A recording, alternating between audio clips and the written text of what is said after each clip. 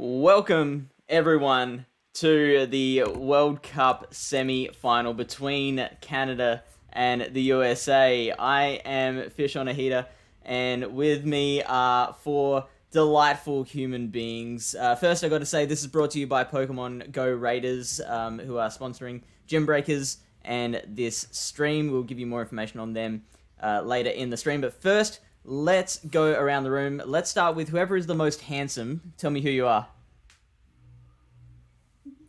I'll take this one. There we go. Hello, I'm Gold19. I'm so glad to be here. Thank you, Gymbreakers. Thank you, Fish. Thank you, everyone. I'm joined by some awesome caster, analysts, battlers, and persons here. So I'm very happy to be here right now. Next up. Hey y'all, Tribird here, Canada's certainly not finest, maybe like 19th finest, something along those lines. Happy to be here, cheer on my country, and enjoy some great games. Oh, Canada. If we're going into some brother, Mom Sosa flow. Oh. All right, let's go Hawk first. Go Hawk first. All right, I'll go first. So, hi everybody. Welcome. I'm looking forward to probably some of the most hyped battles outside of, outside of anything. Only one of these can get to the final, and I'm really excited to see who it's going to be. Canada and the US have met several different times. There've been results going each way, so let's look forward to a really, really intense matchup. And last but maybe not least? Absolutely the least. Representing the USA here on this channel, I am Sosa Flow. I am absolutely excited to be here, watching these two nations battle it out. We've seen them so many times since remote has come up, and it's just an honor to see USA made up of a couple of LA battlers as well. So kudos to my LA boys for making it onto the team, and I'm just excited to see all of these matchups. As Hawkeye was saying earlier, this is going to be great. All right, so if you don't know how this format works, it is the most prestigious team-based Pokemon Go PvP competition out of all the thousands there are out there in the world. Each country submits their team of 8 players, their best 8 players that they've got in the country, and they all play against each other in pairs, scoring 1 point for each battle they win. So each matchup is out of a total of 48 points. There is a lot of points up for grabs. Whoever is first to 25 wins and progresses. And it's kind of like a FIFA World Cup style bracket where you've got group stages. Everyone competes in a group of 3. The best players move on to the Division A playoffs, and then it's just elimination, all the way up to this point where we've got the semi-final between the USA and Canada. Now, Hawkeye and Jolt, you guys aren't from either of those countries. Do you have any particular affiliation? Well, I do. I definitely do, because a couple of players are from Major Gaming, and Major Gaming's his first manager. Mm-hmm. But I also have a soft spot for Canada, because there's my friend, Kevin Saldares, and I'm also a huge Wild War fan. So I'm kind of divided. Both of these teams have amazing battles, and I just can't wait to see them, to be honest. Yeah, go on. I have to say that I have some affiliation because my fiance is American. So whether or not I'm rooting for or against America, I haven't really decided yet. All right, let's. You do know there is a smart answer there, right? There's definitely a smart answer of those two. I mean, you're free to choose your own difficulty setting in life. That's 100% your choice, but there's an easy mode answer there. It's all right. We didn't want you guys to root for us anyways. It's fine. We'll do our own thing. USA's good without it. Thank you. Yeah, you've done everything you've done without the support of the rest of the world, so you can just keep on trucking. Seen some of the names on Team USA. Like, we're doing just fine. We're doing this season 2, let alone 30-point games, like a couple of those. We're doing just fine. We don't need you to cheer for us. We're good without it. So we will get to who is playing on each team, but first we will look at how each country got here. So this is the journey that each country has taken. Both USA and Canada did do really, really well in their group stages, and then they made it through to the playoff stages where USA took on the Czech Republic and took care of them pretty easily. Then they faced UK, Hawkeye's nation, and again, didn't have too much trouble. Looks pretty easy against those Brits. Sorry. Canada took on, that is Kerala first, and then went to Brazil, who Brazil had managed to beat the world champs in just that second stage of the first stage of the playoffs. So that was a big upset, but then Canada went on to beat them. Now they are facing the USA, and these two will face off to take on Spain, who you might have seen won last night's semi-final that was broadcast on My PvP Academia, and that was against Japan. So there we go. Whoever wins this one will be moving on to meet Spain in the final. Exciting. Right? Have you guys seen some of the players that Spain's got on their team? Well, who hasn't, I guess? Like, everyone knows what name comes up to mind. Like, everyone knows him. Yeah, who's on Spain? I don't know all the teams that are actually on Spain. I've seen so many battlers. I don't know who are actually on these teams. Vani? Yep. Okay. Hawkeye going. Yep. Vani's probably the most he just famous of the all names. of the matches, doesn't he?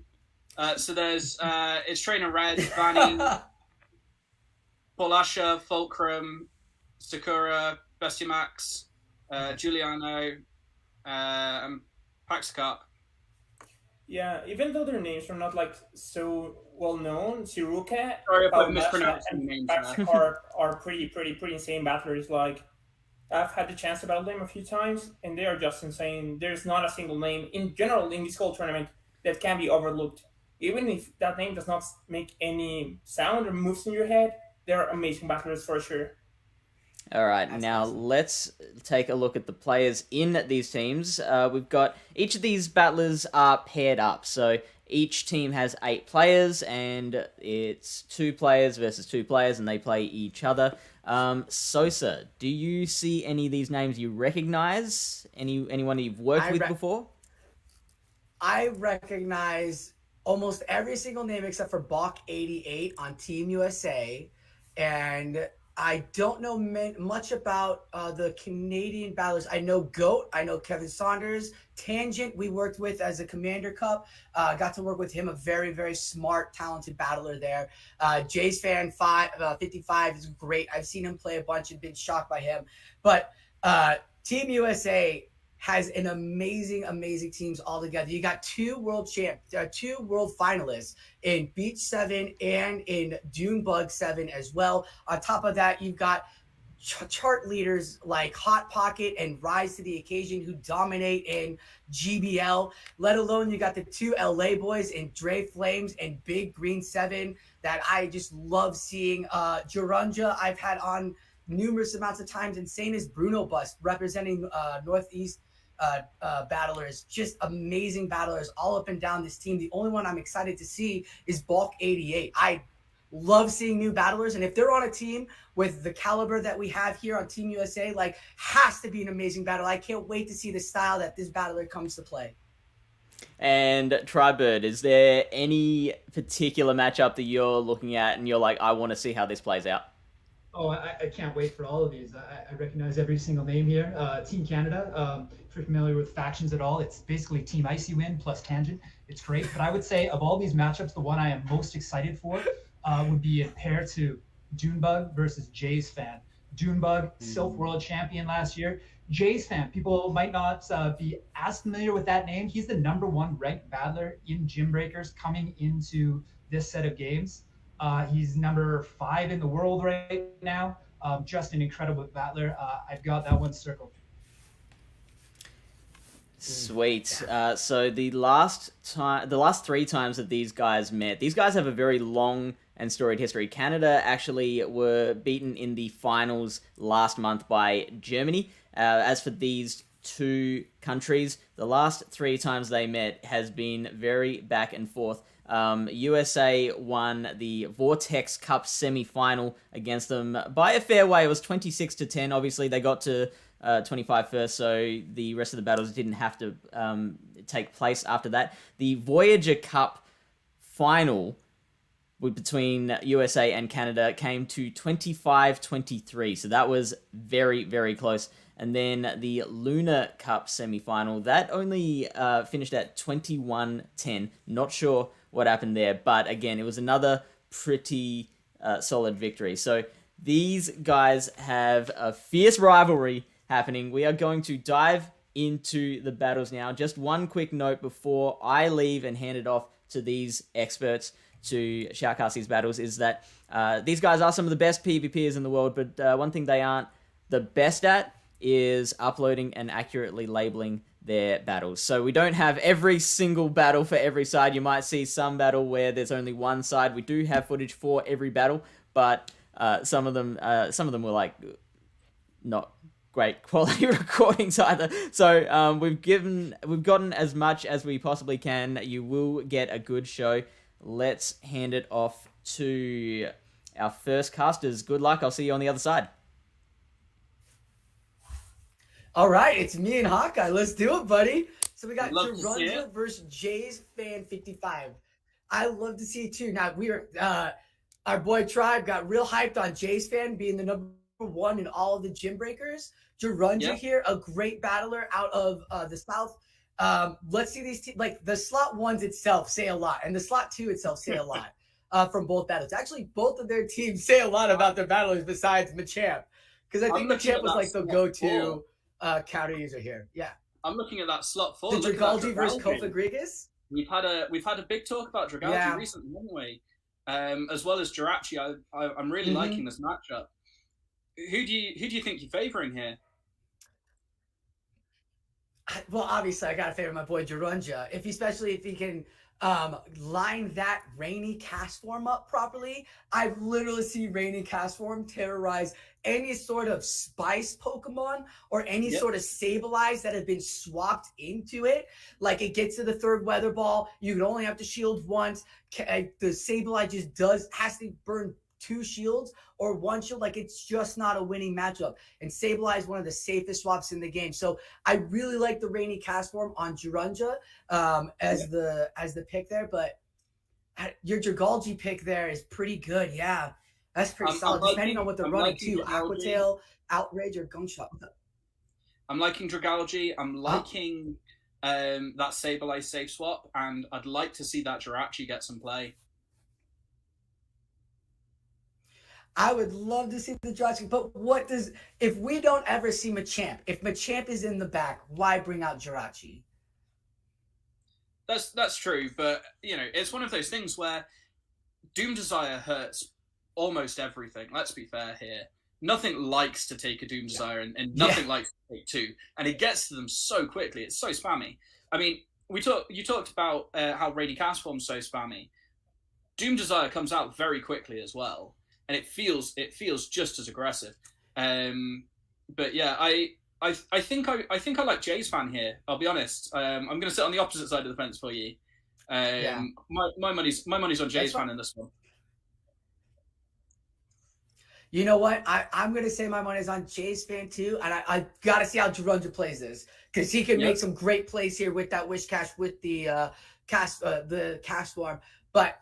That Lapras is going to be so key in this battle because if he doesn't bring out the Machamp, if Jirunja doesn't bring out the Machamp, the Lapras can have a heyday putting shield pressure down, doing excessive damage, puts into check the Pidgeot, and it'll hurt that Wish Cash, which is tanky. Yeah. Plus, it helps with the Surf against that Steelix too, unless that Steelix is a Thunderfang, which I haven't seen Thunderfang Steelix since Sinister Cup when everybody was having seizures. I do like I think Lapras is a key element.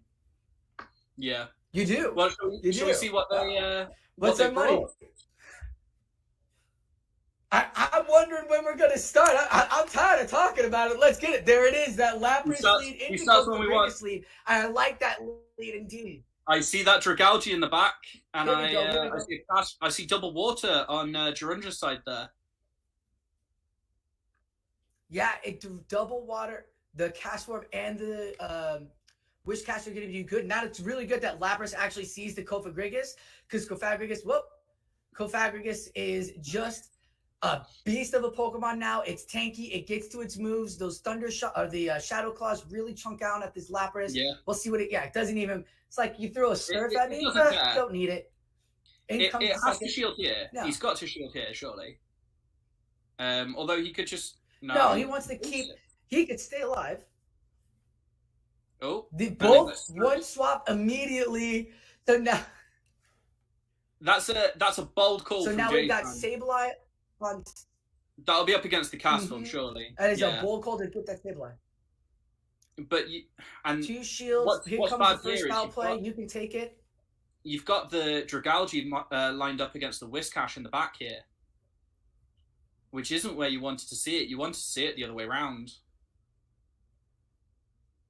And if he can get a shield off of this Sableye, then he is in some real good position, especially with the Whiscash. He can spam and bait for that Blizzard on the Dragalge. Yeah. Like I was saying, you can look at teams and say, oh yeah, Shay fans got this, but this team composition that Jiranja has, putting the pressure down, getting the hurt, gets the shield. Will he get to the second weather ball?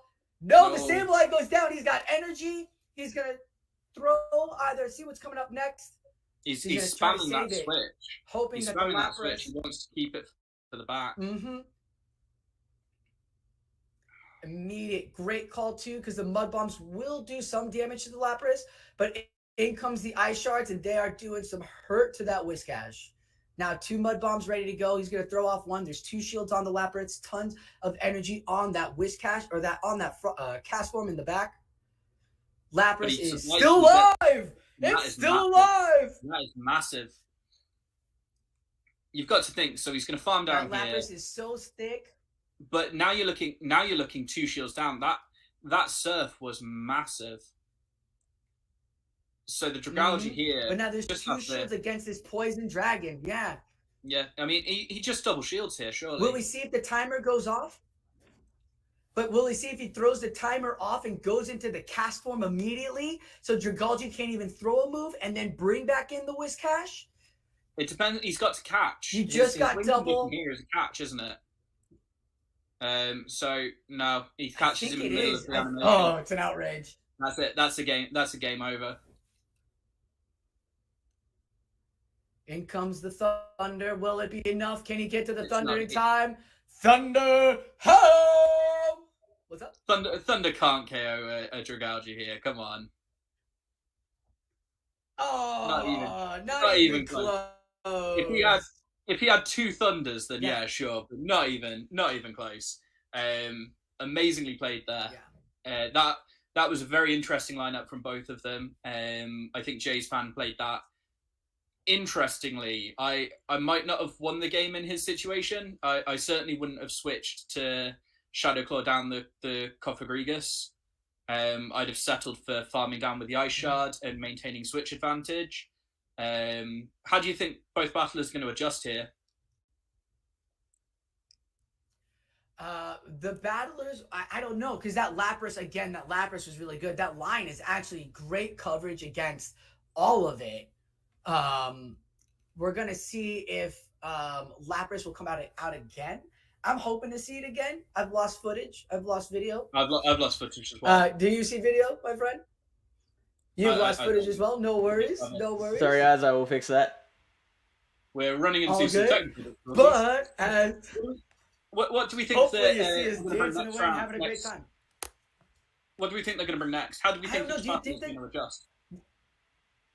That Lapras came literally down. It was literally that Lapras getting that shield was the huge gameplay right there. So I don't think he brings in the Machamp, because you've got the Sableye, you've got the Jirachi as well that could really put some hurt onto it. And then those things as well, if you do match that up improperly with the for the Machamp, you're in just a world of hurt. You're RPSing yourself at that point. We're back in. Yeah, I see this. I don't think he's got a nice answer outside of the cast form to the Lapras, really, because he doesn't want to bring the Machamp because it's too hard countered. But there's nothing else on his team that convincingly beats the Lapras, is it? So I think that Lapras is incredibly safe. If he just runs Lapras as a lead and has two answers to cast form in the back, realistically, how's Jirunja going to come out of this? Right, exactly. So it's like it's begging for him to bring the Machamp and could possibly get baited by doing so because Lapras was so strong. Because Lapras even took that Shadow Ball and was like, hey, do I need to shield this? I don't. I could take a second one. Let's do this again, pal. Lapras is absurdly tanky. So we're going to get it again. Lapras lead into the Steelix. Steelix. Is it Thunderfang? No, it's not Thunderfang. It's not Thunderfang. It is. So yeah, we've got the Dragalge in the back with the Sableye again. We've got Whiscash and Cofagrigus on the other side. So the Sableye, realistically, you're going to want it matched up against the Cofagrigus, aren't you? Yeah, he's going for broke. He's trying to get that shield. Doesn't get it. No! No, he was trying to go for the force of the shield and can't get it.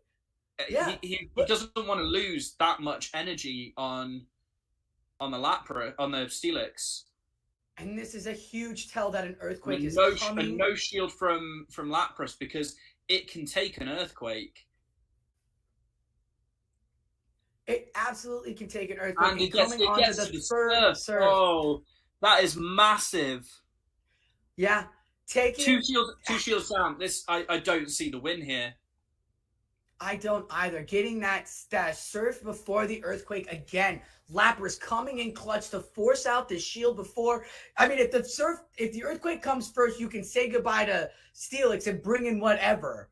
Yeah. But you don't even get the shield or the surf, or you get surf, you have to force the shield. Steelix has to stay in there, giving the energy to the Sableye.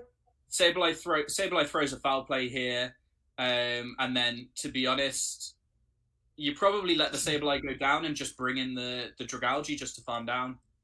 Exactly. So I take his energy off the Cofagrigus here. No, I wouldn't be shielding this. He wants it. Why? He can get to another foul play or return, put pressure again. That Steelix has no health, but it's still on Jirunja's side. Look, with no health there. You got is that Whiscash? But I don't see the win condition here for Jirunja. There is no win condition for Jirunja. There's hope and prayer and GBL lag as a win condition, and that's not something you really want. So Jay's fans Lapras is really thick. It is so thick it can get to all the surfs and still live with a little health and cause so much trouble forcing shields and everything.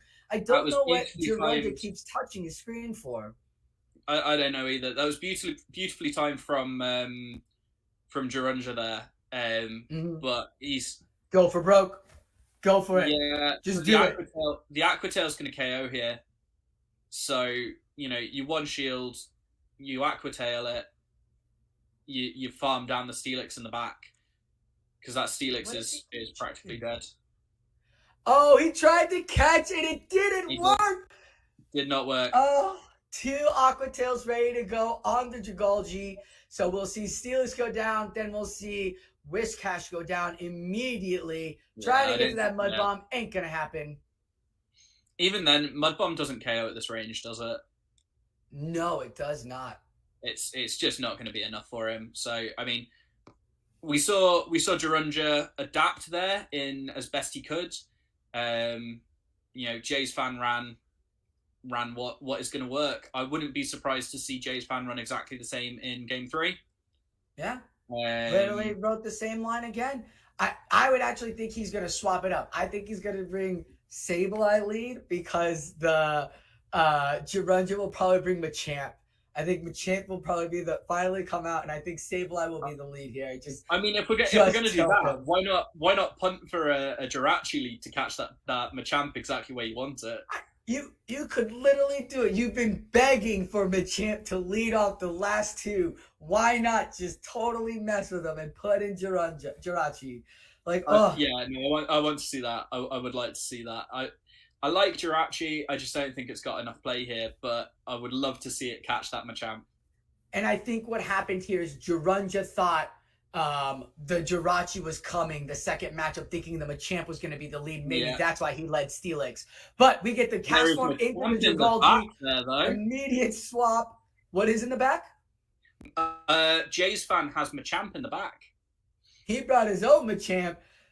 Well, this is the best position for it because look what's already out. The Cofagrigus is already out, so the Machamp's not even going to worry about Cofagrigus. I can't see what's in the back from Gyrounga. Can you? I can see the cast form. I can't see the other Pokemon. It's a cast form. I want to say Whiscash, but I can't tell either because these graphics are bad on my side. I'm sorry. Shadow Ball will come through. We know that the Lapras can take a Shadow Ball without shielding. Look at what it does.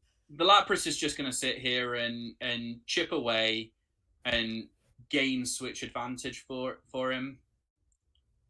Lapras is such a strong slot 6 Pokemon here. A beautiful pick for him, honestly, and it still comes out with a Surf. So if he comes in, Whiscash. Yeah, whichever he comes in with, he's going to have enough time. Is he going to reach that Skull Bash? Ooh. He's going to reach that Skull. Oh no, he goes straight for the Surf. I think he reaches the Skull Bash if he goes for it. Nah, he's trying to put double surf pressure on this Whiscash, right? So if you look at this, right, he can get to another surf, get that Whiscash right to the yellow before it can even throw a Mud Bomb, or it would force the Whiscash to throw all of its energy that it's trying to build up against Dragalge. Look, here comes the shield. Lapras is a shield taker. Oh my God. She just does not care. She'll take your energy too.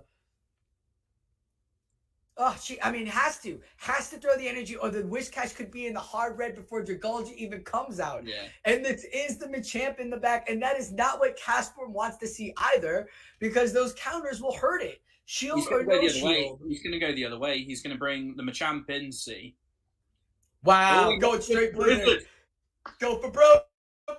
He's got to get his team a point, right? You got to get a team a point. Bye. Machamp is still around? No, Machamp is not. Machamp does not live a blizzard. Machamp does not live a blizzard. Worried that another blizzard is going to come through. The Mud Bomb will do the damage. Immediate swap into the cast form. Full health. He's going to outrage the cast form here. Yeah. Exactly what you want to see from Canada's point of view. Does it take out the cast form though?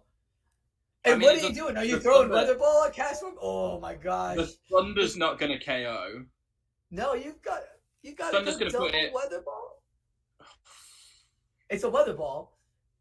You're hoping to farm down faster with the Water Gun being a one-turn move here, but you're not in the red deep enough. Oh, it doesn't matter. That Dragon Tail snuck in. In comes the Whiscash. In comes the Dragon Tail. Down goes Whiscash, and that is GG sweep. That is a 3-0. That is a massive start for Canada. USA's got a bit of a harder time coming back now. You know, that's fair enough. It turns around fairly quick. It can turn around fairly quickly, but 3-0 is enough to go. It is, and it looks like we're going to get into our second matchup following this one here soon, and that'll have Jolt and Tribird on it. So when we get there, we'll just transition when we're ready for that. But yeah, that matchup right there, you're absolutely right. The Dragalge is so good, and all he needed to do to protect it was bring in Lapras.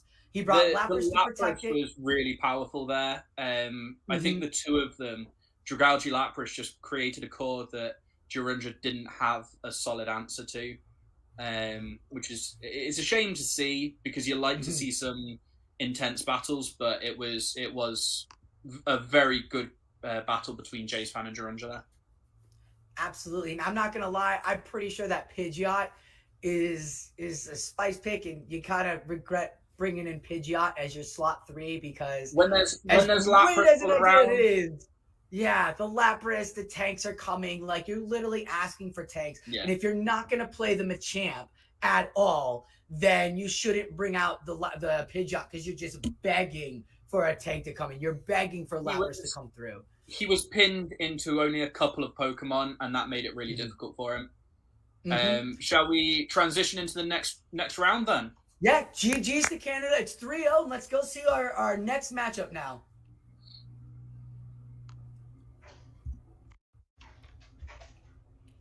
Well, Oh, Canada, Joel. Oh, Canada. Oh, Canada, indeed. They're 3-up following an amazing game plan from Jace fan. But now we see the current world champion and major gaming player, Gymbreakers97, up again. One of the strongest battlers in the world right now. And what are you thinking about these team compositions? Oh, well, let's take a look here. No, one thing you notice going in is that it's obvious that these teams work together a little bit in coming up with team compositions, because you see like a lot of common themes among the countries. Canada, a lot of Jirachi and a lot of Lapras, versus on USA, you see Egregious on just about every team. I think this is an interesting one. One thing that I think we're only going to see one of this whole tournament is the Ariados. Not really common in open formats, but secretly pretty good. It resists both the Machamp and the counters, so that is really strong. And so yeah, it's might see that. Diggersby, this has a bit of play here. It's a counter to the Egregious, so we might see a bit of that. But of course, that Rainy Cast Form, another one we see on a lot of the US teams, would be pretty strong there. What are you seeing? I loved Rainy Castform. I think Rainy Castform was one of the MVPs for the Brawler Cup.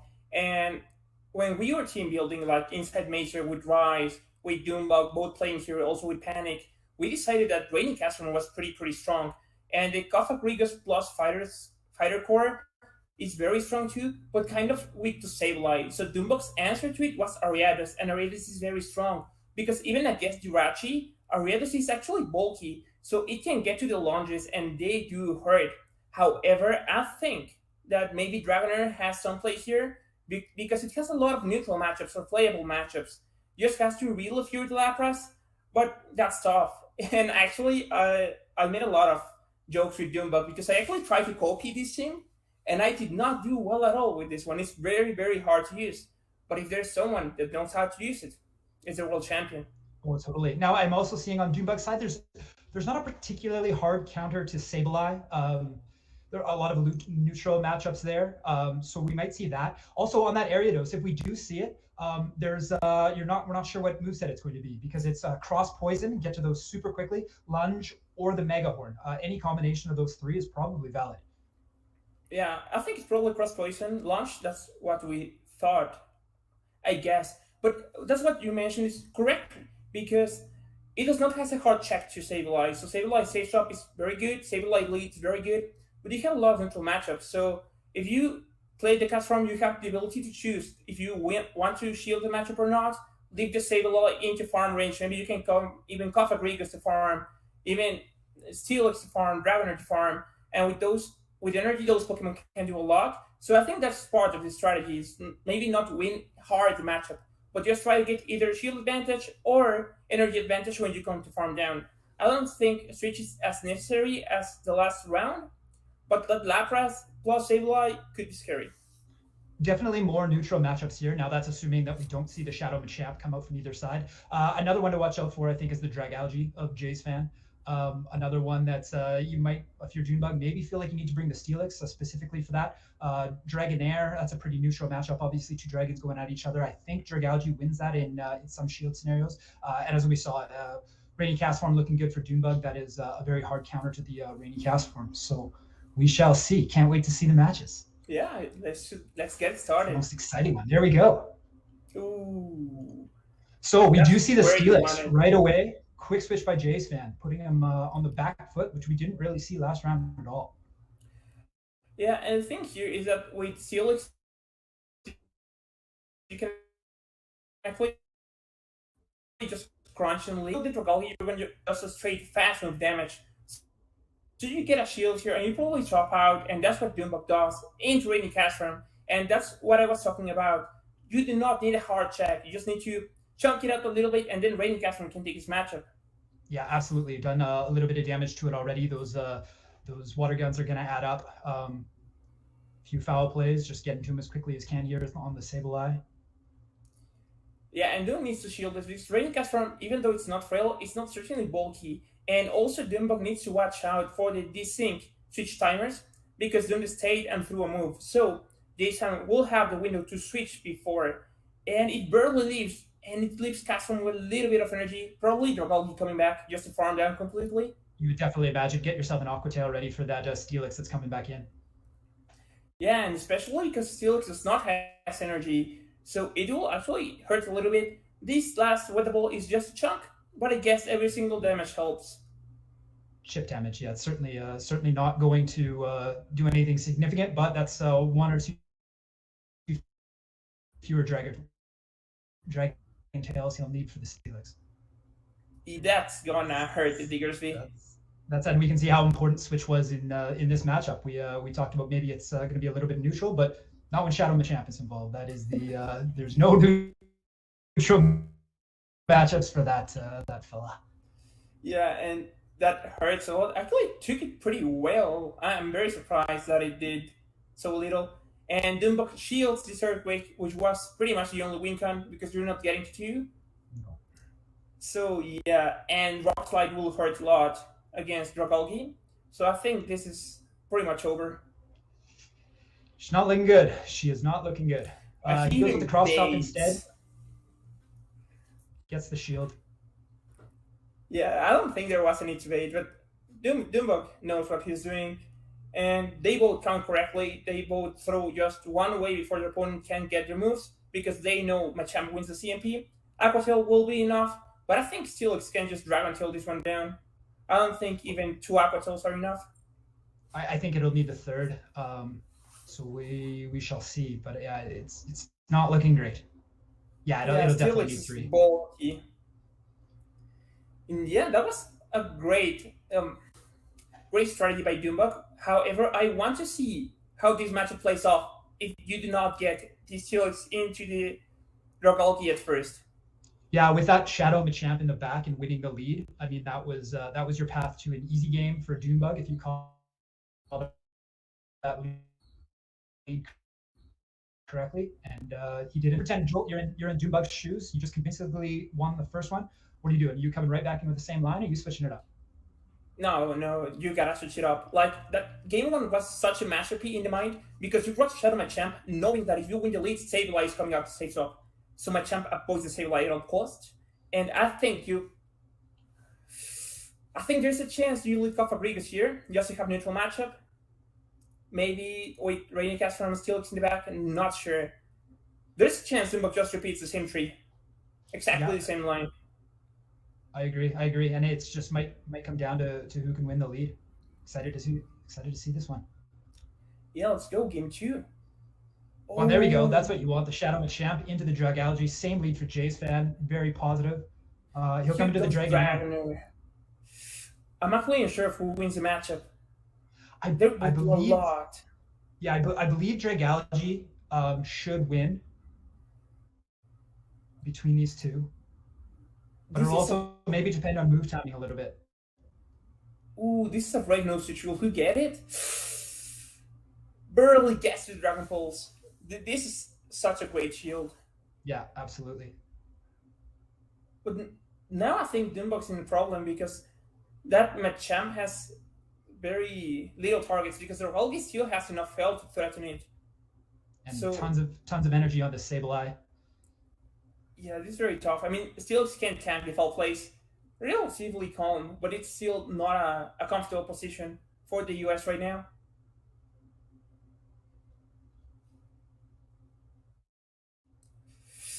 At what point? Yeah, I was about to say this. At what point do you shield? Because you need to shield something. Because that Machamp at this point is just praying it gets positive matchup in the back. But even in the positive matchup, Machamps need shields. Because Earthquake from DRC will probably kill it, or probably just a couple fire punches will do. So you need the shield for the Machamp, and Dumbok knows this. And this time it's a mirror in the back. So I think this is a 1-1. And you can see, Doombug just immediately going into that Machamp. Dragalge coming back out. He's going to get to a cross chop here. We'll see if Jason wants to protect this bit of energy. That's Lets huge. Lets it through. And does get to the... No, he doesn't get to the upper tail! Oh. So close yet. So close. Oh my god, and he got the cross chop.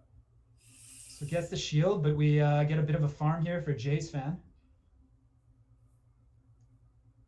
I think Dumba could win this one. How much energy does he has? Will he throw? Yeah, He is it does crunch throw. enough to KO from this range? Oh yeah, for sure. The Shadow Machamp. Do you think it resisted on stab damage? Non-stab damage. And he gets there. Yeah, of course he gets there. He always seems to get to those moves. Like, Just perfect timing, perfect energy management. oh my god, but it it lived! doesn't KO. Oh, I was thinking it was a guarantee. I know it's obviously it's resisted, but I felt the Shadow Machamp, but doesn't matter. And Dunebug loses the lead and shows he can finagle his way back to a win from that as well. So impressive, so impressive. Yeah, because Dragalge seems so strong. Because Doombug's answer to Dragalge lead was Dragonair, which was pretty much just do damage, chunk it down to the point that the other Pokemon can beat it, and that's teamwork. Like, you do not need to have a strong answer. Same with the Sableye. You do not have a strong answer, but you have just enough to beat it down between all the Pokemon in your team. Yeah, and so Jay's fan may be wondering after that one, might have some regrets of not immediately switching out of the Dragalge instead of letting it take that damage in the Dragonair matchup. Heartbreaker. Heartbreaker for Team Canada, but we still got one more. We can still put a point on the board here. Yeah, and I think Jason has a lot of room to play.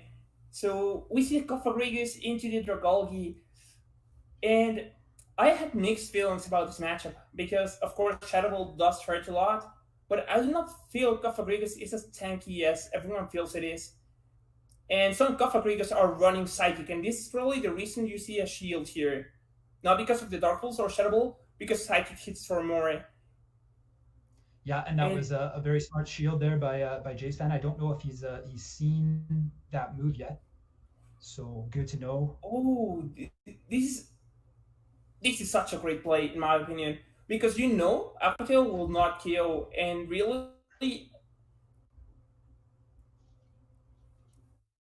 this is so tough for Dumbug right now. Yeah, the same strategy that Dumbug used last time, just go teamwork into another Pokemon. That's the same strategy we're seeing against the Machamp. So this Machamp will get chunked out in the mirror. It doesn't matter if he loses because he's still at a shield advantage. He'll probably can come back to Dragalge, so the energy, and Diggersby is so good in the back. Absolutely. And yeah, next Cecilia, that was an unfortunate lag in game 2. And here you no need to shield. You can take actually Cross Chop, very good. You just probably one Aqua Tail, Dragon Tail away from KOing. Oh, so close to getting that second one, but not quite. And yeah, this is going to be obviously the Steelix against the Diggersby in the back. That's a tough one. Yeah, but that was a great adaptation. Great adaptation. That no shield at the start was huge, because with Switch, Dumba could have had more room to work with. But this is just a painful matchup because you will see how little Earthquake does to the Diggersby. Because if you think it still exists tanky, well, Diggersby is just a ground Azumarill. It does not care at all. So we'll see. Yeah, it does maybe a third of the health. Yeah, you can even go double Earthquake, like play it safe. Yeah, no reason to. He was already at 2 Fire Punches, but elects not to throw him. No shield there, hoping for the Fire Punch bait, which maybe was his only chance at the victory. But well, Jay's fan puts a point on the board, so that's good. Yeah, I think that should be 4-2, right? For Team Canada. 4-2 overall. So great job by Jay's fan putting up 4 points overall with a sweep in the first round, and then 1-2 loss against Doombug in the second. We'll see how Doombug fares going ahead here. That's a very talented battler and great set of matches. Yeah, let's jump on to the next one because I'm doubling up this time. Enjoy. Catch you again. Hello, mate. It's always a pleasure. Hello. Right. So we've got Hot Pocket versus Kevin. Immediately, what sticks out here for you? I think Patriot is annoying to this team. Like, annoying is an understatement. You need to get Lapras in there. I meant in the matchup. I didn't mean in general. Oh. Yeah. I mean, I got to play Pidgeot in the showdown, Silph Showdown, and it's just annoying. If you do not get the right matchup, it just further dances you and you just want to cry because it finishes the match with energy, so it's annoying. And that's usually a problem for Kevin. But it has like a lot of neutral matchups with the Talonflame that Brave are dependent. Grident can actually stall it out, and Lapras is the matchup you want to get into the Pidgeot. But obviously, and it never likes to see a Vigoroth either. It puts a lot of pressure on very quickly. You get a slight energy advantage. It's not a safe swap in. It's not as clean as you like. I agree with you. Greedent, I think, is really quite solid here. I'm informed by our director. There's only one side of this, wasn't it? Hot Pockets recordings were not excellent, should we say? So we're going to see it from Kevin's side, if I understand correctly. But obviously, there's that Fidelity on Canada's side. Because it's pretty interesting because you have to guess what's in the back and you gotta guess the movesets. So it's another type of perspective. Like nothing bad comes without something good. Yeah, I like your optimism. So I think we're going to see Greedent. I would be surprised if we don't see Vigoroth at least a little, just because Vigoroth is such a easy safe swap, isn't it? Yes, but I think it's kind of tough because Gotha Grigus actually, if it has Psychic, takes the matchup. Machamp, you do not want to see the Machamp. You don't want to see the Metal threatens you a lot. I guess we will see. I'm very surprised because I think there are a lot of strategies that both the players can go, like different There's ways. A couple of different cores, isn't there? Yeah, and I can't wait to see the battles to see what they will deal, how they will deal. Shall we move on to the battle then? Oh, Vigoroth, we did see that straight into the Melmetal. This is always an interesting one because the superpower is gonna hurt here. Yeah, but look at those counters. That's a quarter of the health in about 5 counters. That's a lot. Yeah, but the superpower and dip, and then how do you move in? So he body slams into what I think is the Dragonair there. I thought that was Raining Cast from that. It will steal a chunk. It's good chip damage. It's Dragonair, in fact. And called the Dragonair. And that's so this is a nice farm down range for him. That Dragon Tail being super powerful. So he's got to take I'd assume the Melmetal's coming back in here. I don't think Melmetal's coming back. Oh, it comes back. The thing is that Melmetal's very squishy, and it will take, I think, another quarter from this Aqua Tail. And actually, this Dragalge can't take the Rock Slide because Rock Slide is one step. He is up a shield, but that second Aqua Tail is going to put this Melmetal very low. But what is in the back that could be Melmetal weak? Maybe a Flyer or Lapras? On Hot Pocket side, it needs to be Dragalge weak. It could be Rainy Cast Form in the back. That could make sense. At this point, you would step out. Oh, no, it's Pidgeot. It's Pidgeot. In comes the Talonflame. So, I mean, that's smart. Pidgeot's going to throw these Feather Dancers, isn't it? And Talonflame's just going to throw the Flame Charges back. Yeah, but at this point, you got to be worried that the first one is not a bait because, of course, Pidgeot needs five moves to get to its first charge move, and a Brave Bird would KO. So it does. For me, if the Pidgeot Brave Birds you hear, the Vigoroth's going to have an easier time countering down. So I'm actively happy if he Brave Birds. I'm happy if he Feather Dances. If I'm Kevin here. Yeah, I think Kevin. I think it's in a pretty good spot because right now you switch, you keep a little bit of energy. Yeah, he's down. He's still got a shield, so he can shield this superpower. Just counter down the Melmetal. He doesn't even shield the superpower. So look at the Bulls play on this, where he's going to incinerate down a Melmetal, just because he felt like it. Yeah, Kevin is a very good battler. Pocket is an amazing battler, and I was not expecting both leads, like the Vigoroth into the Melmetal. That's not something I would do. I think it's pretty interesting on both sides. I thought we were going to see Greedent.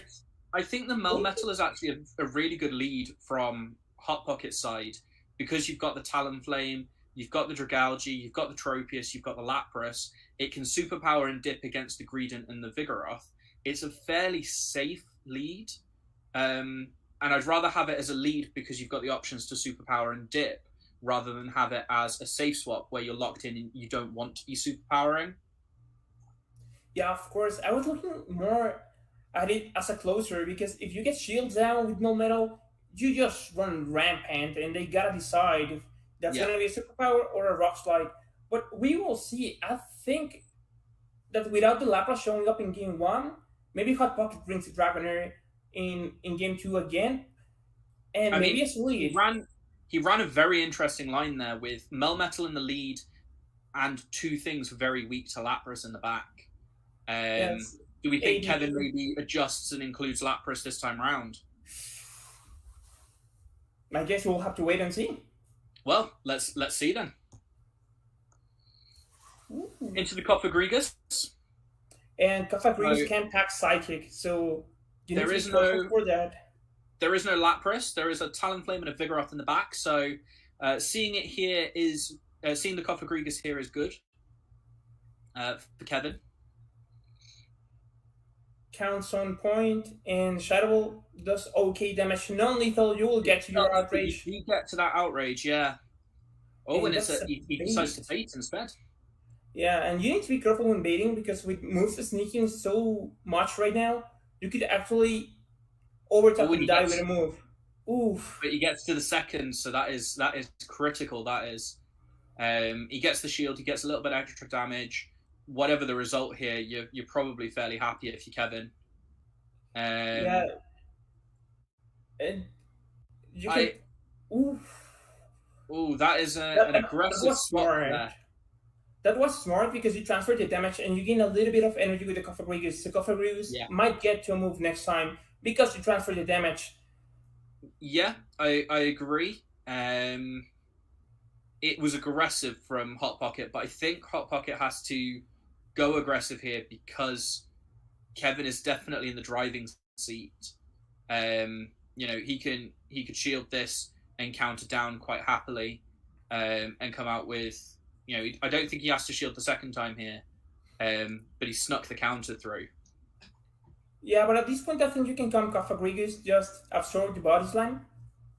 Throw the body slam. That's fine. The Cofagrigus is low enough that I think a body slam will KO it, and he actually comes in Melmetal. Now that's if the switch clock is up, he needs to switch immediately because that Talonflame is on energy.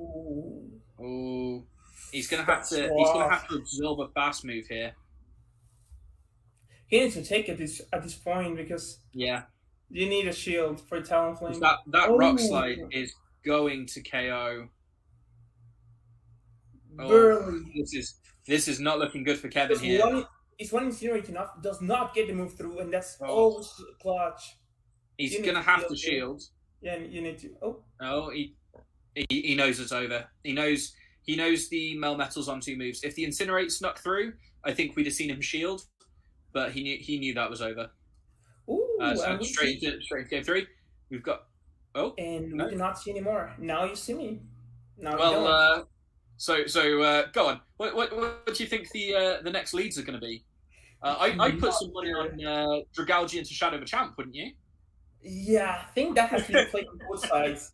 Like that's the only condition for both, and that's actually pretty interesting because Pocket needs to swap out, and that's so tough because he wanted to get the Vigoroth in the lead, but now that you don't, and what do you swap into the Dragalge? You cannot swap in Raining Cast Firm. You cannot swap in the Melmetal. I think you swap your Cofagrigus.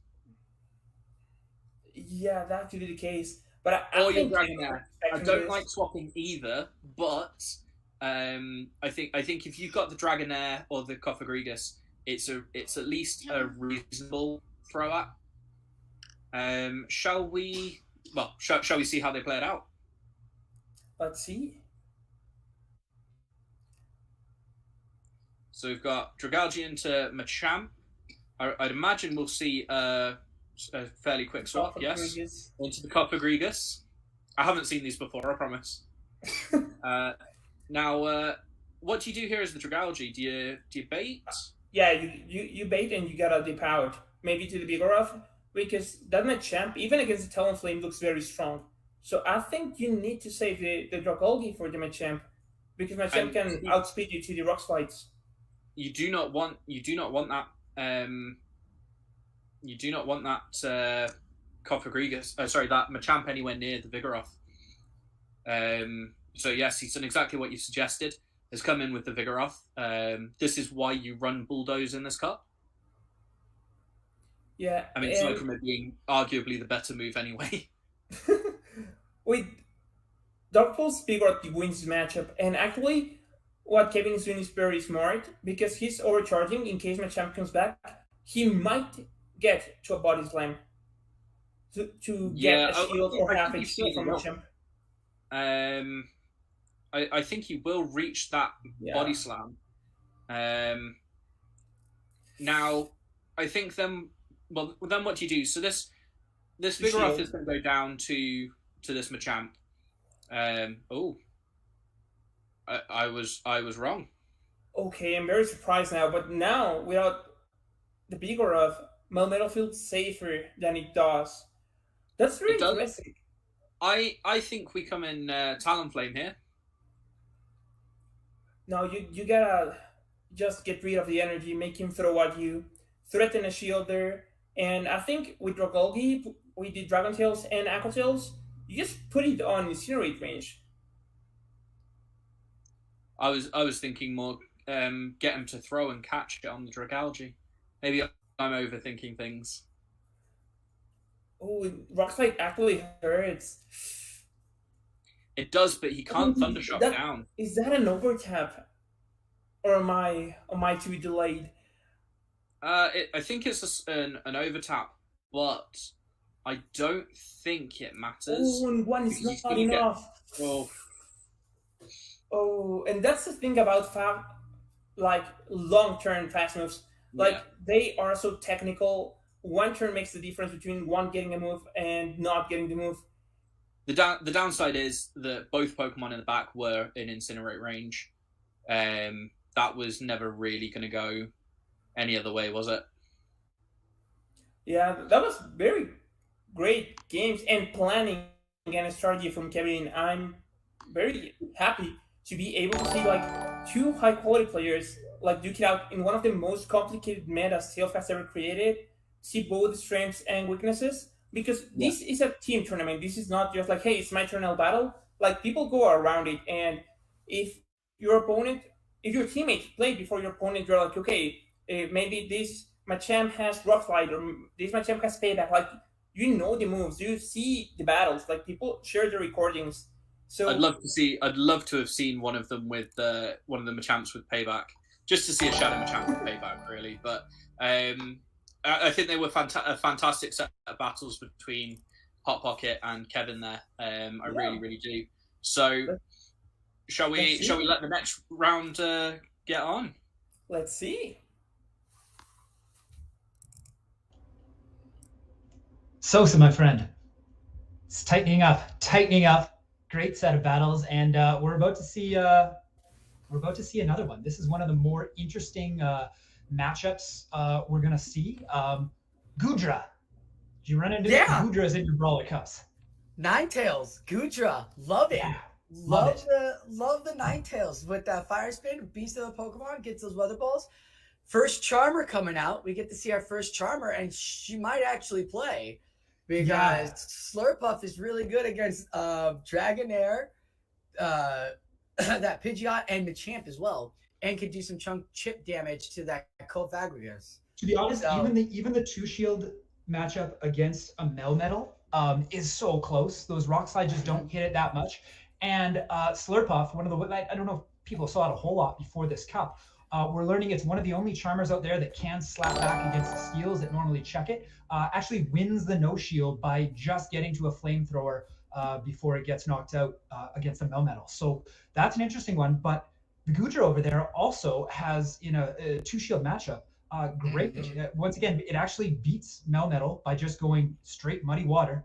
And And so, yeah, Tangent has the option here to basically win the lead with Gudra or potentially Slurp Off against pretty much anything that Hot Pocket can bring. So we'll see how Hot Pocket can maybe manage energy, find farms, and find a way to come back from what looks like a pretty tough team comp. Hey, yeah, it's a very tough team comp indeed. There, it's questionable. You don't really see it a lot, but I actually think the surprise victim on Hot Pocket's team is going to be that cast form with that water gun. Those fast moves again are going to chunk away on a lot of those longer term moves. There's not really much that he has to shield. Besides the Slurpuff, who also carries the energy ball as well. So I really think that that cast form is really going to play into matchup here. Now remind me, is it Muddy Water or is it Energy Ball on Gudra? Does Gudra get the grass move, or is that another? Am I thinking of something else? Gudra doesn't get a grass move, right? That would be its most common set of moves. I think would probably be the Power Whip. It actually I think might be Power Whip and Muddy Water are the two moves. Although I can run I believe Outrage if you want, but I think Power Whip's a little bit more common. Wondering if on Hot. Sorry, I was just agreeing. I'm agreeing with you. Yeah, Power Whip. Yeah. That will be what's really hard, which will probably draw out the Gudra. But yeah, you're what? I'm going to wonder if maybe Hot Pocket, we might see that Melmetal lead as the potential response to that Slurpuff. It does barely win the 2 shield. Also gives you the option, if we do see the Vigoroth from Tangent, you can always superpower and dip. If you get that bad lead there, get out before it gets to a Bulldoze. We'll see. Can't wait to see how this plays out. Yeah, we'll see it. I'd like to see the Machamp lead. We've already seen what happens against with the Lapras against the Cast Form and Melmetal and Pidgeot. Seems like Team USA is running that Cast Form Pidgeot lineup real hard. So we'll see what happens as we are getting ready for the next matchup here. It is 6-3 Canada, and we have Cofagrigus against the Dragonair. So close enough, not the Lapras lead. But I like this matchup. That last one with the Dragonair sneaking the Dragon Pulse to take out early in that matchup was huge for Kevin Saunders. So we'll see if that's what Hot Pocket's going to do with his Dragonair. Our Shadow Ball is going to come in, though. We're going to get our first shield. And swaps immediately into the Slurpuff. Oh, my God. That's how quick he is to that switch. And we do see the Melmetal swap in, but a little bit of energy on this Slurpuff.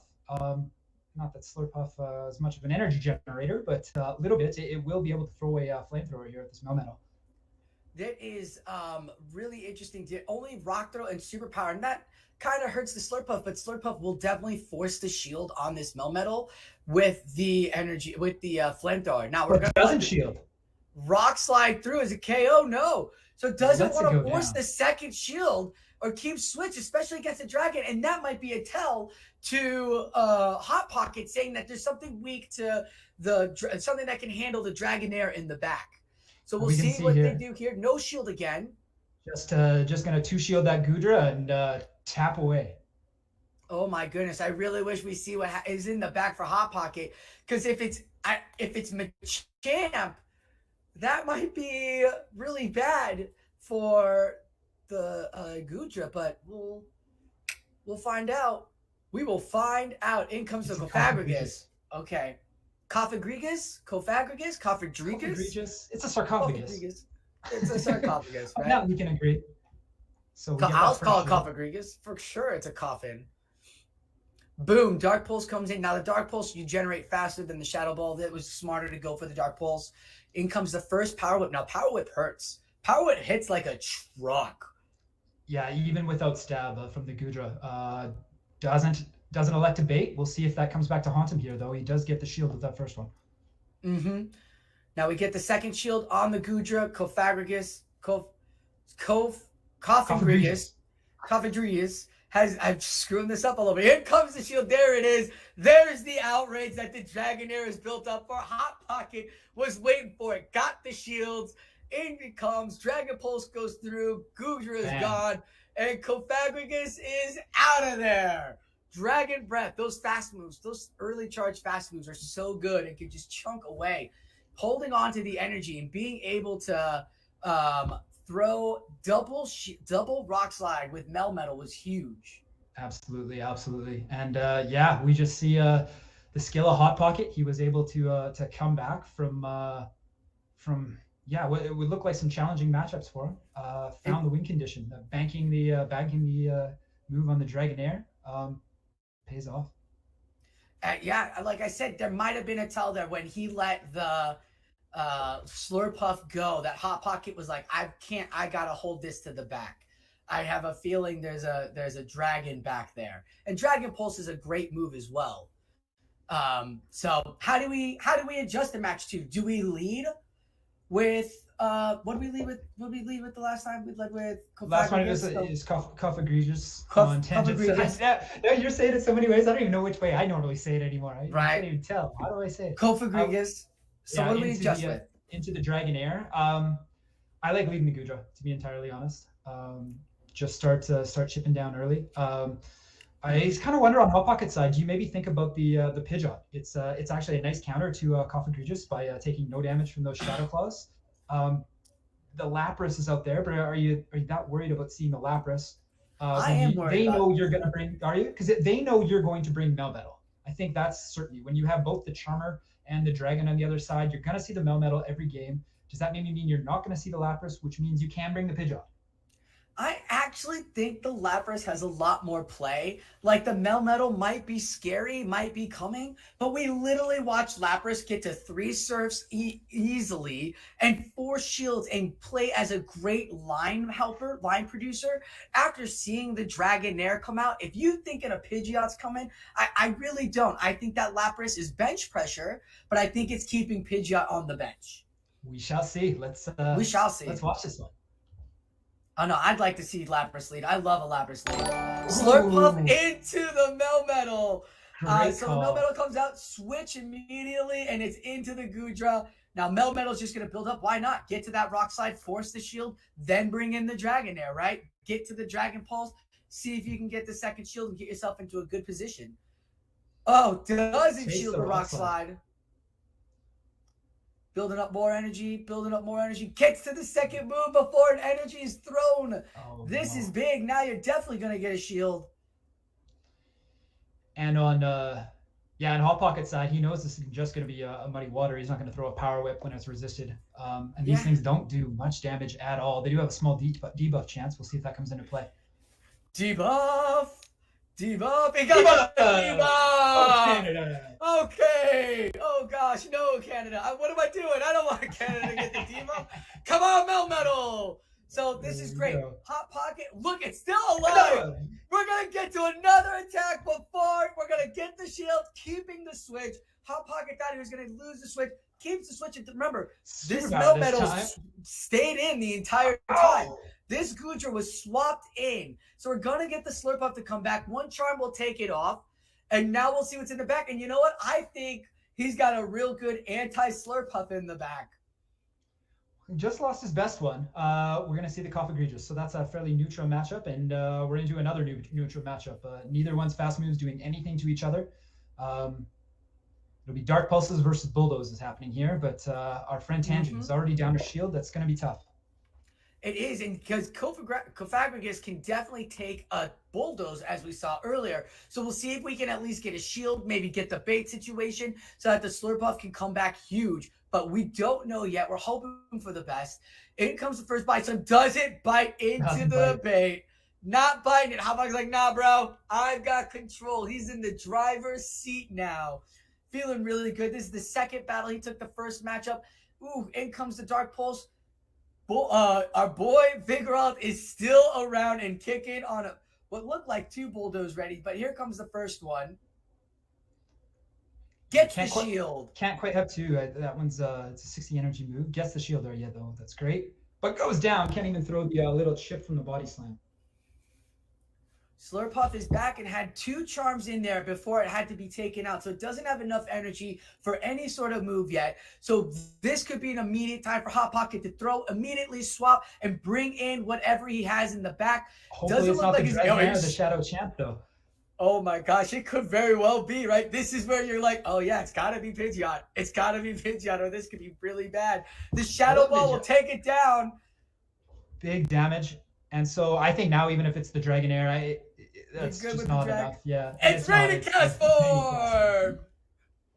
But remember, that charm took a good chunk of the Dragonair. Like, that could have survived a couple of Dragon Breaths if the charm was going through, but it was Rainy Cast Form. So Hot Pocket has got 2 back after the 2 that he lost last matchup. So he's 3-2 against that. Was that our 3rd matchup or our 2nd battle? That was just our second matchup. So big win for Hot Second Pocket. matchup, right? Yeah. So yeah, he's getting us back into this. We were 6-3 going in. Now it's 6-5. Let's go USA! Getting tighter. This is the insult to injury to me as well, because I just lost in factions last week to Hot Pocket. He just wasn't even close. So now I got to watch him beat another fellow Canuck here, Ottawa's finest Tangent. We'll see. We'll see how this last one plays out. That was a great call last time, leading with the Melmetal into the Slurpuff, and we're starting it as the Pidgeot. There's your Pidgeot lead. This is a perfect spot to put Pidgeot, because if you're not going to see Lapras, absolutely lead with the Pidgeot into the Vigoroth. And you don't think it's going to come, but that's actually really good. So the Pidgeot can get all this chunk damage down and even put the shield pressure down, especially for the Brave Bird, if it just goes for broke. Absolutely. I like the quick throw there by Tangent. Start getting these body slams out before you potentially take a Feather Dance. We'll see, though. The first one went through. It's getting pretty low. At this point, there was a switch. What a great catch! Did you see the switch? I didn't see the switch either. That was a great catch, though. Hot Pocket, amazing catch. Got some extra tappage on his Cofagrigus, throwing what should be the first Dark Pulse or Shadow Ball. Lets it go. Dark Pulse, bring it into the red. Now, Dark Pulse not quite enough to KO where the Shadow Ball would have been, but 5 less energy, so saving it, and sets himself up potentially a nice farm here if he does shield, and he does. He does. He's going to get some shield, but he's a shield advantage down, but he's getting great energy on this. It is the Goodra in the back and the Vigoroth, and this is great because you could just go for broke, throw the Shadow Ball, see if you get the shield, see if you don't. Vigoroth loaded with a little bit of energy, no shield coming through. It is the Shadow Ball. We'll take the Goodra down. What is in the back? If it's Dragonair in the back, you're set.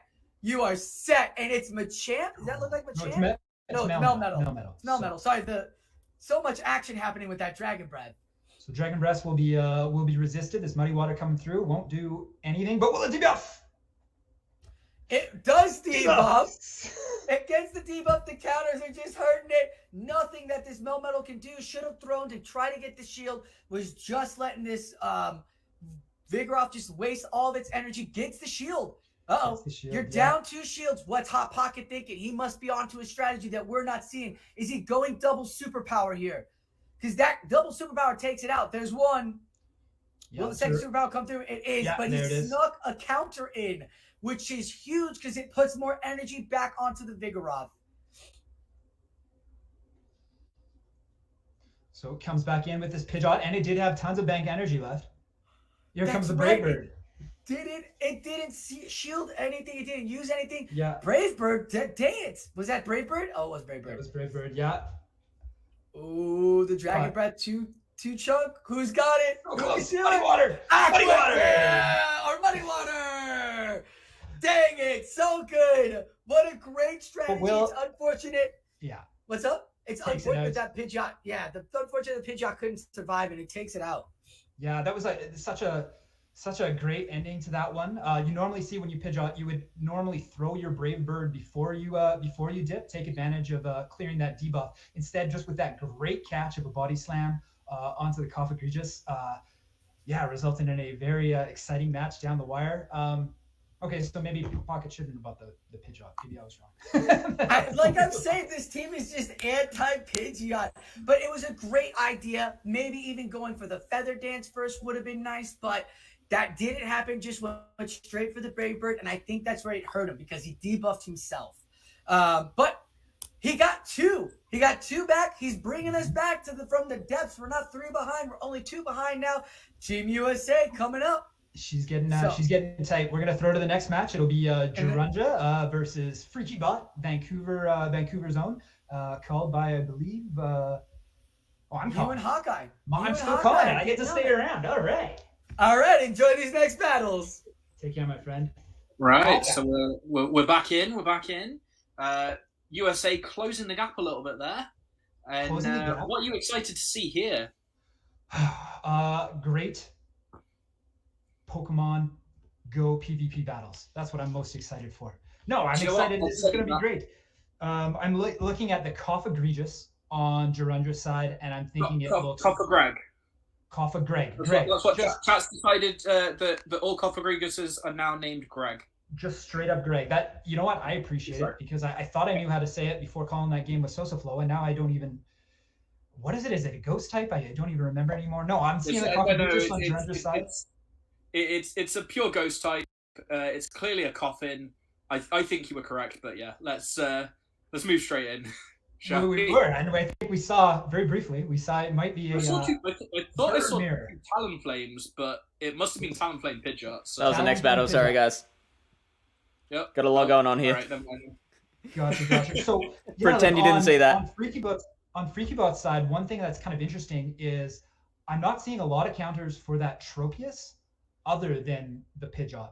Although Tropius does have a very interesting matchup against the Whiscash, where I think technically Whiscash can bait you twice with the Mud Bomb and just get to that Blizzard before you get to third Leaf Blade. So it's a little bit sketchy, but you got to bait twice and win. So yeah, it's not a straightforward matchup. It forces it into the two shields. It's a really narrow opportunity to do that. And if they sneak in, I'm sure it's like one air slash. Yeah, your timing's got to be absolutely perfect on taking advantage of that 2-turn. Absolutely perfect. So Tropius looks really interesting, but then, but yeah, I like that. I want to see Quag. I want to see Lord Quagsire in this. Yeah, it's has some decent matchups here, particularly once shields get down. It would be looking pretty good. It's one of those ones that's just doesn't put on any fast move pressure. It's slower energy moves. It loses a lot of the 2 shield, but if you can keep that in the back, almost one of those things where you use the Tropius and force the 2 shields out against the Whiscash, and then sweep with the Quagsire in the back, right? Yeah. Absolutely. Or I mean, he does have some nice pairs for it. That also, as we saw, like Lapras keeps getting to those serves, puts a lot of shield pressure on. Vigoroth getting to those body slams so quick, and then of course the Talonflame, where you always have to respect the Brave Bird. We saw Girondra's match earlier where he really struggled with the Lapras. It wouldn't surprise me if FreakyBot runs the Lapras as well. He doesn't quite have the same coverage. There wasn't a Dragalge on FreakyBot's team, but it's still a very good Pokemon here. Yeah, and I believe from Girondra we saw a lot of double water in his first matchup. The Tropius makes that a bit more of an issue. Certainly, that's a completely dead draw for the Rainy Cast form. Although Rainy Cast form is also his best answer for the Talonflame. So we will see if Lapras and Tropius might be an interesting pairing. If you look at the 2 good counters to Lapras on Girondra's team, you're looking at Castform and Machamp, and Tropius will have a good matchup against both of them. Yeah, absolutely. Shall we proceed into the match? Let's do it. Let's watch some Pokemon Go PvP. Let's go. All right. So Pidgeot, I do not want to see this. No, absolutely. So that is the best counter to Tropius on Girondra's side. Oh, and that's a very hard counter on the Switch as well. We're on hard counter city here. No doubt. I'm not 100% sure how FreakyBot's gonna find any win condition here. Do we have a mole on the Canadian side? Is there anyone? I mean, hang on a second, because if Vigoroth shields here, he could retain Switch, and but that is simultaneous. Oh! So we're seeing that core that you predicted, the Tropius and the Lapras. We've got a 50-50 chance here. The Pidgeot, one not. And he called it correctly. He called it. Wow. He's called it. That absolutely incredible. Absolutely incredible. He still is down a shield. He is. But he had no. I'm certain you would have no win condition if it went the other way. If that Pidgeot was coming back into the Tropius, and now he does. So he's gained the shield back, and a Brave Bird won't KO here. And it's a Feather Dance anyway, so these Ice Shards are still going to be doing a fair chunk, and he switches out into the Crofgregus, into the Greg. Yeah, and this is a fairly neutral matchup. I think maybe favors the Greg with only 1 shield remaining. But more importantly, it resets the debuff on the Lapras. Absolutely. So Lapras. So all Freaky needs to do is get the Greg low enough so that he can come back in with a Lapras, farm down, and have an easy time against the Pidgeot on the back. Yeah, you called it. Doesn't shield. In fact, save that for the Lapras. If I were playing the Tropius here, I actively wouldn't want to KO this Cofagrigus. If Greg KOs you here, I'm happy, and I think then you come in, you farm down, yeah. So Shadow Ball this time. Saves the shield, farms it down, throws just takes before. a while. Oh. You've kind of got to shield this as well. You got a shield. I don't believe that Pidgeot's going to move though. Close, but not quite. I don't think. But you have now left yourself. I don't know if that was a simultaneous CMP. I think it was. Lapras has 2 ice shards, 3 ice shards up, 2 ice shards. Ice shards away. Does get there. And there we go. That was KO from here. This has got to KO. Not quite. No. Not quite. Oh, but that last ice shard does. That was a lot closer than it should have been. When you look at leading Pidgeot into Tropius, switching Vigoroth into Shadow Machamp, how you come back from that is something very impressive. I think Gyroundra just a little unlucky with the IVs of the Vigoroth there, that it was a simultaneous KO, rather than managing to KO it.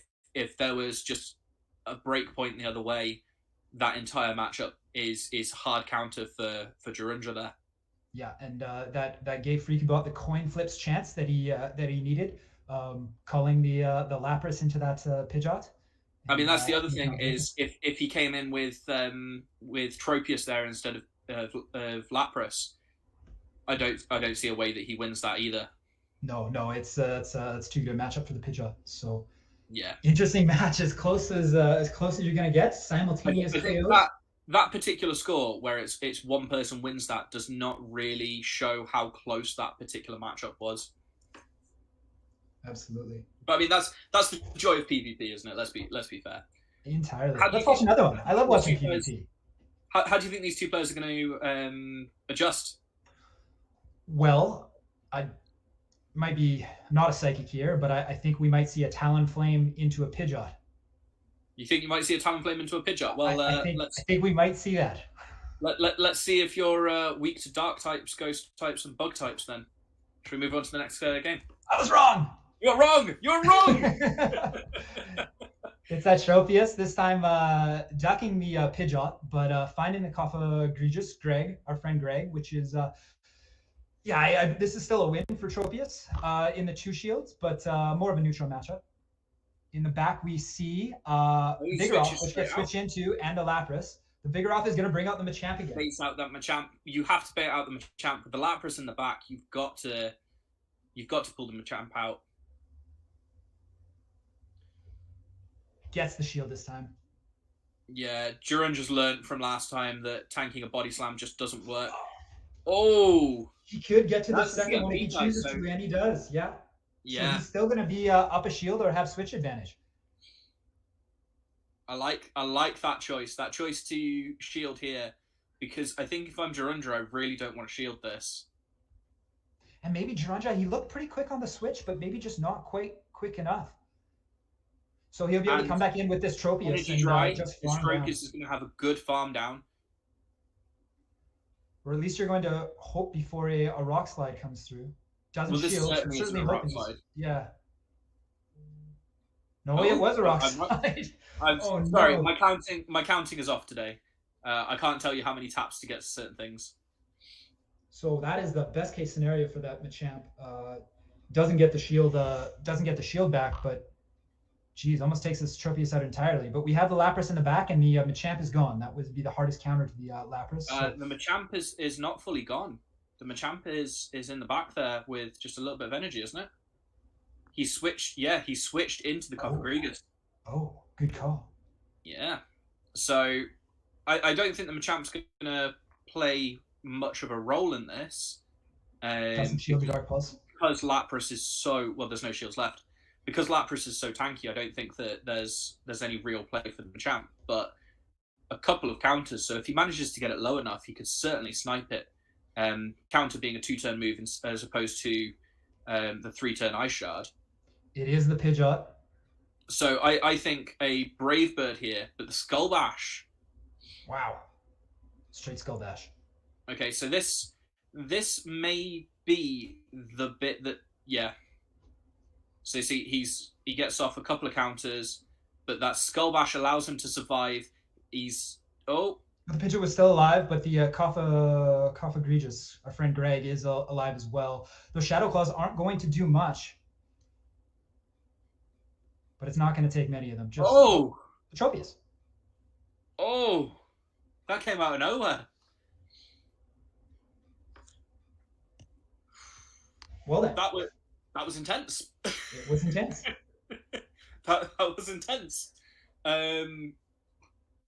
Okay, so that was really well played from FreakyBot, honestly. From Gyroundra as well, saving the Machamp because you can get what ended up being four counters in before the Lapras fainted. The Lapras then having to be taken out by the Feather Dance, which then saved the Tropius and meant that the Air Slash KO'd the Pidgeot before the Gust could register is massive. And actually, a great call there by FreakyBot. It looked like a mistake when the Rock Slide came through and took out the Tropius almost entirely, but maybe calling that Pidgeot was going to be in the back, so that health on the Tropius was going to be less valuable than that shield. The dominoes for that game were set up very, very far back, and it was play and counterplay that just led to that. So again, whilst we're looking here and FreakyBot is 2-0 up, that's a much closer match than 2-0 suggests, doesn't it? Where it's a slight flick either way. Absolutely. And Gyroundra wins those. Absolutely. And I wonder here, you've seen the Pidgeot now a couple times. FreakyBot, Lord Quag. Might we see? I really want to see that Quag in here. Yeah, maybe. I look at this. I look at his team and I'm thinking Quagsire. I might be wrong, and both of these players are immensely skilled, and yeah, they could certainly run rings around me, and I have battled both of them and not come out best of. So maybe I'm wrong in thinking Quag, but I do want to see it. It's got some play. Let's see how it plays out. Let's see if it comes up. And this time we see the Tropius into the lead. Cough Egregious. I don't see Quag. I'm out. No, so it looks like the same lineup here. I'm seeing the Vigoroth in the back along with the Lapras. Do we think he's going to play it the same? And I think the switch into Vigoroth was an attempt. Originally, it was an attempted catch on a Shadow Ball, but he doesn't catch it. Oh, but he does get an attack this time. Not the immediate switch into a Machamp. We don't know what Gyroundra has. Maybe that means that there is no Machamp back there this time. This is what I'm thinking. Maybe there's not a Machamp, or maybe Gyroundra is considering that a couple of Dark Pulses is going to flip this matchup significantly. But also, if there is the Lapras in the back, maybe he does want to save the Machamp for the Lapras.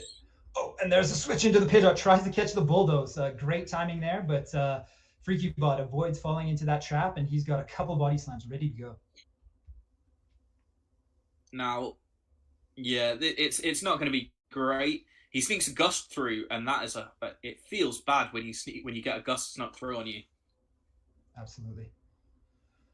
Now he's but got that the Lapras doesn't require a lot of health to take out the Tropius either. But that Lapras is just going to come in, have a good farm down.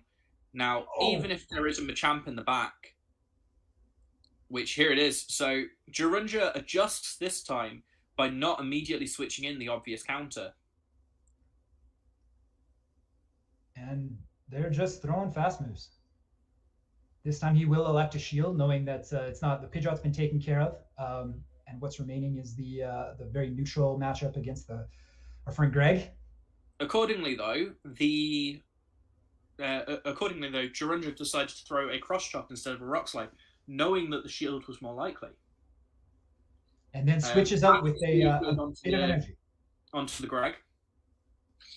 Well, he knows he needs the Machamp against the Lapras. Absolutely. And almost maybe taking the final shield here opens up a win condition where he can counter down the Lapras and potentially win the game that way. Yeah, but not going to get it. The Lapras is just going to not shield anything that comes through here.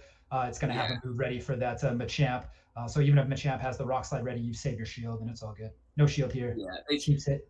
Freaky Bot's too good a player to fall into that potential trap, but Jirunja's got to play to his outs, and his outs are Freaky Bot makes a mistake, really.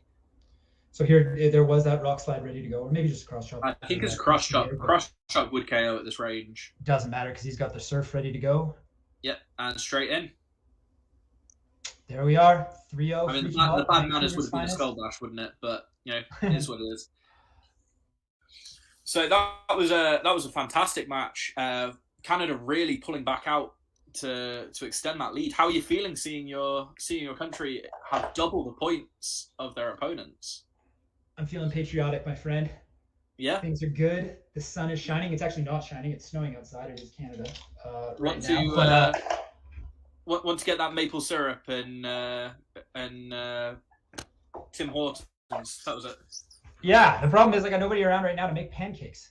I'm busy doing this. The girlfriend's out. I don't know. I mean, what's the good of maple syrup? Sorry, is the girlfriend out or oot? Come on, nobody says oot in a boot. It's not something we say. It's lies. It's exactly what you say. So it's like walking into things and apologizing. I think we're gonna check back in with the rest of the group here before watching another match. This has been so tense so far. 10-5 to Canada. This could finally be the day that Canada rises up and strikes back at the overlords that are the USA. Look, Hawkeye, is there any particular matchup that you've enjoyed seeing more than the others? Honestly, I've really enjoyed seeing Dunebug play. He is a world-class player. And that's always been fantastic. And I think I really enjoyed the Dunebug Jays fan match. It just showed why these two players are top of the world. It showed why they are so good, and the way that you see these players think and plan. And we're talking in a split second, they're making a decision that will affect them sort of 10, 15 turns down the line. And it's just incredible to see. But I think, the Dunebug and Jays fan has been my favourite match so far. Okay, Tribird, can Canada maintain this lead? Or is it going to be a bit more challenging coming up? Will we? Is it inevitable? Okay, that's not inevitable. But I mean, we beat them last time. We can do it again. Got a big lead here. All we gotta do is split the rest of the way, and we got some great battlers on our sides that still haven't seen to play. We still haven't seen one of Dunebug's matches though. That's probably the ace there on the U.S. side, who I believe he put up a 3-0 in his first one. So Sosa, looks like you disagree. 2-1. Oh, just a 2-1. That's right. He put up a 2-1. Jays fans got that one last thing there. It was really good.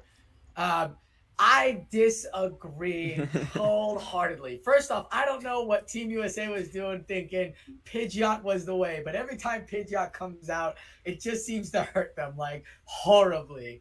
I think Pidgeot's a great Pokemon, but I don't think it was great in this meta.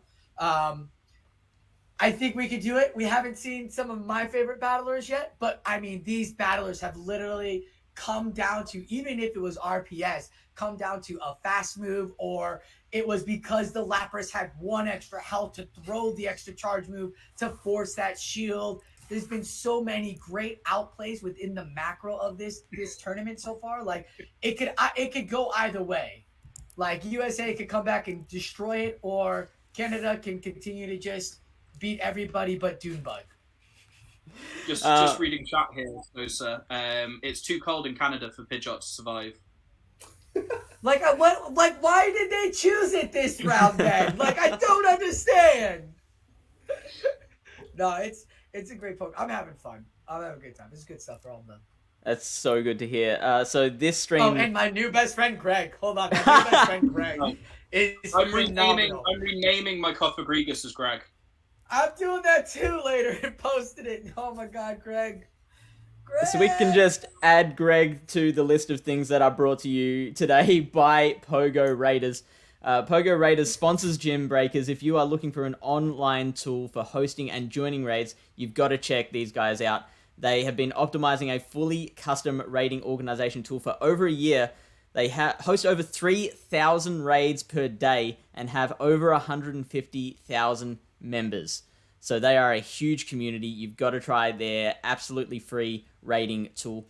Beyond the raiding tool, they also are a community of dedicated Pokemon Go players. They hold monthly PvP tournaments with cash prizes as well. Hawkeye and I both just joined their server as referees. They brought the Gymbreakers referees on board to help run their PvP tournament. So super keen for that.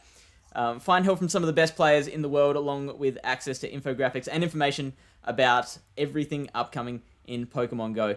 If you want to check that out, all you got to do is go to pogoraiders.gg or find them on Discord, discord.gg/pogoraiders, discord.gg/pogoraiders. Thank you so much to Pogo Raiders for making this possible. Let's all stand up and hands over our hearts and sing, "Oh, Pogo Raiders." Oh, do you know that was the tune of "Oh Canada"? How do you know this? Oh, I get around. Come on. I pay attention.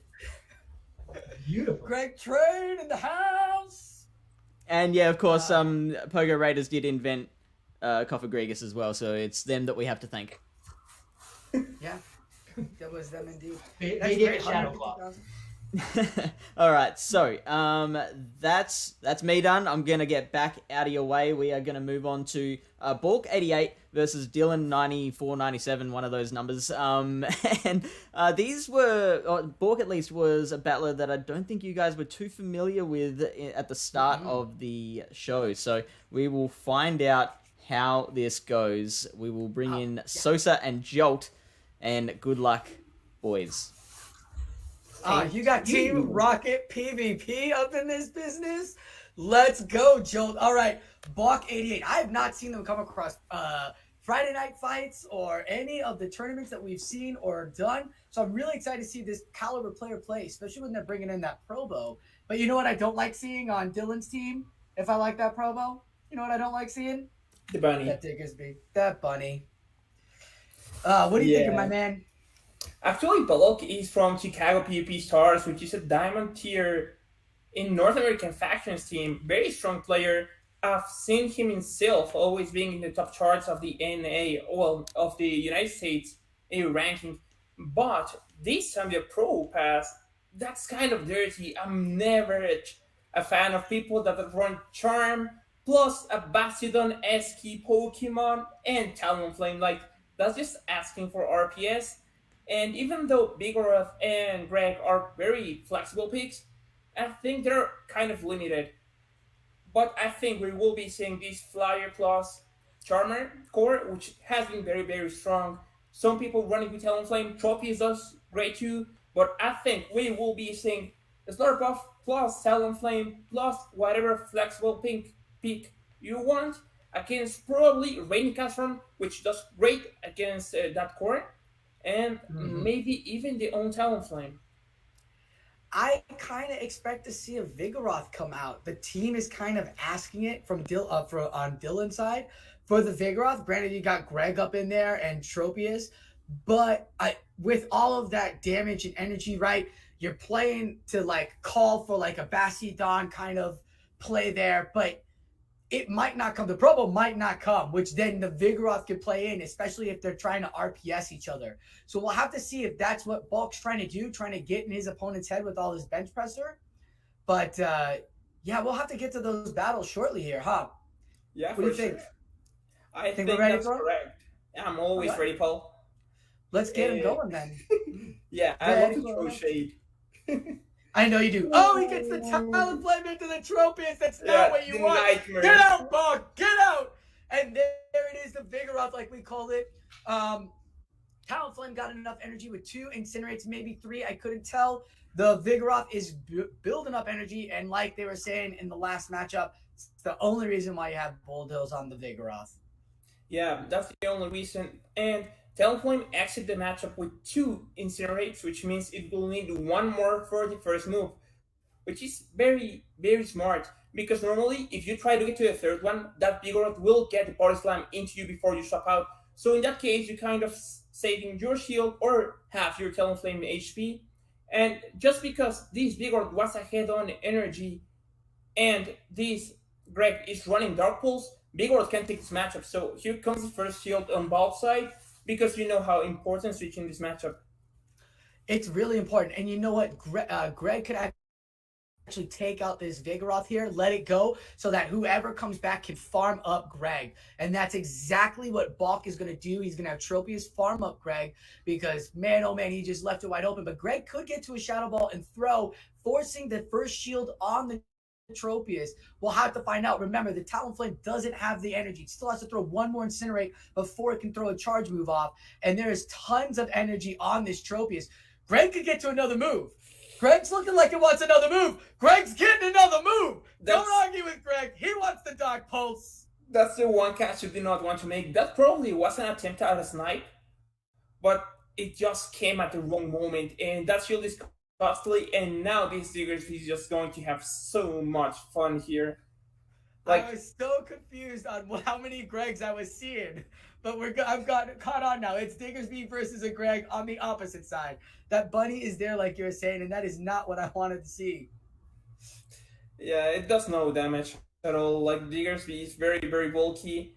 And the Earthquake, of course, does not do a whole lot, but that's enough to put it on 2 Earthquake in range. Even Far Punch and Farm Down, because Diggersby does not care at all about what Greg has to throw against him.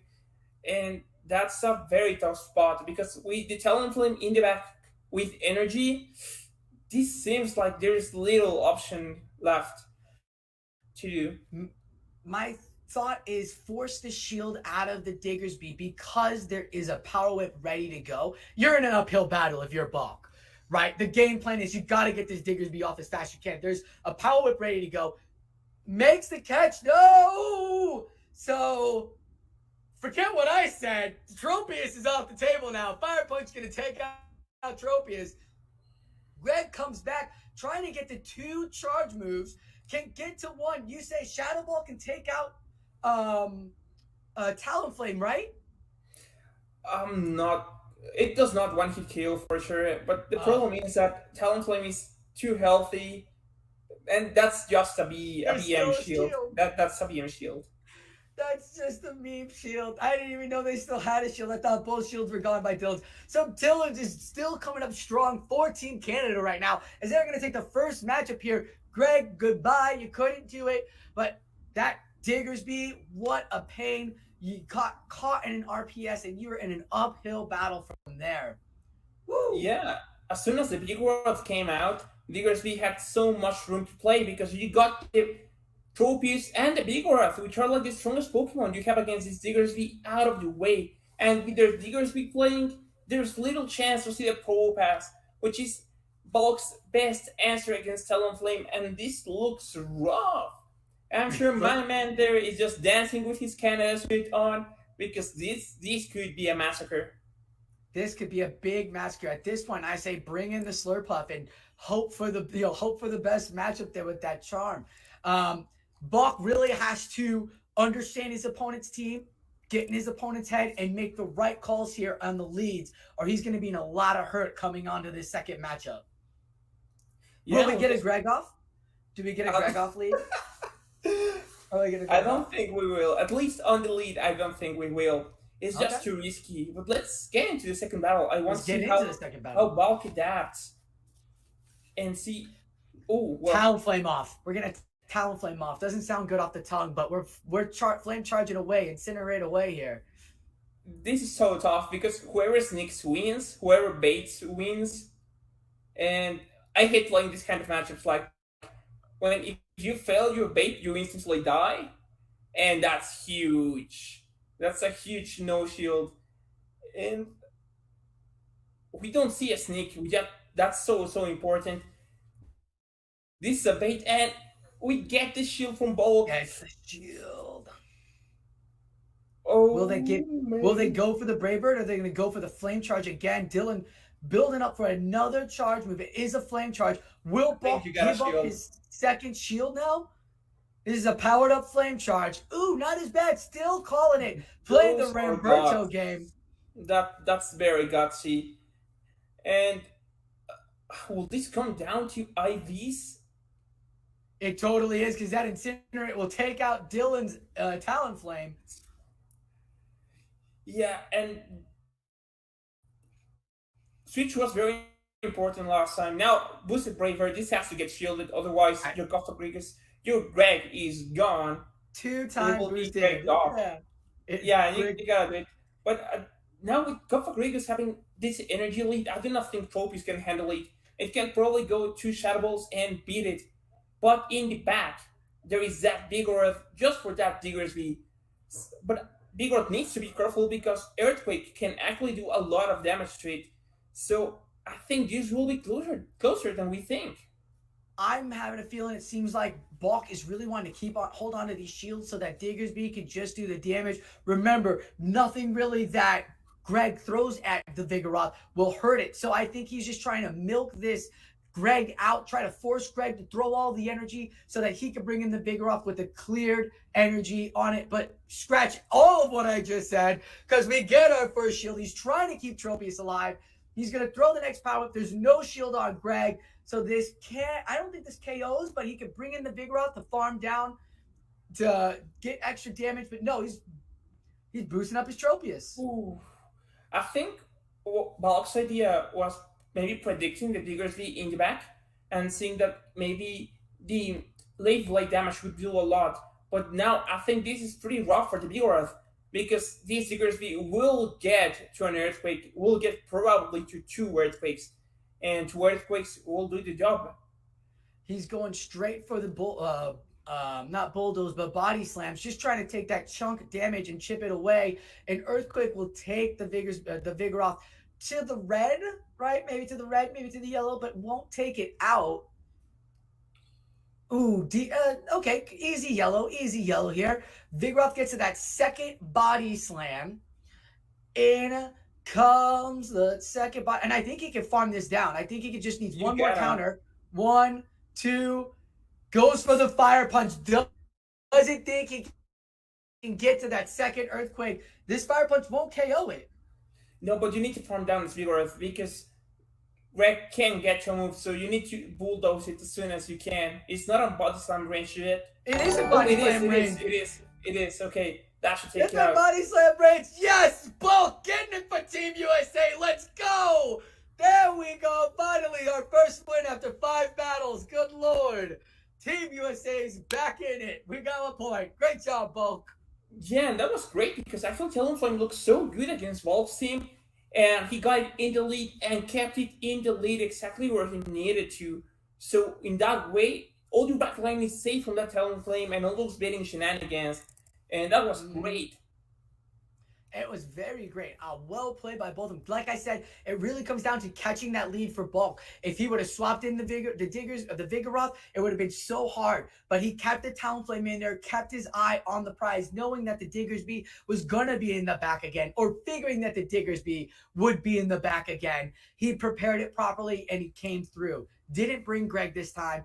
Do we see Greg off in leads this time now, Joel? I think D-Line will have Talonflame in the back.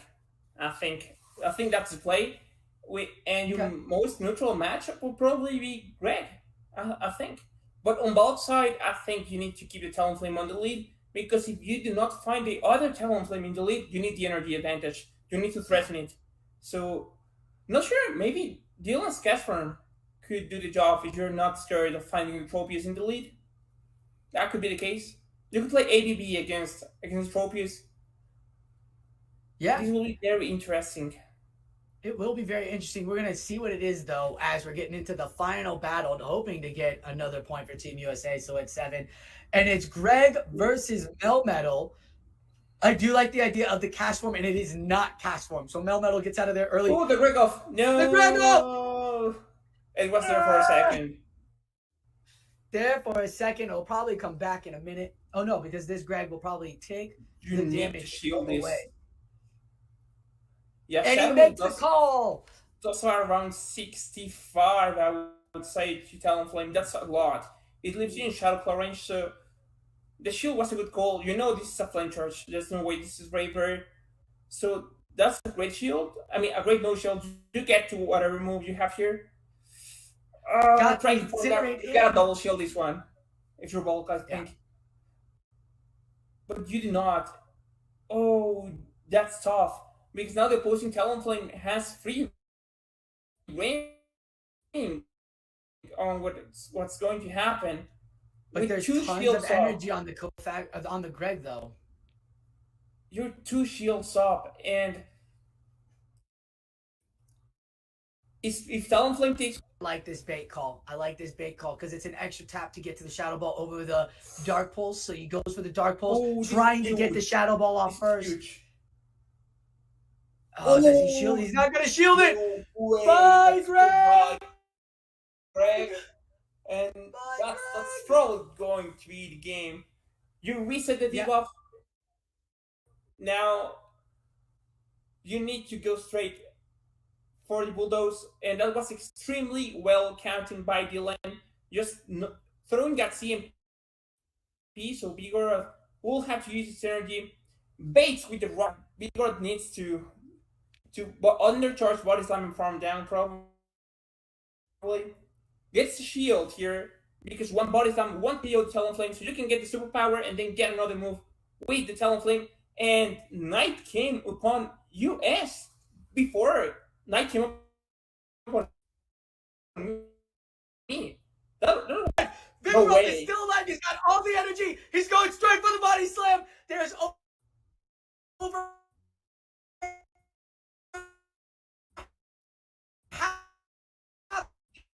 health on the Talonflame. I don't think this will KO. He get it before the Incinerate goes through. What happened? Oh, he got it! Did he get it? He got it! He got the second Did he get it? What? I can't tell. Everything is frozen. Bach wins! Bach wins! What? We got extra Greg is up. I don't know what's happening. Bach wins, though. We are going upstairs for the ruling, and yes, can confirm Bulk 88 does win that by a split second. So he built all of that. He built all of that energy because of that superpower debuff, and got to the second Body Slam just in time to double Body Slam that Talonflame. Now, not getting that Incinerate off on the first Talonflame was huge. Denying that fast attack off that Incinerate, because that would have taken out the Vigoroth. Instead, the Vigoroth gets to the second Body Slam and KOs that Talonflame. Bach! That's crazy. Wow. That's crazy. I thought that was a huge team comp disadvantage, but the way that Bulk played out, my respects. Like, I'm telling you, I told you at the start of the stream, there's a reason why every single battler, not only of these teams, but on the whole tournament, are great battlers. Like, they're the top of their countries. So, I gotta turn on my lights, I gotta grab some water, so let's not go into the next matchup. Yeah, let's do it. I'm going to head over to the next matchup with Hawkeye while you go get some water and turn on some lights, dude. It got real dark around you. Hawkeye, how's it going, my man? I believe you're muted. Someone let Hawkeye know he's muted. I was so stunned by the last one that I forgot to turn off my my mute, but there we go. You were so stunned. The game was so stunned it lagged itself. That was incredible. But well, we've got a matchup here. Bulk versus Mr. Nolotol. Mr. Nolotol. Now, Mr. Nolotol has rocking that Diggersby again. That Bulk had to play hard around in that last matchup. But he's also rocking that Lapras, which we don't want to see, nor that Dragolgi. There is no charm on, or there's no confusion on Balk's team this time. What's up, my friend? Do you know what else looks interesting? I like that Jirachi. I like that Jirachi too. I like something that's going to nicely deal with the charm, something that's going to have a bit of fun against Vigoroth, going to handle the Tropius, going to put out some damage. Not going to handle that Talonflame. And we just saw him play that Talonflame really well. We'll play around the Talonflame, shall we? And the Dragalge's there to handle the Talonflame if you need it to. Yeah. Man, I'm looking at this lineup, and it doesn't seem like Sableye is going to have any play here. It would be really... I don't like Sableye. I like Sableye as a safe swap a lot of the times, but when there's Charm on the other side, you just want to avoid it. Because it's so easy to switch it in and get hard punished. Yeah, absolutely. And I think Charm actually might play here. I think Charm plays here because Dragalge, because Slurpuff's got that energy ball to pressure the Lapras, flamethrower to pressure the Jirachi, another energy ball to pressure that Diggersby. So there's extra pressure on the Slurpuff. I mean, Jirachi's not gonna worry about the flamethrower because it's going to have double Doom Desired before the flamethrower gets thrown. Let's be fair, but with an energy advantage, flamethrower is going to put a fair chunk of pressure on. But Charm is going to handle Machamp and Sableye easily. It's got enough bulk and enough pressure to put some power onto the Diggersby, even though Diggersby is very bulky. Dragalge doesn't like to see it. The Lapras isn't going to enjoy seeing it. So let's see how we go. Look at that. Oh, did we get that? Was that the first start? Come on, don't rub us on my battles. Let's start it up and see this go. Slurpuff versus Dragalge, that dragon typing gets out immediately, even though it had the poison typing. And look at that. Bulk already feeling better about life. Bulk has got a fantastic setup here. Just, he's got the Vigoroth against the Lapras, which is exactly where he wants to see it. I'd imagine he's going to retain Switch here and just make life easier for himself. Gets to the second body slam, puts the pressure down. We'll probably get the shield so that Lapras can do something. If not, in a great position. Yeah, gets the shield. Lapras is going to probably throw that Skull Bash, which means that was CMP. And this will be a good counter down as well. Wow, great surf. A surf came through, which means the second surf will take this Vigoroth into the yellow. That was smart on Mr. Knoll's performance there to put the double surf down instead of just going for the Skull Bash. But I don't think it's going to be enough because this Vigoroth's coming out, one counter short of a body slam? Two at most. So it's almost certain to get off a body slam against whatever comes in. So the Dragalge... Or even a bulldoze. No, he's not going to reach the bulldoze. He'd have to be up against a Sableye to get the bulldoze.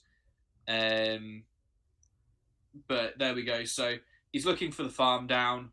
Absolutely fine. In comes the Slurpuff, at a guess. Straight into the feet. Fine. Here you go. It's as simple as, really, just straight flame charge. You don't need to worry about the earthquake because bear in mind, I'm sure Bulk knows the Diggersby moveset. We've had the conversation about how movesets can be shared between pairs. So you just know shield this. You ramp up with your Talonflame and Brave Bird when the Dragalge comes back in, isn't it? I think so, unless they're going to keep the shield for the Dragalge, but it doesn't matter because you've got that Slurpuff in the back. Exactly. So, takes the earthquake, but you're flying type, you just don't care. But Bulk here, absolutely putting work in, pulling a deficit back in the last round, looking very untouchable in this game, certainly anyway. Because even the flame charge here is still going to hurt. But yeah, as I said, goes for that Brave Bird, takes the final shield, unless Mr. Nolodol realizes that the writing is very much on the wall. So on the wall. 1, I mean, 2, this would have to be a sludge wave, and it's not. Let's be fair. Gug shot. It's a gug shot. Oh, sorry, gug shot. we know he's not running. We know he's not running that. He's running Aquatail. He's running Outrage. That's the movesets, isn't it? But there we go. Well played by Bulk. For a player who you didn't know, you were very excited to see. How are you feeling about him so far? He's getting USA all the points. He's got his 3rd point already in this tournament. I'm so excited. Great. He did his job. He's gotten 50% of his matches so far, or 50%. He can end up taking 50% of his matches, which is fine. You always want to just contribute something to your team. 51% is what you're after, isn't it? Every time. Yeah. Every time you see it, you're after over 51%. You're good. You're good. But what he's done, I think his team almost baits in the Diggersby. Yeah. And it's almost like he knows that the Diggersby's coming in and he's got his plans for dealing with it. But you look at his team and go, oh, I want to bring Diggersby here. So it wouldn't surprise me if Mr. Know-It-All again brings the Diggersby and Bulk just plays around it because he knows that it's coming in. He knows where it's going to be in it. It's unlikely to be in the lead. Yeah. That's the thing I was going to say. When you look at the Diggersby and the Sableye, you're like, they're not the leads. Those aren't your leading Pokemon. And I think when you have a team like this, you have to make it the lead.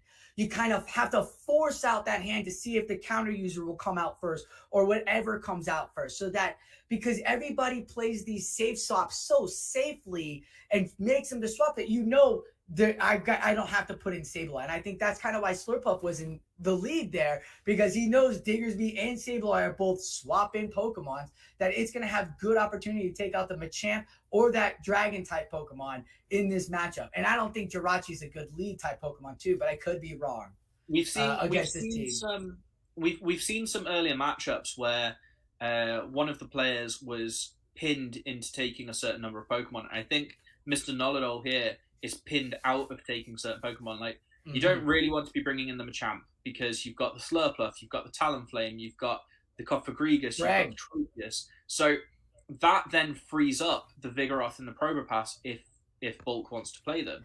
The Lapras is in a very similar situation where it's not great. It's good against some Pokemon, but it struggles against others. So immediately he loses some of his better Pokemon in other matchups, and it makes it more difficult for him to play.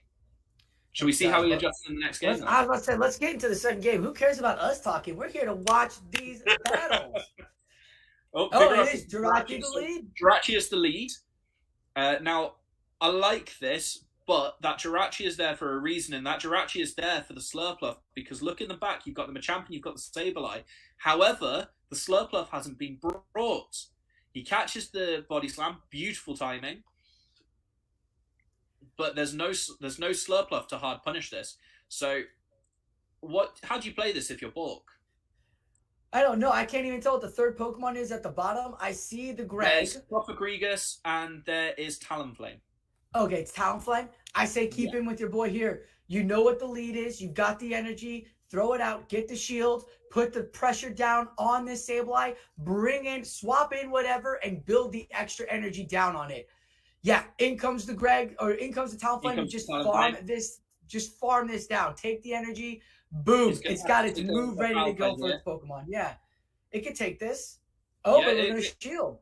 He takes the shield, so he's valuing the health on this Talonflame. But that's okay, because he knows that there's the Jirachi that doesn't want to see any kind of charge move. But also, now he knows about the Shadow Machamp, and Shadow Machamp can do very well in this matchup on even energy. However, this far behind, even at a shield advantage, he's going to have to bait before he lands that cross chop, before he lands the rock slide. It looks like Balk has this in the bag. 2 shields or none. He double charging. Now, if you look in the back, he's got Greg and Vigoroth. And Vigoroth, remember, has energy. He's wasted 1 shield already. He could throw out the second or just let this Machamp go and bring in the Greg and farm it down. He gets the bait call. He makes the proper bait call. He brings in the Greg, and the Greg gets to the Shadow Ball. There is no shields because they saved them. They've used them all on the champ.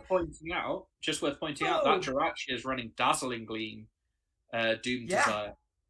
That's incredible. And look at that.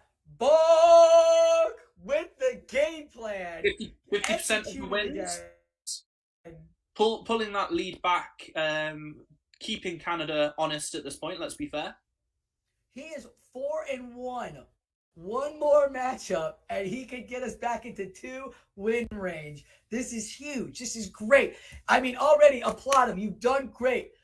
You're absolutely right. Null is stuck. Mr. Null is stuck on just using specific Pokemon because when that Talonflame comes out, this is normally the point in the game where I look at it and I go, well, what can I bring? I've got to do something completely Lapras. Random almost.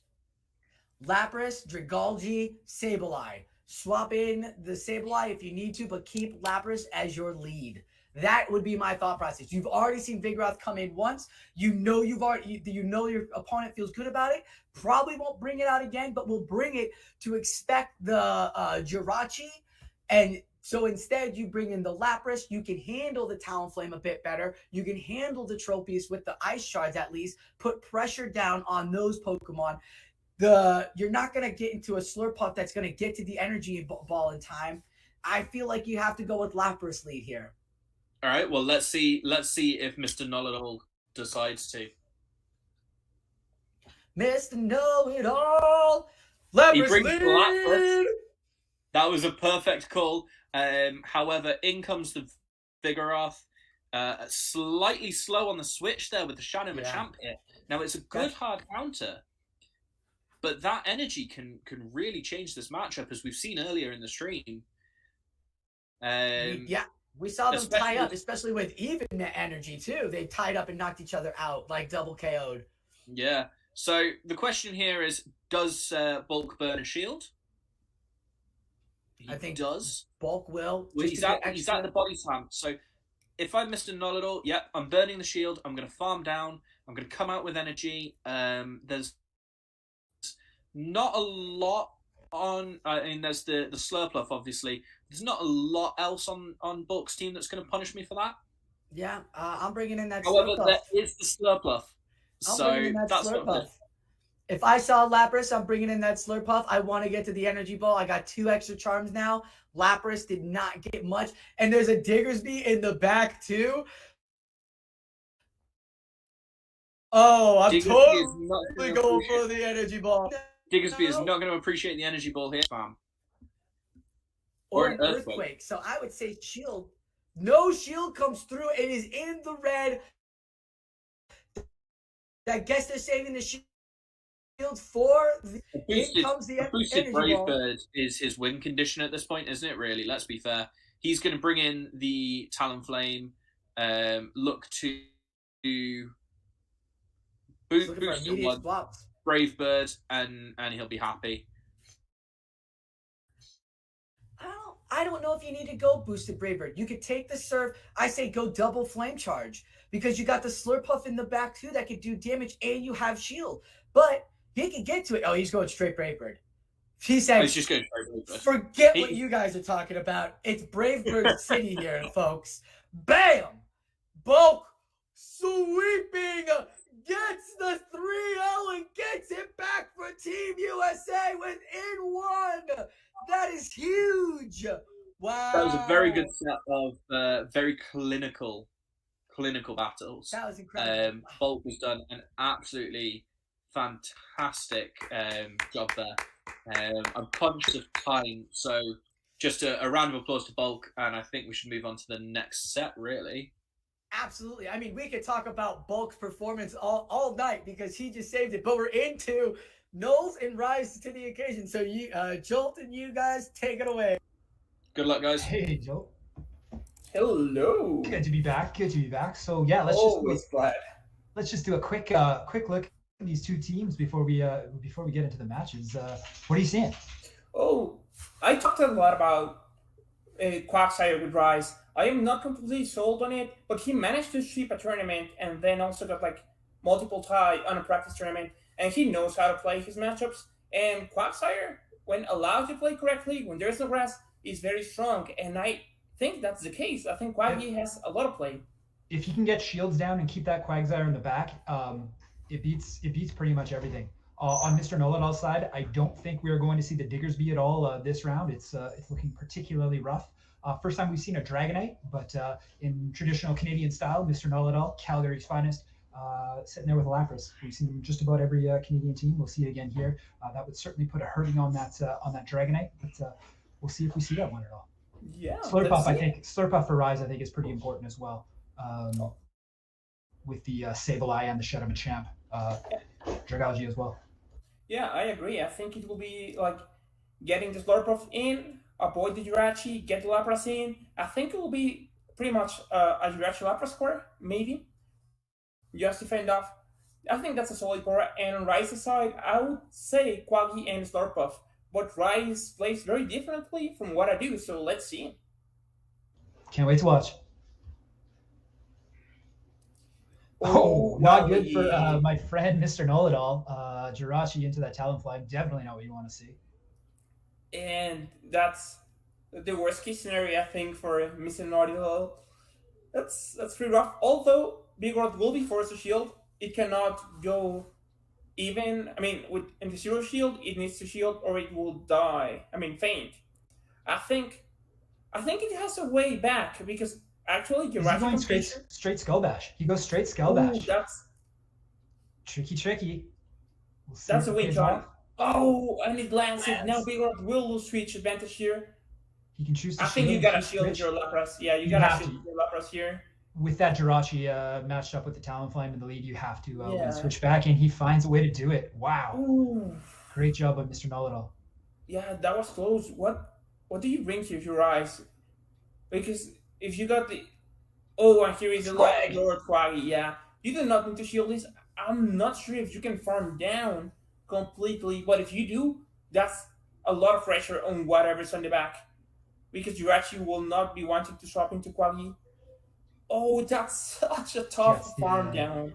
Gets the farm. Purified Quaggy at that. Yeah, you gotta go in Machamp, right? Oh. Yeah, absolutely. Oh, we go Jirachi. Absolutely not. you gotta... I mean, you cannot really switch. It just looks pretty tough.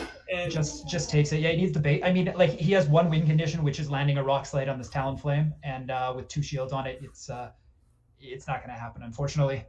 Yeah, I think the no shield was just like waiting to see if Rice baited there. Maybe Sonic bait with the confusion damage, and maybe try to get a Psychic onto Talonflame. But this looks rough. But the Quagsire just looks insane when there's no hard answer to it. Definitely. Yeah, I mean, this is just a tough one when you lose a lead like that, and then you get pretty hard countered in the switch. He was able to get switch back, but cost him a shield. And as we can see, yeah, with 2 shields on this Talonflame versus the Machamp. Yeah, but if you're on the Canadian side, that's the play that makes sense. Like, you gotta win switch because you actually cannot be against Talonflame. So I think that he played to these best win conditions. Like, that was not a misplay on Mr. Know-It-All side. It was great read on Rice's side. No misplays, which is great to see at this level. Yeah, and able to get that farm down on the Quag, get it some energy. That was that was nasty. It's over at that part, unfortunately, for Mr. Know-It-All. I'd love to just jump right into the next game and see how that goes. Let's do it. Okay. This kind of neutral, but Rice drops out straight into the Vigoroth, and Vigoroth finds the Dragalge, and I think Dragalge takes this one, even if you land Bulldoze. Yeah, Bulldoze would not quite be enough to knock out. He goes quick Aqua Tail here. I would be surprised if Rice shields. He doesn't. You farm down with Dragon Tails from here. Yeah, I think if you're Rice, you just go Body Slam, try to chunk it as much as you can, and then farm. Gets the shield though with the Body Slam. He's got to be very happy with that. Yeah, of course, but I don't think he gets to the. Oh, he will get to the Bulldoze. I think you gotta let it go. It does not kill. It does not kill the Dragalge. It's not gonna feel good though. Yeah, of course it does not. Ouch. Ouch. So yeah, any hope of getting to the that outrage and getting a shield back that way is now gone. But Starbuff can take the energy because whatever you throw, it will just be whatever. But the problem is that Talonflame on Rice's side now looks kind of compromised. because he lost reach, so it will be paired against Lapras and Quick switch there. 2 shields up. I'm not sure if Talonflame can win this straight in Flame Charge, but Lapras charges faster and Surf does a lot of damage to Talonflame. And It's going to be close. yeah, you cannot actually 2-shield Talonflame because you need the shield for the Slurpuff because Doom Desire like feigns 3 Slurpuffs like in one shot. Definitely. Ooh, this will be tough. I think. Oh. It just gets that. Yeah, so he does get the shield. He is at the flame charge. Yeah, I like how technical these 2 players are. Like, they count correctly. They do not want to get any sneak-ins.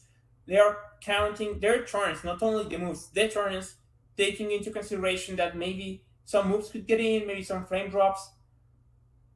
But now I think you actually just kills it with Doom Desire. Well, it is going to be resisted, but from here, I think that'll be enough. Yeah, Talonflame is bulky, but not that bulky. Not quite, though. And that extra confusion is rough, right? Needed that damage to register because this Doom Desire will send Slurpuff Easy knockout. onwards to the moon. Very interesting. Very interesting to see that. That was very well played by Mr. Know-It-All. That Lapras versus Talonflame matchup, you have to be so on point with your move counts, when to throw, a 5-turn move against a 3-turn move. That's so tricky. Excellently played. Yeah, that was excellent play because one move is sneaking on either side, this game over. And answering to Ilya, I think Jirachi can run Dazzling Gleam because you get the psychic damage with the confusion, and the Gleam can do a lot to neutral damage, something like a Tropius and just extra damage. But let's get into game 3 to see we're split so far. I don't think we see Slurpuff again. Oh, the Obama Snow! The best case scenario for Team Canada. The Ice Shards will do some damage, but one energy ball should be enough to say goodbye to Obama Snow. And that's a very brave lead. I would not be expecting the Obama Snow to come in when Talonflame has been so absolutely dominant. Doesn't get the shield. That almost knocks it out. Tries to finish it off, snipe it down with the Vigoroth. Doesn't quite get there, unfortunately. Yeah, tried to get the snipe, couldn't quite do it, but it's still a good position because Dragalgi comes in. I think at this point you just gotta throw body slams and farm it down. I don't think you need to go for the bulldoze. Yeah, just put some pressure on it. What you want to do is just make sure it doesn't build up a lot of energy because you're gonna come back in with your Obama Snow. Those powder snows will be super effective. Weather ball, huge damage. Ooh, we see the shield again. Getting all the value that he can from the Dragalki. Vigoroth barely does not get it. And if Mr. Know-It-All is counting correctly, he knows that's a body slam. Great call. He's got it there. So he's got an Aqua Tail, but it's not going to help that much against an Obama Snow. Yeah.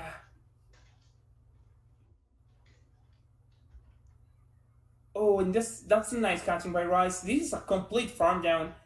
Definitely. And that's gonna be very tough. Barely not able to get to the last Aqua Tail. So does he maybe try to just get that energy? Oh, Jirachi comes in, and it will take some okay damage from Weather Ball because Jirachi is actually pretty squishy. But now... Oh, but here comes the... I think you gotta catch. You're missing Know-It-All. And he does the catch! He got it! Canada! Canada! Wow!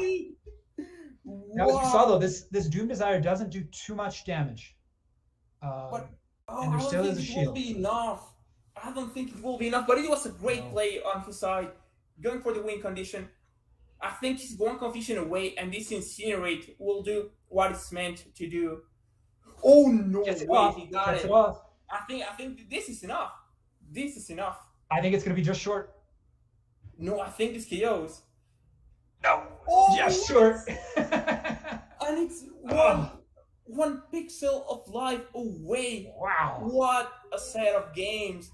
And yeah, it's never over until you see the good effort screen. what Wow. amazing games! Like Such I, a I, close won't- I set. won't make the same joke as everyone does, but Rice was certainly up to the matchup. Yeah, that was very fun. Very fun. Love that one. Yeah, I That's love this. Ooh, this is so awesome. I There's nothing that I enjoy more than watching high quality play on both sides. And it looks like you'll get another chance to do that. I think our next Yeah, matches we're going to show is another Rise matchup. He'll be up against another Calgarian, Dylan9497. Enjoy. thank you, my man. I will. Welcome back, I'm my looking forward friend. to this one. So yeah, we've seen Dylan play before. We've seen Rise play. Do we just want to jump straight into this one? Yeah, I think for sure we want. What do you Let's think see. will be key? I think Quacky won't play now with Tropius playing, even though Thomas now covers it. Quacky's You know I'm risky, going to say and Quagsire again. That's just... an interesting lead. And I think we're actually watching two different games. Or I'm blind. That's two different. Yeah, that looks like two different... Which one do you want to... I'll tell you what, you shoutcast the one on the left, I'll shoutcast the one on the right. I agree completely. This is very interesting, actually. And My head hurts. yeah, I mean, so confused. Like, without glasses, my brain can only handle the pause was actually very important in the last matchup. And I think it's very unfortunate, the current state of the game. But nothing that stops Greg on both sides. Greg is tough immune. Greg is, very powerful that have played in this meta, isn't it? Rise choosing not to bring Greg though, which is interesting. He seems to think that that Quagsire is a better choice in that slot. I think it's more around team comp because the Quack plus Bonus no core, like they cover it up for each other very, very well. So I think it's just trying to be something a little bit different. Because of course, if you bring a team that's completely similar to your teams, like in this team, you could say like, okay, I tried this core against this team and this worked. So switching it up, that's also pretty smart too. Yeah, no, of course.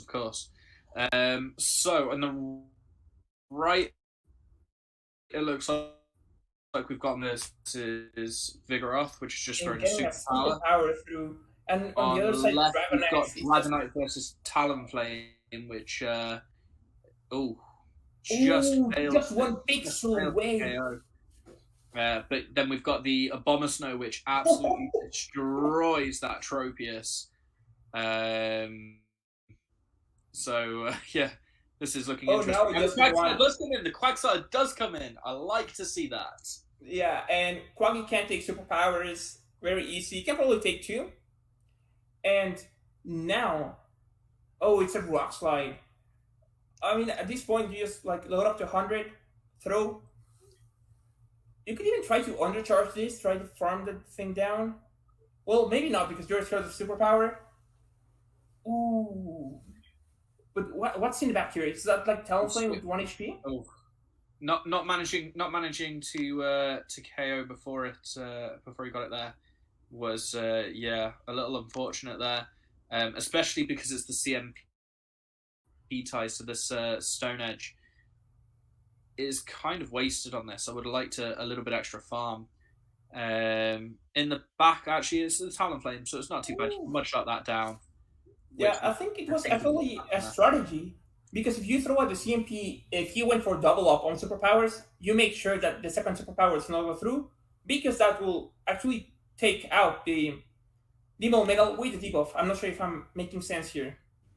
Yeah, We are back. I'm not 100% sure how that all went or what actually happened there. But we ended up with a couple of games very side by side. Yeah, like how bad is the state of this game when some people are actually throwing in Pokemon that are different to what the other person is seeing? That's pretty bad. I'm definitely blaming the state of the game on this one. So a whole bunch of things went wrong at once. I was trying to work out which battle was the correct one and which one wasn't, and at the moment, that is still up in the air. So I'm gonna just hope that battles 2 and 3 are correct. We also are going to have to lose Tribird because he is out of time. He's what are you doing? Have you got a hot date or? Yeah, we do have a hot date tonight. It's a friend of ours got their Canadian permanent residency, so I have to go from celebrating Canada here to celebrating Canada there. Should be a fun night. I see how it is. Team USA starts catching up, and all of a sudden, I gotta go. Oh yeah, gotta go, guys. Do some other Canadian thing now. As far as Tribird's concerned, Canada's already won.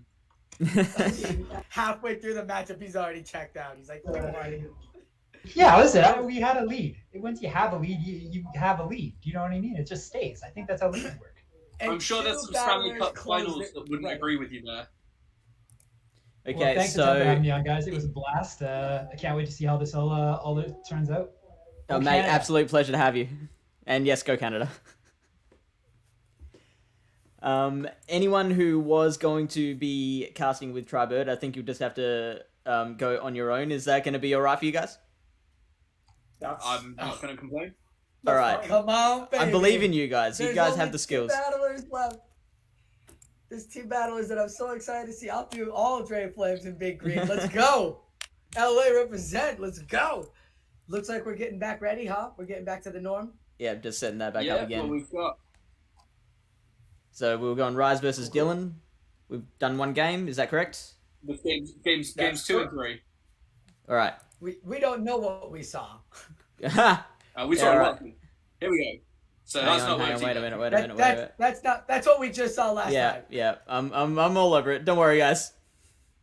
You're doing great. Actually, real quickly, we just watched. Oh, you guys are back. Okay. Oh, dude. Okay. We good? Okay, so let's give this a go. Success! There we go. Right, so we've got Dragonite into Melmetal. I have a feeling this is one of the ones that we've just seen. However, the switch into Vigoroth and switch into Cofagrigus. Sorry, Greg. I have actually now renamed my Greg as Greg. I do hope that the rest of you will do the same. Yeah, and this is a tough lead and a tough switching. It feels like that was a very good read on the other side. But this Greg versus Vigoroth matchup is not as easy because that's a great shield. That was a good shield. With Dark Pulse, actually Greg loses this matchup when with Psychic it can take it over easier.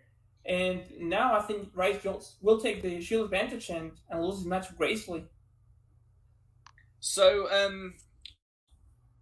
the other game that we had, I can't for the life of me remember what it was. The one on the right, I'm sure Rise won that one with an Abomasnow that weatherballed Atropius, didn't he? Yeah, it appeared to be the case. I think that was the case. Oh, getting to the Shadow Ball here is, I would have said, quite critical. What? And a no shield from Rise, with balls bigger than the Shadow that have just been thrown at him. And it lived. He Wow. He knows his Pokemon. He knows his stuff. This matchup's got to be better with the shield advantage, surely. Oh, that's a purified Quagitu. Well, yeah, but he's not running return on this. Let's be fair. It's very interesting. If he was running return, I would put a hat on just to take it off to him. I agree. I think even with the shield advantage, Tropius still gets this so hard because one Stone Edge. Stone Edge isn't going to KO here, is it? Let's be probably just bring it to half.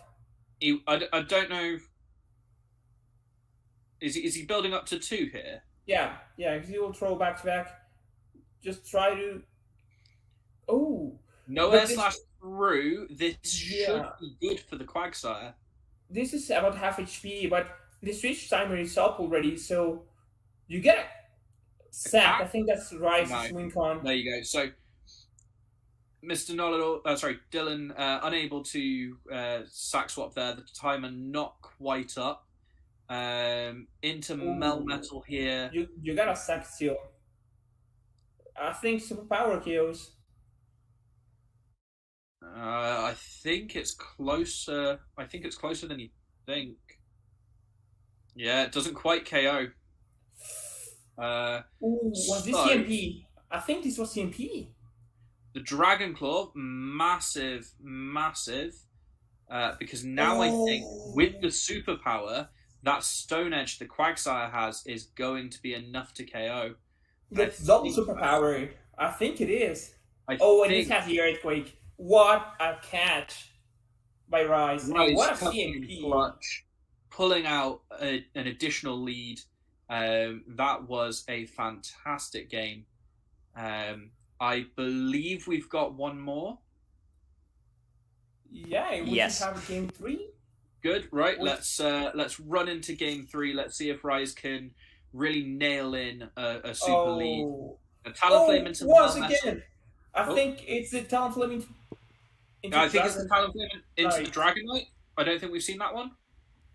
I believe you're right. The one on the right. Right, let's watch the Talonflame into Dragonite. We'll do it this way. Which is now a Greg, right? Yes.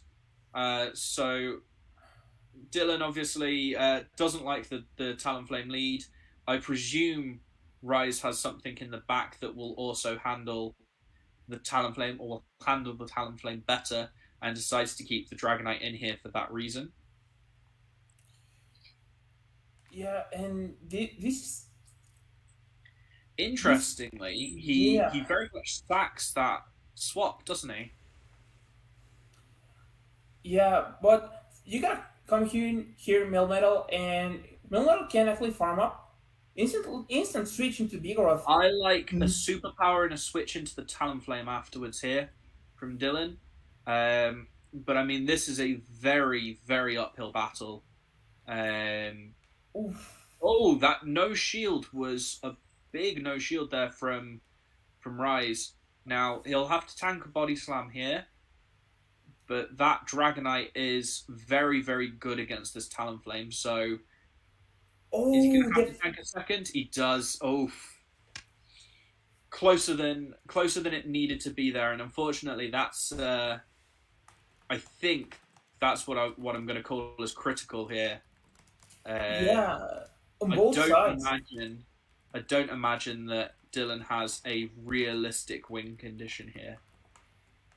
Yeah, that extra body slam does a lot of work just because of the pressure that it gets. And D-Knight can just safely shield whatever this was. And just because Incinerate is so clunky, I'm not sure if this kills D-Knight. D-Knight is really squishy and it's half HP, but I think this still looks very rough. No, that does. But you've got the Quagsire here. Now even up a shield, I think Quagsire just goes double Stone Edge, especially. Throwing the Rock Slide is. I think this is the first one we saw, right? When it beats Talonflame, just farms down Talonflame. Yeah, that was it. So we've already seen the end of this. Rise has pointed out that games 1 and 3 must have been flipped. Yes, but that's okay.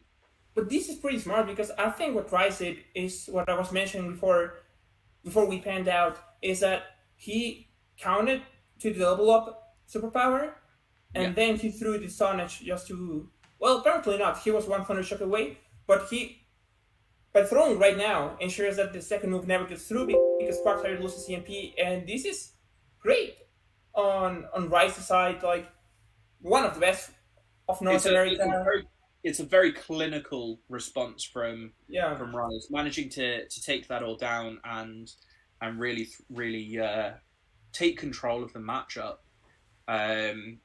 pulling out an additional point lead. What's that? 15-12, I presume. I think so. Ace Trainer Rage Location. USA really starting to put themselves back in the driver's seat in the semi-final. Which I do like to see. just quickly, we can actually see the teams coming up because we've got Doonbug and FreakyBot next. So there's Doonbug will be running Rainy Castform, Dragonair, Ariados, Greg, Shadow Machamp, and Steelix. We have seen this previously. And then FreakyBot is running Jirachi, Talonflame, Vigoroth, Lord Quagsire, Tropius, and Lapras. We've also seen his previously. What do you think of that matchup, really? What are you expecting to see?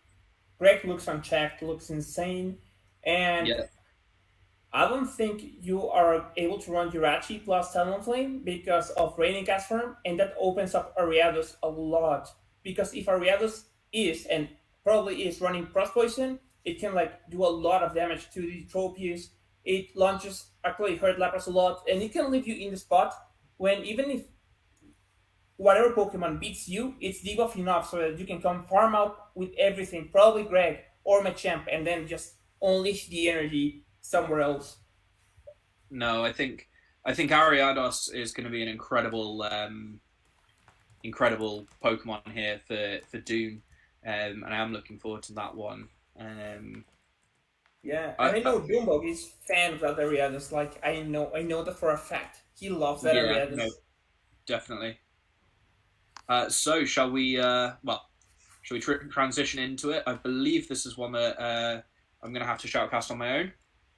Ooh, I'll be watching that for sure. Well, I'll do my best to keep you all entertained. Welcome to the Hawkeye Show. That's what we'll do. So we've briefly talked about the teams. I think that Ariados is going to be a good one to see. Of course, you know me. If you've been listening tonight at all, I absolutely love to see Lord Quagsire. So I would like to see that come up. But shall we move on to the battles? So Tropius into Ariados. If there is cross poison on Doonbug's side, that's going to be a very difficult thing to deal with. Obviously, Air Slash is super effective, but these Leaf Blades are going to be very resisted. So I do like to see that. What have we got coming through? Cross poison. That's going to do a fair chunk of damage, even if Tropius is very, very tanky. So we don't like to see that. Going for the Aerial Ace. Oh, and a shield coming up from Dune. An immediate switch out into Vigoroth. Now, counter is very resisted here as well. So an interesting choice. Trying to keep that matchup out. Lunge coming through, which is going to debuff it. Just make that next switch in a little bit easier to handle. I wouldn't be surprised here if Dune tanks this Body Slam and then switches into something in the back. So he's left the Vigoroth energy dry. He throws another lunge. I would guess this is a lunge. It is. Another lunge comes in. So actually, rather than maintaining the switch advantage with the Ariados onto the Tropius, he's decided to just win the secondary matchup between Vigoroth and Ariados. Now, I'd imagine Tropius is going to come in here and farm down, but this could leave it somewhat vulnerable to a potential Steelix in the back, or a Cofagrigus. Good old Greg could potentially come in here now, yes. So Dune very much able to put some pressure on this Greg. With the Leaf Blade coming through, immediately switches into the Lapras.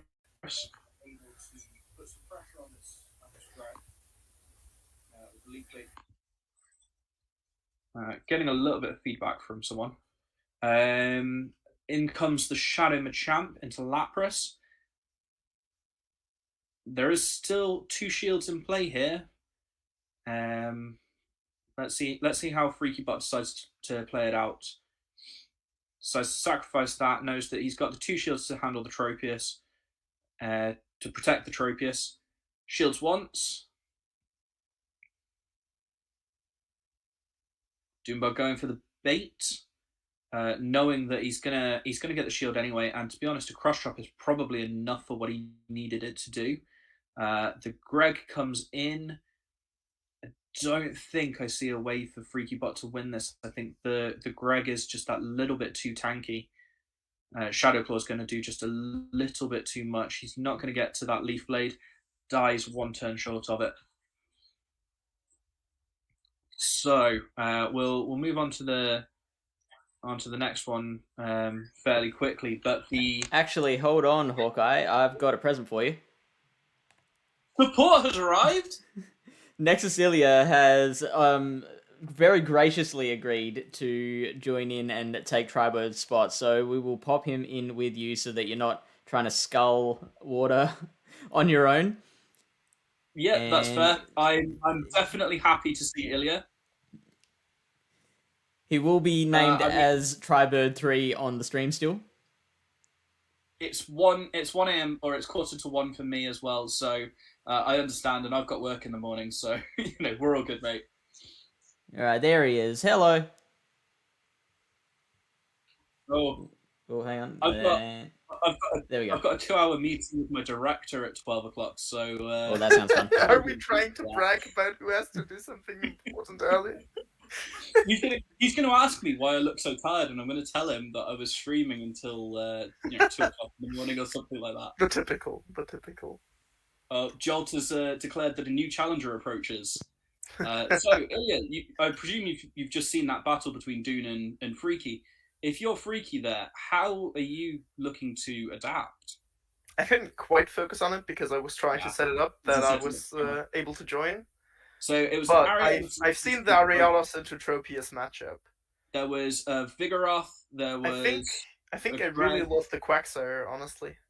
I really like Quagsire as well. Actually, Looks to me like it has play against everything essentially, and there's at least 3 things that it can just straight up OHKO. Yep.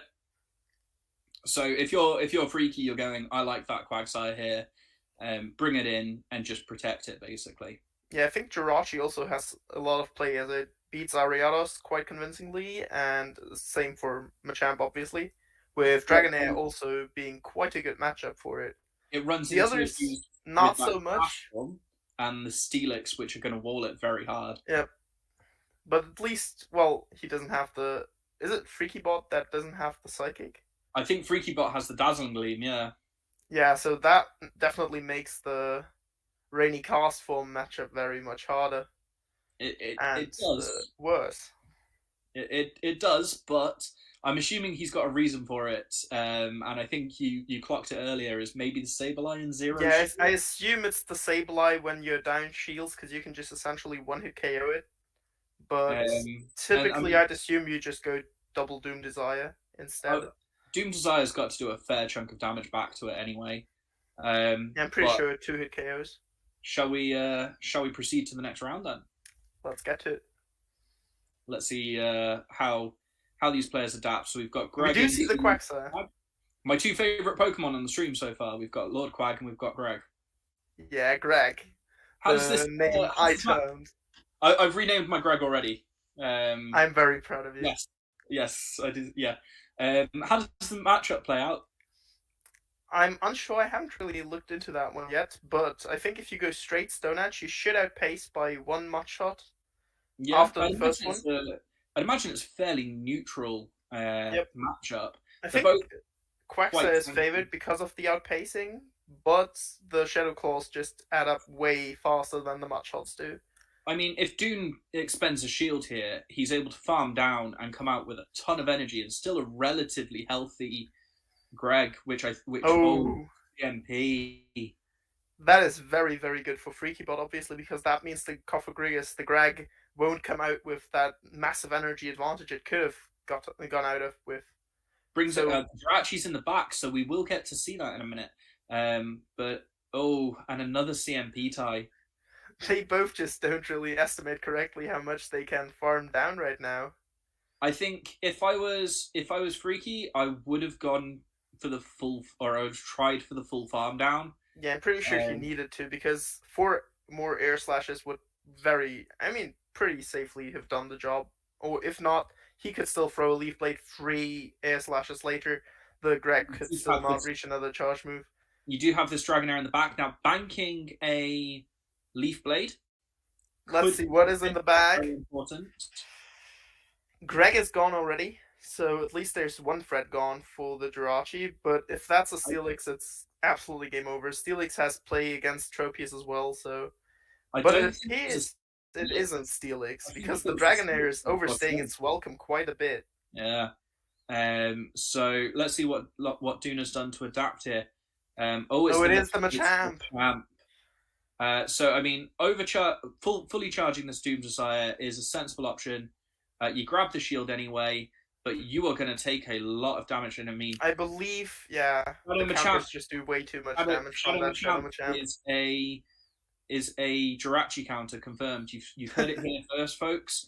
If you need a Shadow Machamp, if you need a Jirachi counter on your team, please look towards Shadow Machamp. Machamp is the way to go, definitely. Who even needs confusion pressure when you can just throw straight up counters? Counter is the best move in the game. And there we go. Dragonair takes down the Tropius. So Dunebug, FreakyBot did adapt. Dunebug has adapted as well, and I think this is one of the reasons why he is just one of the top tier and premier players in the world when you get right down to it. Yep. Despite losing that massive energy lead in the beginning, he still could just get back from that easily with using his Dragonair very effectively and having that Machamp in the back to close it out cleanly.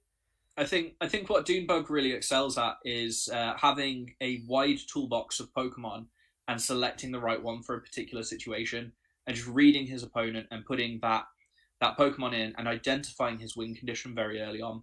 Yep, I think the most important part of that match was specifically was positioning his Pokemon correctly, using them the exact right way he needed them to.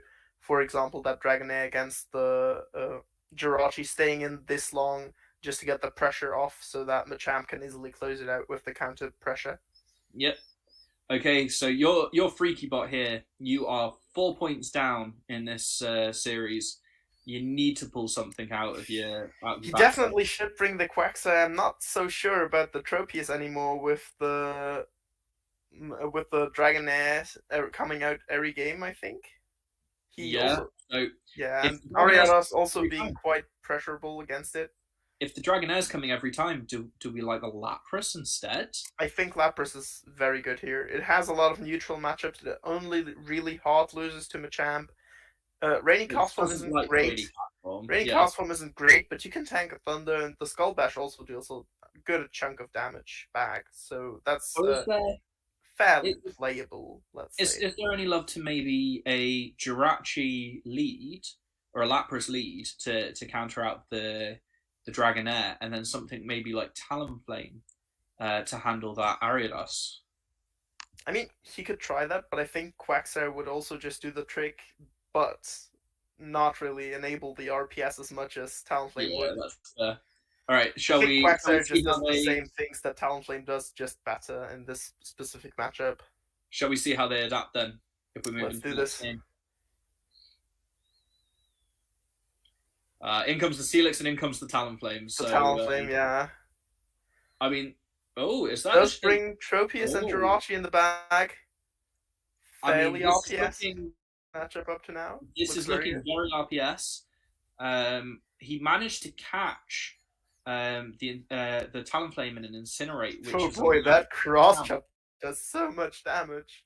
But it's allowed the Machamp to get up to that energy, and I wouldn't feel comfortable shielding this. Yeah, me neither, but he's really forced to. He managed it. He'd snuck the confusion through, which is obviously very important. The fact he doesn't take any additional counters, because he would have been counted down there if he hadn't.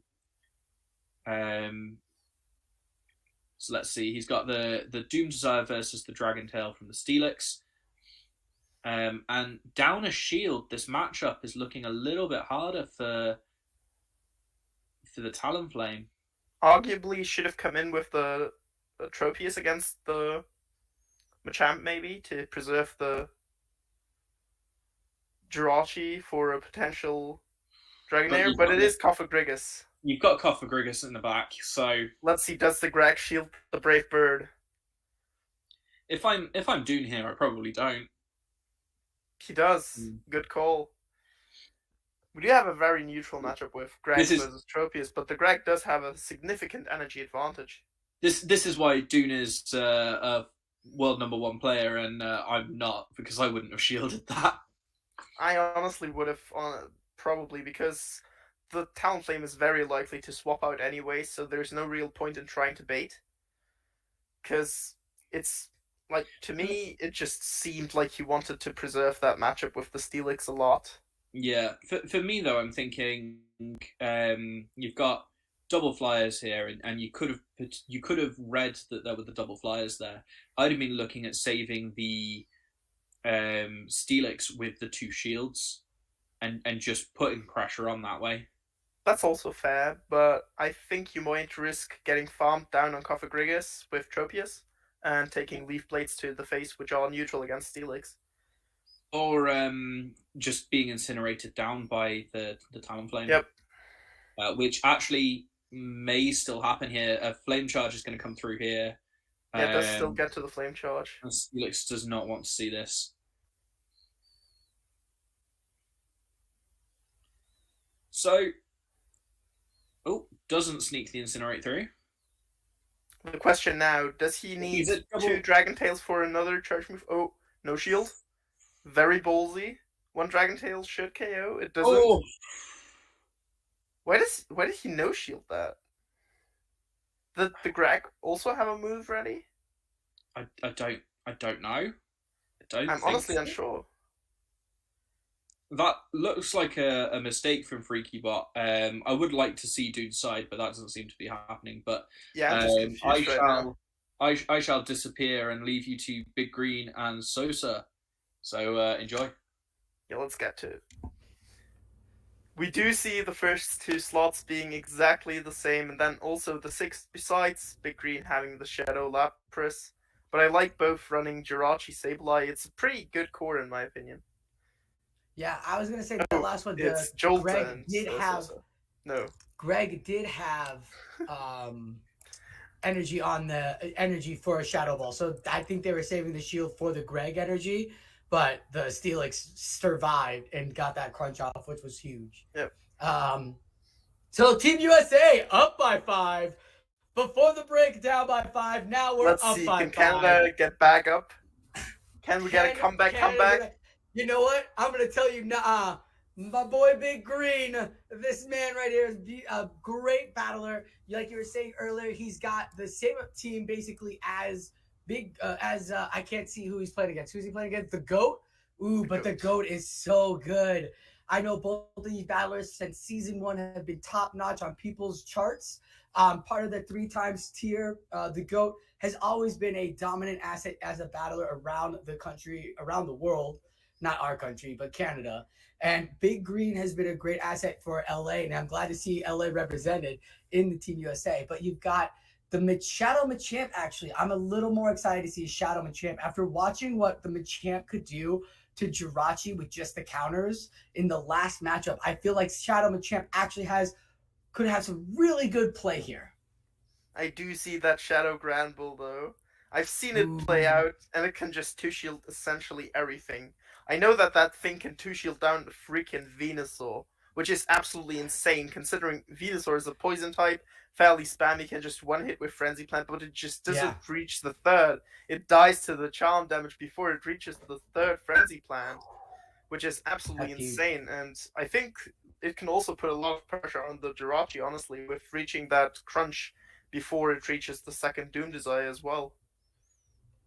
Yeah, the Big Green playing with that Granbull spice too. I like it. Like you said, that's good. Triple Shadow as well.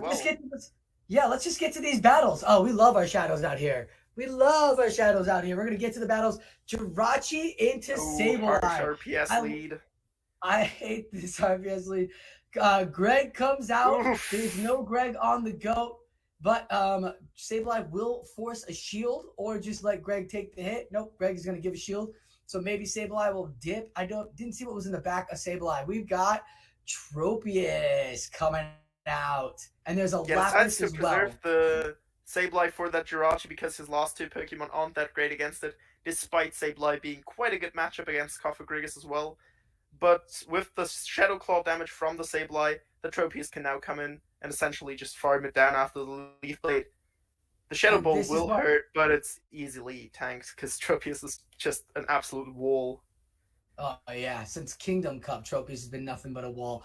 Actually, this is really great part on the GOAT for actually playing with Sableye, because he gets to think that Big Green's thinking that he's probably not going to bring it because of the Gramble, but does bring it and says, I'm bringing it, I'm leading with it, and it is actually going to terrorize everything else in the back that Big Green has. Now, we do see Jirachi and Sableye in the back. So we know that Jirachi's paired with the Sableye, obviously a very bad matchup, but then the Sableye against Lapras is pretty neutral. Lapras a bit tankier, but both can tank one charge move each, because with Lapras being tanky, obviously the Surfs also don't do that much damage. Yeah. I don't think he's forced to, yeah, not going to get a shield here. We'll drop Jirachi down to the yellow, and then you will see all the energy off of Jirachi go off. Now, Jirachi has Psychic and Doom Desire. So if there's a poison typing, which if Dragalge was in here, it would be going for Psychic. But nope, you're going straight for the Doom Desire. Sableye says, bring what you got, pal. I'll take it. Oh boy, so much damage from just that one charge move. Immediately, very quickly swaps out to the Lapras to preserve that Sableye's health, so it can still beat that Jirachi a bit later. Both have one shield left. I do believe Lapras wins the matchup because of Ice Shard damage, but I'm unsure. Now, is that without energy? Because this Sableye got loaded with energy. It was 2 Shadow Claws away from a foul play before Lapras even came in. So this is great. Straight foul play, it paces in the 2 shield anyways, and they have the same pace with 12 turns each.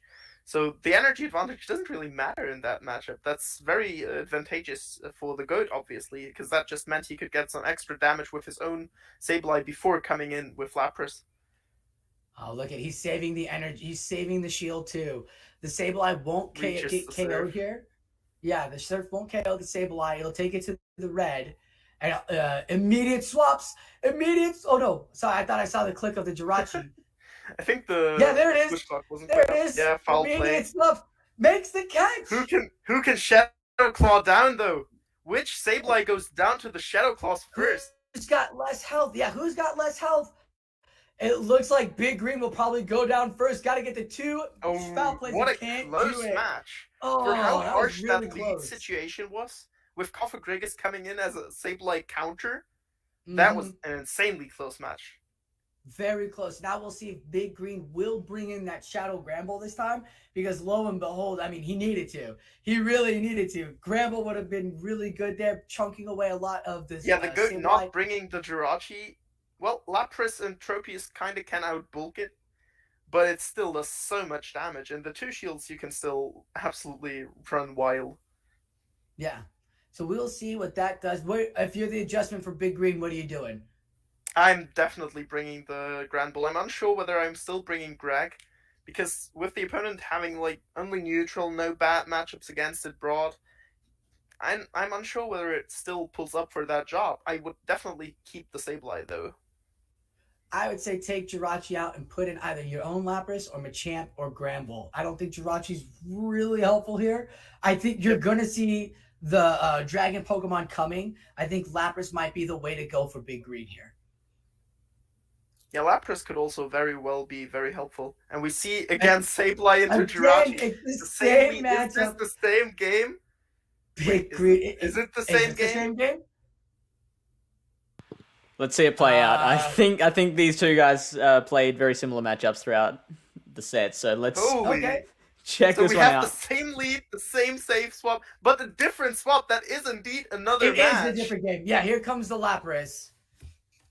Wait, no, because the Lapras came in last time too. No, Tropius came in through. Yeah, so it's the Lapras. Farmed it down, so now we do see the Lapras also tanking the Shadow Ball like an absolute wall. Well, Lapras is so good as a Pokemon, can take a lot of things. Even in Earthquake, you don't have to shield in. That's the beauty of these tanks, is that you don't feel like you need to shield. Yeah, look, Greg not shielding now will force the shield on the Lapras. This is great, even if it's a Dark Pulse.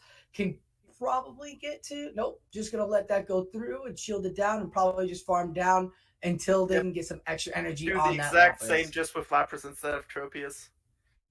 Now, is it Machamp in the back? Is it Sableye in the back again, or is it Machamp this time? If it's Machamp, then this play was absolutely amazing, keeping that Tropius alive and sending out instead that Lapras.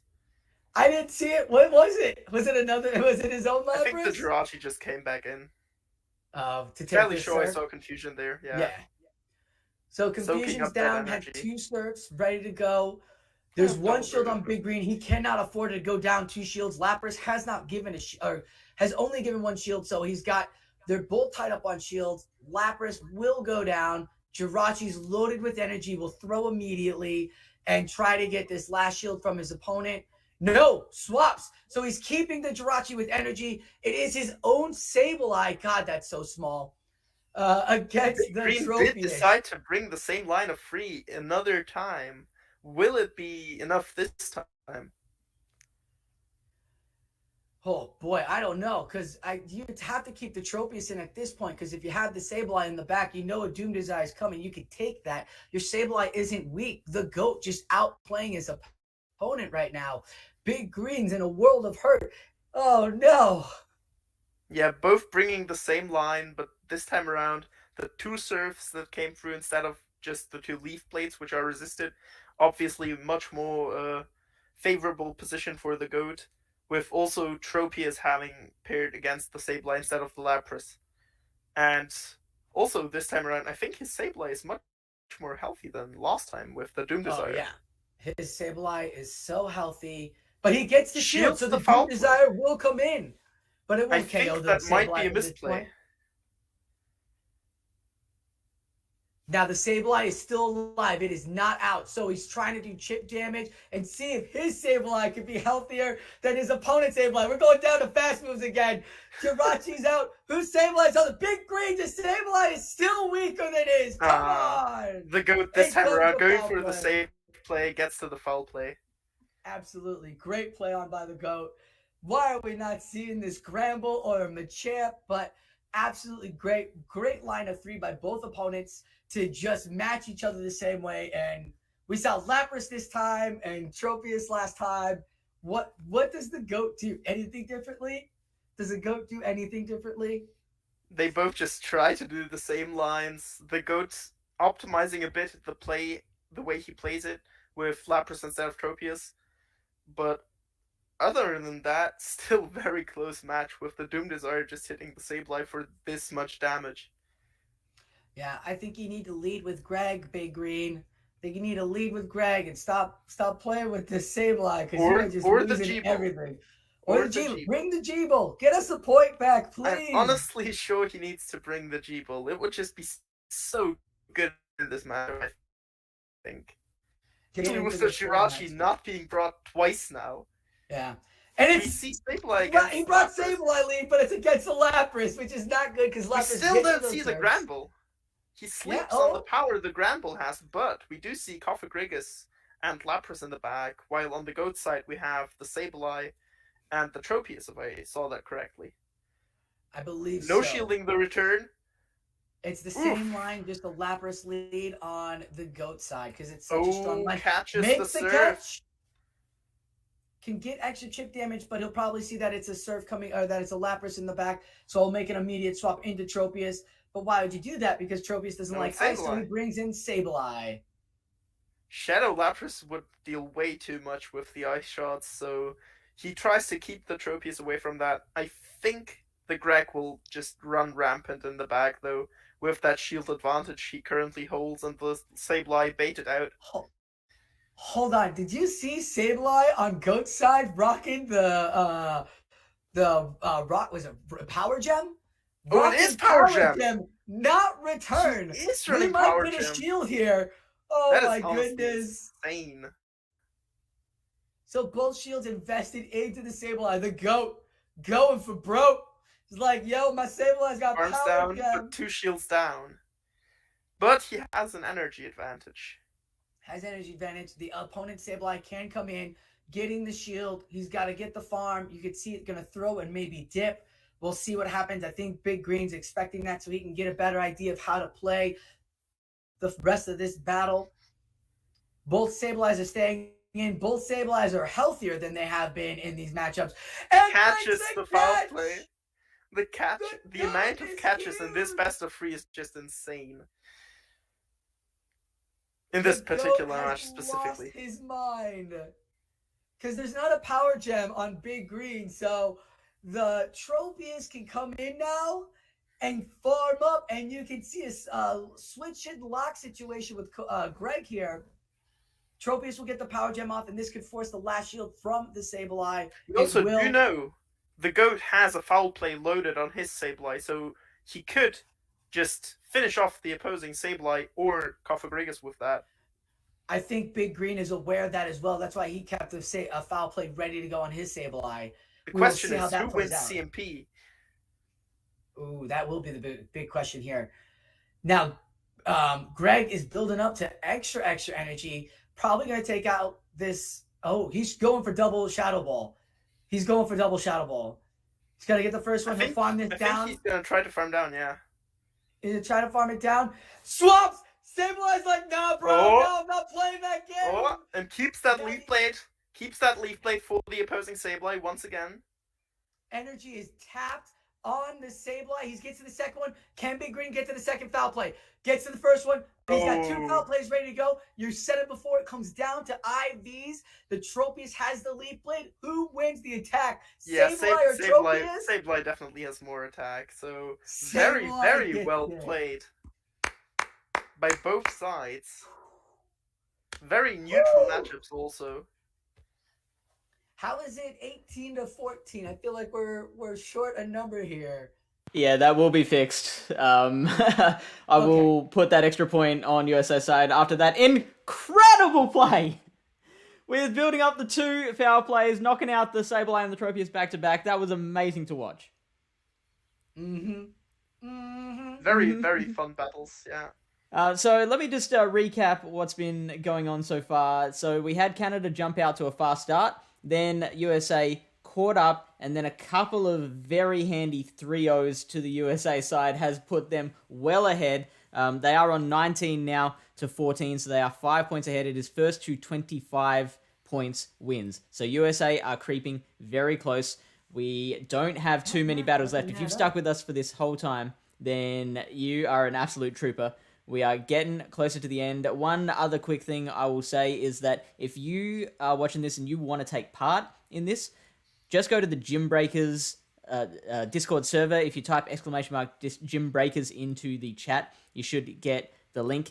Just ask the staff who your captain is for your country. Now, the disclaimer is spots are very, very, very tight, especially up these with these top teams like USA and Canada. So, if you are in one of those countries with a very strong PvP showing, then it's going to be tough to break into the squad. If you're in another country that doesn't have as many PvP representatives, maybe you could join the squad. Maybe you can even start your own country. Start your own country? Don't start a country. Start a squad within that country.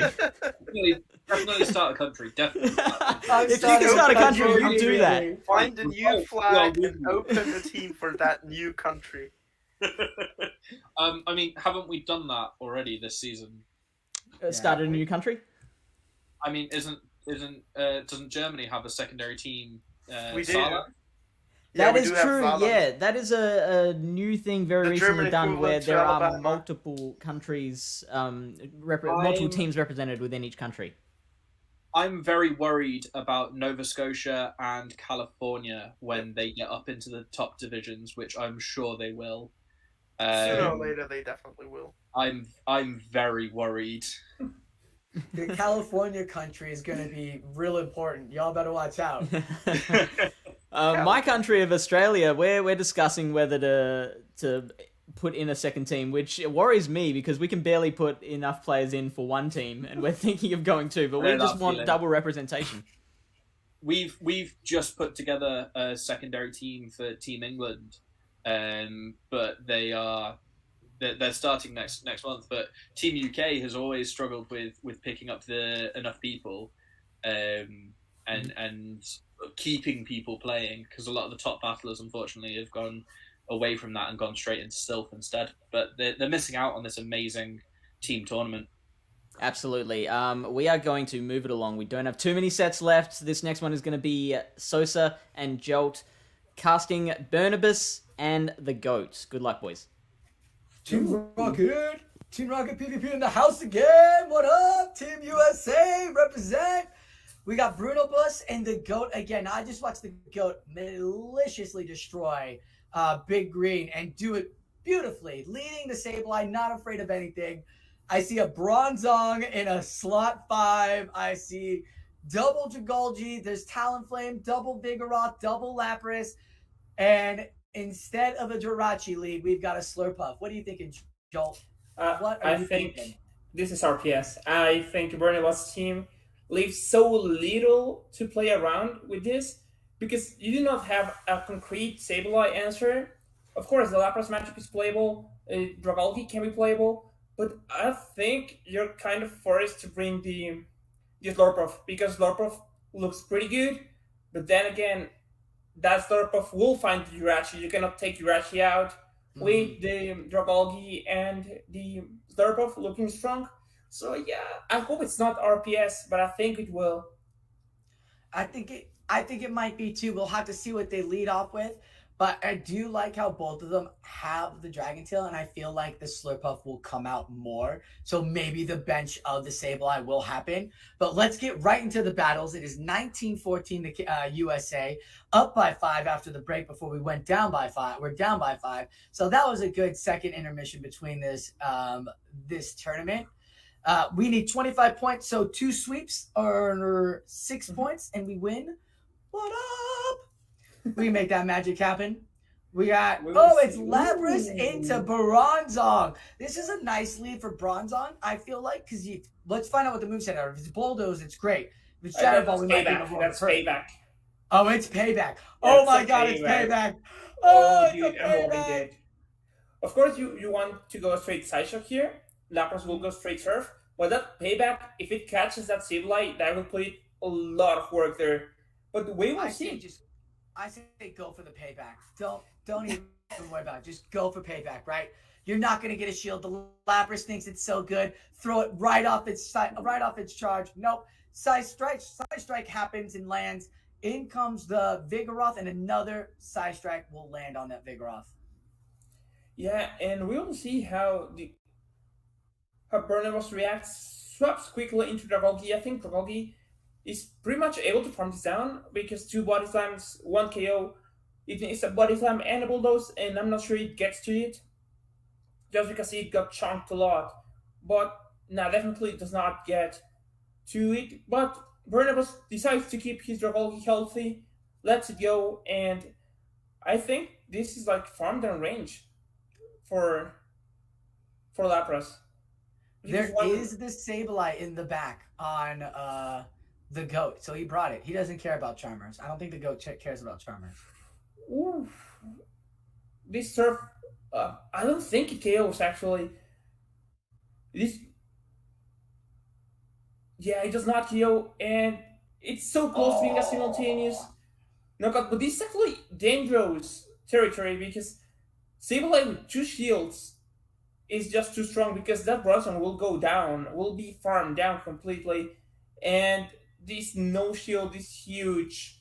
I think Sableye can just fast move everything down with 2 shields.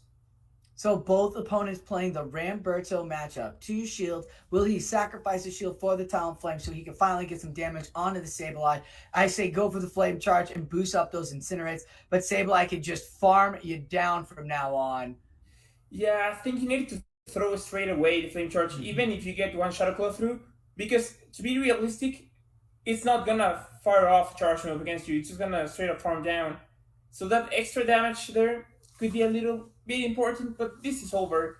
Like, it's so tough when people, and I found this a lot in Brawler Cup, like people do not use their shields, like they just leave it in the end, and it's so tough playing a 2 shield scenario, because if you do not hit the right matchup, it's impossible to go through them. Yeah, I ended with I ended seeing a lot of 2 shields at the end. You're absolutely right. It's just so hard. You're in an uphill battle because these players know these Pokemon so well, and they know their teams, so they know what they can take. And it's just been really hard, but I think it's actually really beautiful because you get to see what players want to bring and how they're going to bring it, and how they break down their teams and how they want to play with their teams. They're not always bringing the same Pokemon. Yeah, we've seen a bunch of Lapras, but we also seen a bunch of Melmetal that have worked. Yeah, we've seen a bunch of Tropius, but there's also been Machamps that have pulled off W's for everybody. Like, it's just been in a great cup like that, where you're getting so many mixed Pokemon depending on what the battler wants to bring and how the battler wants to play his style. Yeah, of course. And it's actually pretty interesting how the GOAT has faced Charmers in 2 matchups in a row, and it has approached them differently. And now that the opponent does not have the Sableye, Jirachi does not come in. We did not see the Jirachi Sableye core, so it's pretty interesting how they adapt from match to match, using different strategies to get the deal done. But let's see how game 2 goes, because I'm very interested on the teams of 3. It is 20-14 now, and finally a Charmer comes out. Finally! And I bet you these guys talked, it was like, yo, I just got lit up by Sableye leads. And so Bruno Bus is like, I gotta bring in my Slurpuff lead. Just charming away at that Vigoroth. In comes the first body slam. Yeah, but this is tough because Sableye in the back has okay matchups against Vigoroth and destroys Bronzong. So you pretty much need the Slurpuff alive for the Sableye, but I think it's too low right now. Shadow Claws will begin to add up. Neither opponent has switched, trying to keep that switch lock up. And I think this is great on the Slurpuff. Give the shield, get the energy, find out what comes out. Anything that comes out can either get really hurt by an energy ball or here comes the energy ball. We've seen what it does to a Lapras. Over half its health gone. In comes, I can't tell because things have frozen on me, Vigoroth. And it's Sableye Vigoroth now on Bruno Bus with the Vigoroth, GOAT with the Sableye, and he loves his Sableye. Yeah, but the thing is, the GOAT looks so strong here because double shield Sableye against Bronzong is like nothing you can do, because if he calls this bait, I think this is probably game over. Oh, this actually gives a chance because I'm not sure Bronzong gets to the payback, but let's say there's a chance. Hope is the last thing that dies, so... Slurpuff is alive, and if he can get a fast move off and chunk down... Did he just get both shields? No. No. I was like, did he just get both shields? Not on a body slam. Not on a body slam. He's going to try again, build up for the Bodos, trying to get that shield again, but not going to get it. That body slam is huge. I think actually Sableye is not too hurt to finish this if Slurpuff can get one charm in. I think the play is transferring the charm damage into the Lapras as soon as the Charmer comes in. You gotta transfer. Ooh. This is a bit better. This is better because you can transfer the damage right now and get the last shield. So you go Lapras here. Sableye is still healthy. Oh, but I think... I like this move because the Surf won't KO the Bronzong. You can Psychic this down, throw the Side Strike. It's not about shields here. It's about Charm. And if this Sableye can handle a Charm and keeping the Slurpuff alive is huge. But I don't know if this is going to matter. There's so much health. You're going to have to hope that Confusion takes it down to the deep red. Why would you know? Doesn't even care about the Side Strike. Wow, that's gross. The GOAT, I think he knows. I think the GOAT knows it's over because of charms. I'm really surprised. I thought this was a win because if you shield that one, you can double up. That Slurpuff does not have a move, so I thought it was just like straightforward. But I'm not sure. Maybe he thought that Bronzong had more energy, but I'm not sure if he lost count. But I thought this was. I thought so too. I'm very shocked. I was like, Slurpuff doesn't have that much health. You could have farmed that down before Charm came through, but Brotobuzz takes the point, and it's 20-15 now. 5 more points for Team USA. I think there's one more battle here. Do we see a Slurpuff lead again, Joel? I think so, yes. Oh, no. Talonflame into Sableye. Okay, so we're going to see the Incinerates coming through hot. Boom, boom, boom. And this is a Power Gem Sableye. Power Gem for sure one hit kills, where Foul Play does not. But I'm not sure if this shield... I mean, you gotta know because it's not purified, so it just has to run either I think it has Shadow Sneak or Power Gem, so you gotta shield this. Like, it, that's so brave. Not That, shielding, that's so says I'm brave. not worried. Gets the second flame charge off. Going for the Gets switch. the shield. That's a brave bird, I would say. And Immediate swaps into Vigoroth to take the Night Slash or the foul play. yeah, but your shield's down, so right now everything could do a lot of work against you. And the Big Earth Mirror is so tricky because if you miss tap once and you get one counter snuck through, that could flip the whole matchup because of the deal. But we will see what happens here. We're going to get the final shield. It looks like he's investing all of it into Vigoroth. They're about the same on health. He'll get this final body slam. The Vigoroth is off the table. His Vigoroth has no health either, so the Pokemon coming in won't just get a farm feast down. That's what is in the back on the go. What is he decide to do? And it's Lapras on Bruno Bus's side. Yeah. But Doom Desire does neutral damage, and it adds up a lot with the confusion. So you will see this does a lot of damage, and 2 will be enough to KO. Bruno Bus. Plus the confusions. Yeah, but you need to keep the shield for Sableye. That way you have 2 Surfs ready to go. Well, one Surf is not enough to kill, but do you really want to go Energy Dry right now? I don't know. Everything seems really laggy right now. I can't tell what's happening. I don't know how much energy is on the Lapras or not because my internet keeps lagging out on me. This shield is huge because I'm not sure if Lapras can actually farm down. Gets the Surf on the Sableye, it looks like. I'm not sure if that was intended at all. I would like to think it was. Lapras will get 2 Ice Shards. Oh, it gets to a move. So this means now Lapras is probably gone. And this could be a very, very close matchup. You actually has a slimmer of health left. But confusion takes so long, so fast moves could be enough to bring it down. Sableye will be able to take down the Vigoroth in the simultaneous KO. And Talonflame. Oh my god, that was so close. The move's registering 1 turn before. So, as an example, if Incinerate takes 5 turns, the damage will register on turn 4. Same, Confusion 3 turns, which means 4 turns, which means the damage comes in on turn 3. And that turn was the difference in this game. 1 HP and Dream. Absolutely. I wish I would have saw all that down to the play, but it seemed to just lag on me.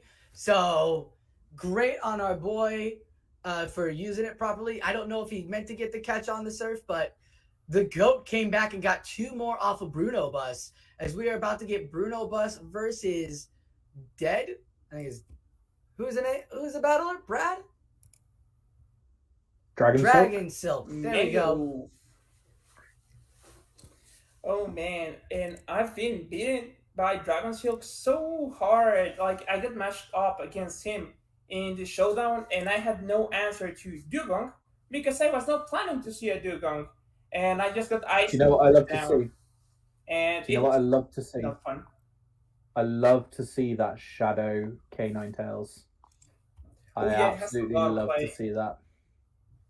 It's actually a sim god because it needs the overhit to take a lot of those matchups. However, if you have an energy advantage, it just needs Weather Ball, and it beats almost all the meta Pokemons with 1 Fire Spin of energy advantage, straight Weather Ball, and that's insane. It's a very nice Pokemon. I do like it a lot. It's got play against Slurpluff. It's got play against Bronzong. Overheat on Lapras is not going to be a nice thing. And it does have a lot of play up against Vigoroth and Talonflame, depending on the situation. So I do like to see that here. I like the mirror match to the Dragalge and the Slurpluff and Vigoroth. So we've got very similar cores to the team. Oh, and the Lapras, sorry.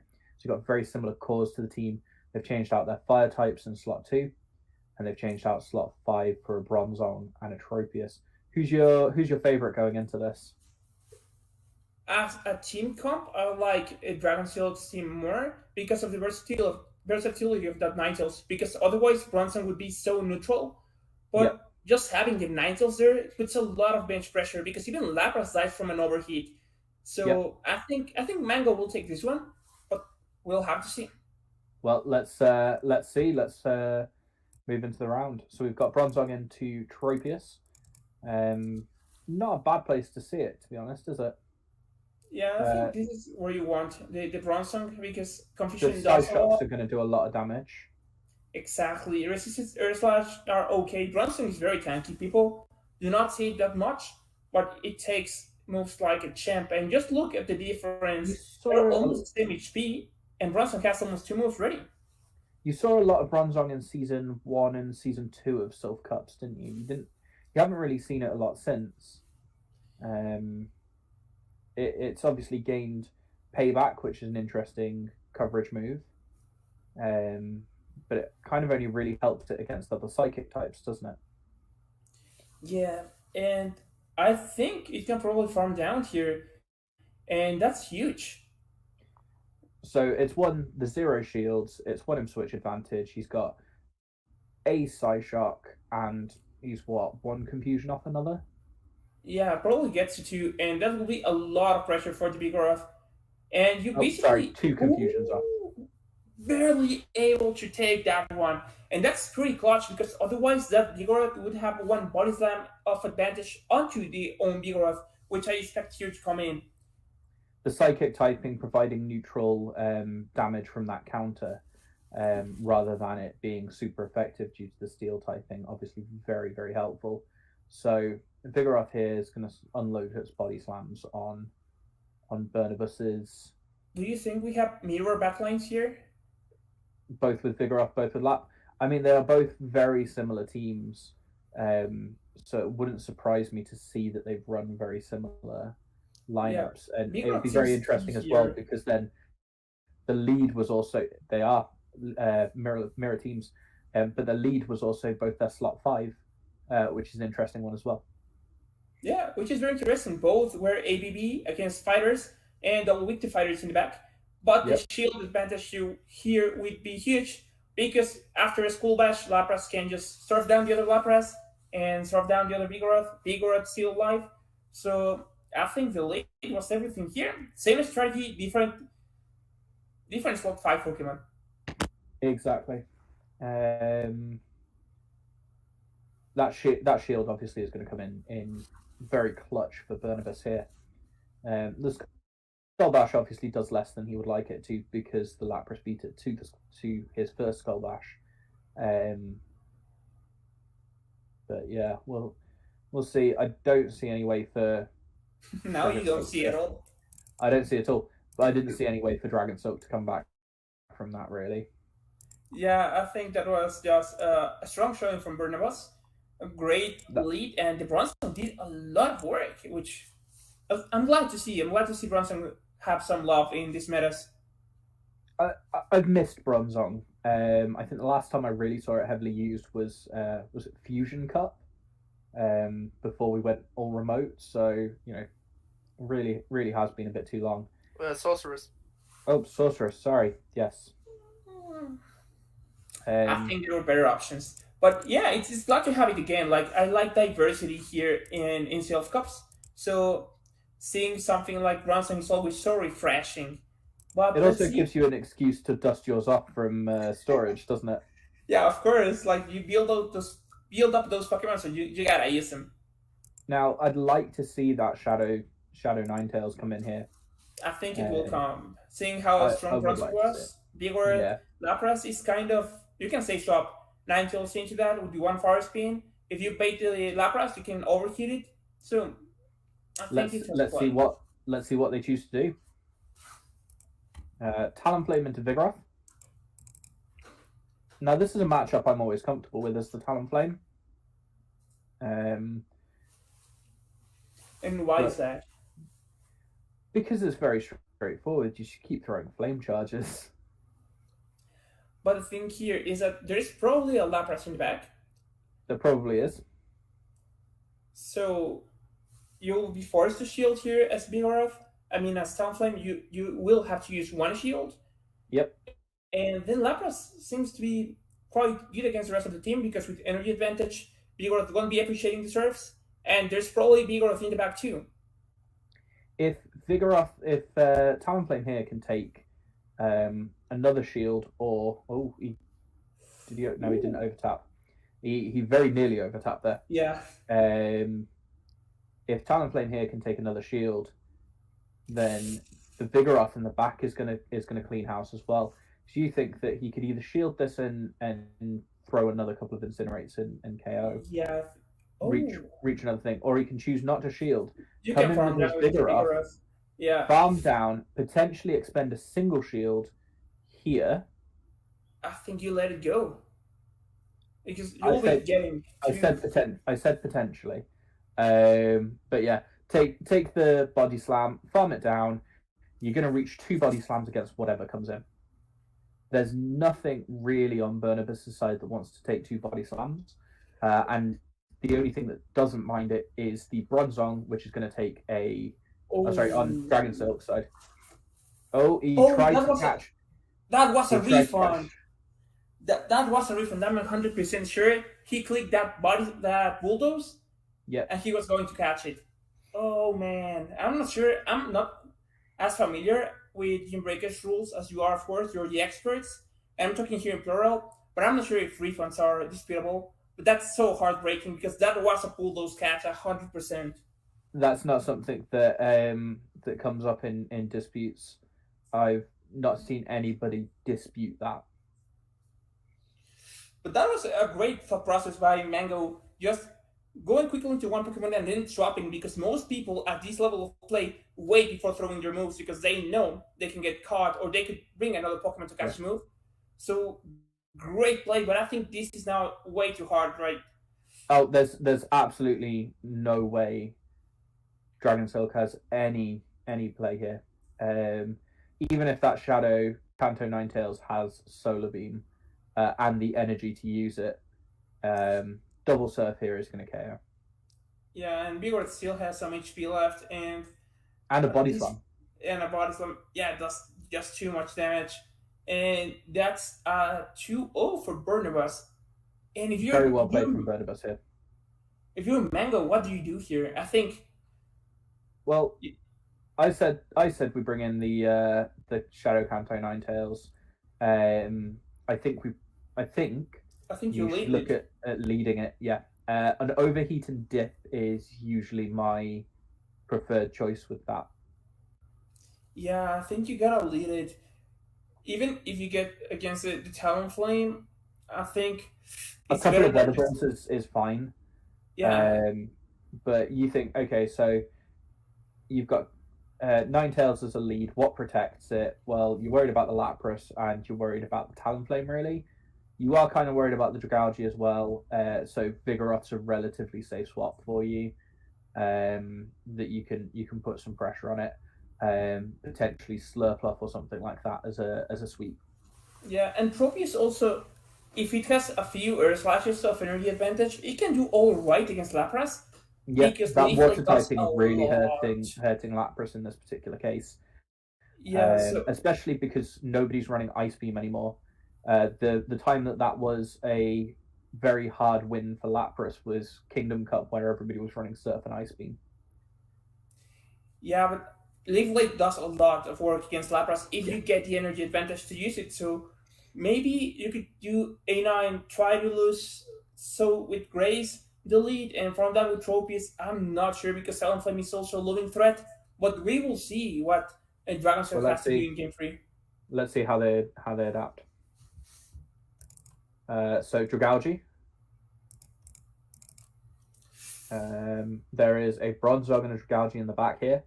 So I like this matchup. It's a very skill intensive matchup. You know, are you baiting? Are you not? Are you over farming as the Dragalge? Ooh, nice shield there. And an extra counter. And an extra counter. I believe it was Rise who said earlier, you're in North America, you sneak every time. Yeah. Which I do stand by that, having seen it a couple of times. I think he was joking at Hot Buckets. I'm not. Yeah. Like you got no excuse for losing because you you're in North America. You should be sneaking fast moves all the time and things like this. But we're missing this excellent play here. The double body slam there, rather than choosing to bulldoze, means that even if he shields this one, he still picked up a lot of damage, and in this case, switch as well. Yeah, so, and that extra counter at the start was huge. And that fire spin. It's a side shock Nitrals. Let's find out. I think that's the win con, because why would not be you swapping out? Or maybe you're faking you have the side shock, you just throw the wettable and deep, get the last shield. No, we wanted to take the energy. But yeah, I don't see this. Bronzong doesn't have levitate, but it might as well do here. Because I don't think the bulldozer is going to do enough, even if he does land it. Ooh, it gets hit unfortunately. But you just land the payback here. So you land the payback. Extra points for paybacking. Yeah, extra points for paybacking. But Bernabas is just going to farm it down. He's got the Dragalgi at good health, and he's got a shield. So even if this is a Psyshock Ninetales, he's going to need 2 Psyshocks, and I don't see that. Let's see. It's an overheat. It's a weatherball overheat, isn't it? So yeah, no win condition here for Dragon Silk, unfortunately. Yeah, but this was greatly played by Barnabas. The Bronson, I think, was the MVP of these whole matchups. It soaked a lot of energy, a lot of damage, and it dealt back a lot, just like Confusions and Psystrike. Yes, Psyshock, not Psystrike. Unfortunately, Bronzong is not a mini Mewtwo, but I believe we've got Big Green versus Dragon Silk next with yourself and Ilya. So I shall leave you to that and enjoy. Thank you, sir. And you get baited. We do see that Slurpuff. I don't like the Slurpuff. Yeah, and I don't like that Shadow Granbull. Why do they run Charmers? Yeah, and I mean, I can't really. We did not see it. There is a chance that's a Snarl Granbull. No. That's what you think. Yes, that's what I think. Yeah. I mean, I ran Whimsy in this cup, so I can't really complain myself, but I ran Razor Leaf. Okay, put the pressure on the Stunfisks that some nobody people like to take. Nobody expected it. People swapped out of their Dragalgi to come in with Shadow Lapras and get farmed down in the Zero Shield.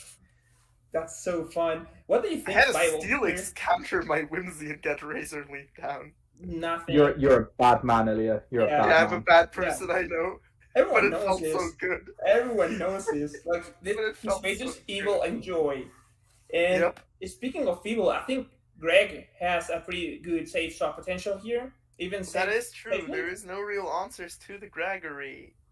However, I think the Tropius and the Lapras on Mango's side are very good. There is no real answers besides Jirachi. And the Lapras Mirror. I think you just got a charm here. Like... Also, the Ninetales. No real answer besides the Lapras. Yeah, everything else is very much playable. Lapras is kind of soft. This will be a very interesting matchup.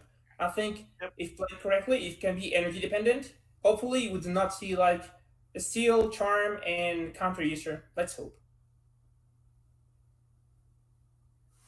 And we do see... Wait, those are different matches. Oh, darn it! I thought I had that one. I think it's the one on the right. That has to be the one on the right. So that's right, go for it. Vigoroth against Jirachi. Vigoroth opting for that bulldoze. Straight away. Good players never bait, they say. Never, don't not bait, but it didn't work out. The shield comes up. Jirachi still has a huge amount of energy right now. You can lose this matchup and farm down with Ninetales, and you will be okay. Because you can take the... Oh, I thought... Can they get Psychic? I'm unsure. Yeah, okay. No shield advantage, but can get out with the energy advantage on the Ninetales, which can be absolutely deadly. As I think it has overheat. I'm pretty sure that is an overheat that I see there. An overheat can essentially one-hit KO everything on Big Green's team. Even the Shadow Lapras, I think. This is a pretty safe shield because even if there's Lapras in the back, you can probably get to 2 Leaf Blades, and Lapras will probably not be packing Ice Beam, so you can get to 2 because Surf plus Ice Shard damage is not enough to threaten you from that HP. Yeah, farming down the Machamp, very good play. The Jirachi comes back in, doesn't have any more energy though, so 2 Leaf Blades should also KO that despite being resisted. Yeah, and what can be in the back so that you bring Jirachi? Oh, even one in the farm down. Ooh. That is nasty. Yeah. You do see the Greg. But this is so tough because Greg goes down to an overheat and probably just from I'm afraid it will just get overheated. Yeah. But at the same... He is tanking 2 Leaf Blades though. Yeah, but you get to the 3rd one, you cannot farm these Tropius down.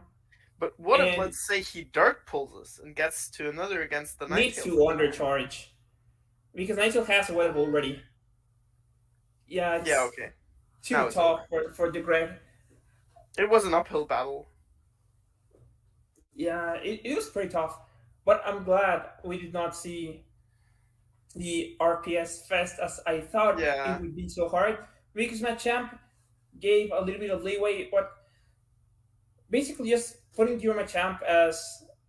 It was used to get a shield, and then it was like 100 energy for Tropius, so kind of tough to bring again, I think. Having the Ninetales was, I think, crucial. Because like I said, that overheat, just pressuring Big Green into beating up that Tropius and trying to farm it down. We do see... Okay. We do not see, my friend. We don't see anything yet. Yeah, what would you do for Game 2 if you're Mango? Oh, late Greg. Oh, we do see something. Into Tropius. We have the Tropius against Coffee Grigus lead, and we know that Greg is getting outpaced by the Tropius with the Leaf Blades. However, the Shadow Ball does significantly more damage. Oh, and gets bait. Gets the bait with Dark Pulse and is shielded, so successful bait. Saved 5 energy.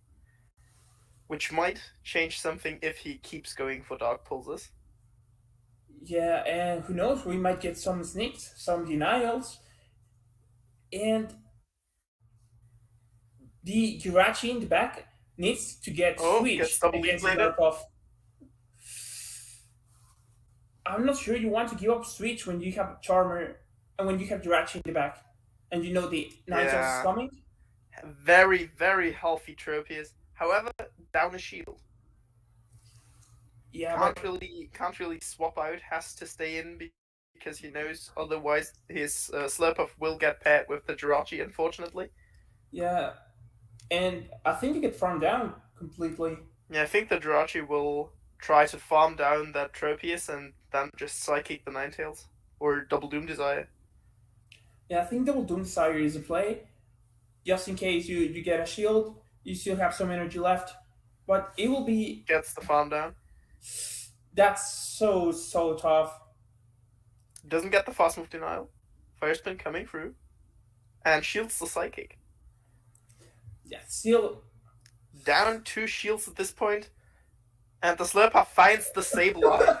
That is just disgusting. Yeah, you save shields for Sableye. Despite Sableye reaching the return, it won't KO. Slurpuff is just too tanky a boy to get KO'd by a mere return from Sableye. We'll get another Charm off. Yeah. That's just plain disgusting. I don't think it gets to it. Yeah, even if it wouldn't KO. Ninetales That was just isn't dirty. squishy enough for that. That was just nasty by Mango. Yeah, I Like, thought that's you can pretty take the hard. shield advantage. I don't need it. Take all your shields. That hurts. That hurts a lot. What's going on in Game 3? That was just ugly. Ooh, Oh, I think which one? those are games 1 and 2. No, One on the left, isn't it? I think so too. We do see the Vigoroth against Dragalge. Never mind, he has Bronzong. That's definitely the wrong game. We can ignore that one.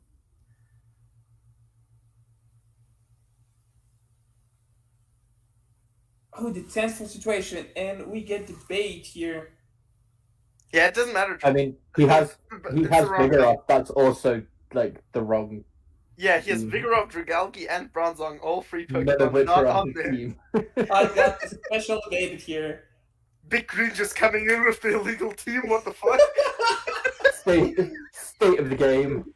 You can tell how late it's getting, guys. Let's try Yeah, this again. I'm this is the same of the gonna game. stop this one, start the other one. Did the other one have the right Pokemon? I think so. Okay, let's Yeah. go with that. It's Okay, not we have Andrew's Tropius fault. against Cofagrigus again, just like in the second game we just saw, but let's see, maybe it plays out differently. We had that earlier with Sosa and my matches. Shield again, okay. The question But- is that the same match now? No, because Never mind, there's it no is a Shadow Ball Slurpuff, this time around. and there's no Slurpuff this time. This Vigoroth in its True. place. But we still have that nasty, nasty Shadow Ninetales coming in. And do you think that Slurpuff scared the Sableye off? I do believe so. I don't think he's gonna bring Sableye again. Yeah, it just hurts, right? When you get charmed down to shields, you're like, no way, I'm bringing something weak to charm. Maybe Yeah, even the champion Sableye gets saw hurt. the Charmer and just ran down to cry in the corner, I think. Yeah, I agree. And Tanked the this Shadow Ball this time around, whereas last time he Quick did swap. KO it before. Oh, Shadow against Shadow matchup.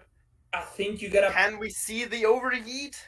Ooh, you got a shield, and I think you CMP on the overheat, right?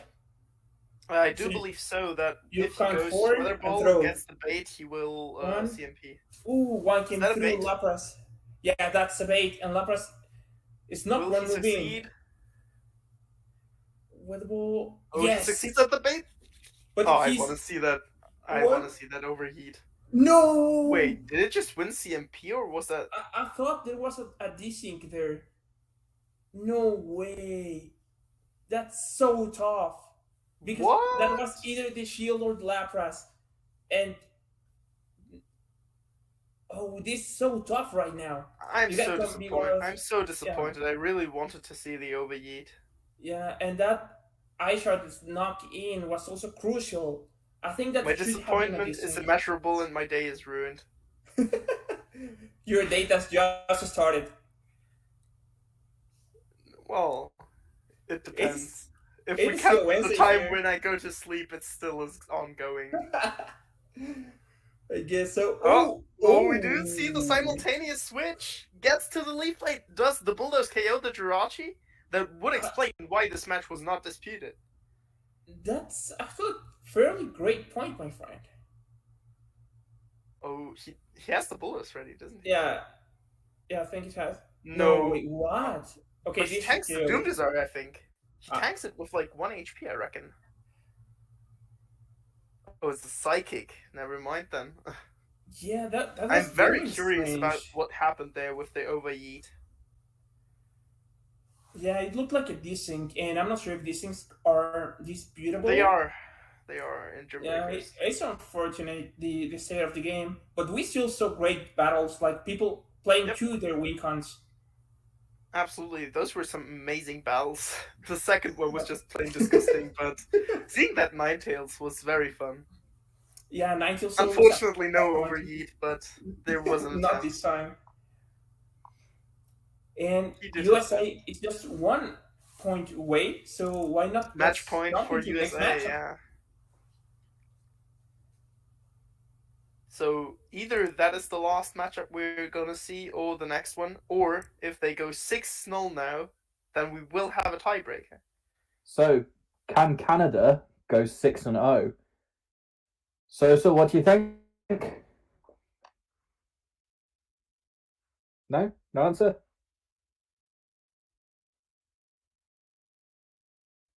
Is Sosa muted? Muted. I am muted. Hit that muted mode. There we go. We all know I love Sosa, stop worrying me like that. I'm sorry, that was my muting. So I muted myself. What I was saying was I was catching an Onyx, but I thought we had it easy. I thought a couple of wins was in the bag there, and it seemed like Team Canada is still fighting and clawing its way back. But you don't want to try to fight and claw when you got to see Dre Flames as the closer. This man right here. Can confirm. I've played Dre Flames a couple of times in Gymbreakers. It is always a really tough matchup, but I'll tell you what, I've also played Tangent as well, and that is also a tough matchup. So what better way than to pair the two of them against each other? I love seeing the Grigas core, Vigoroth and Greg.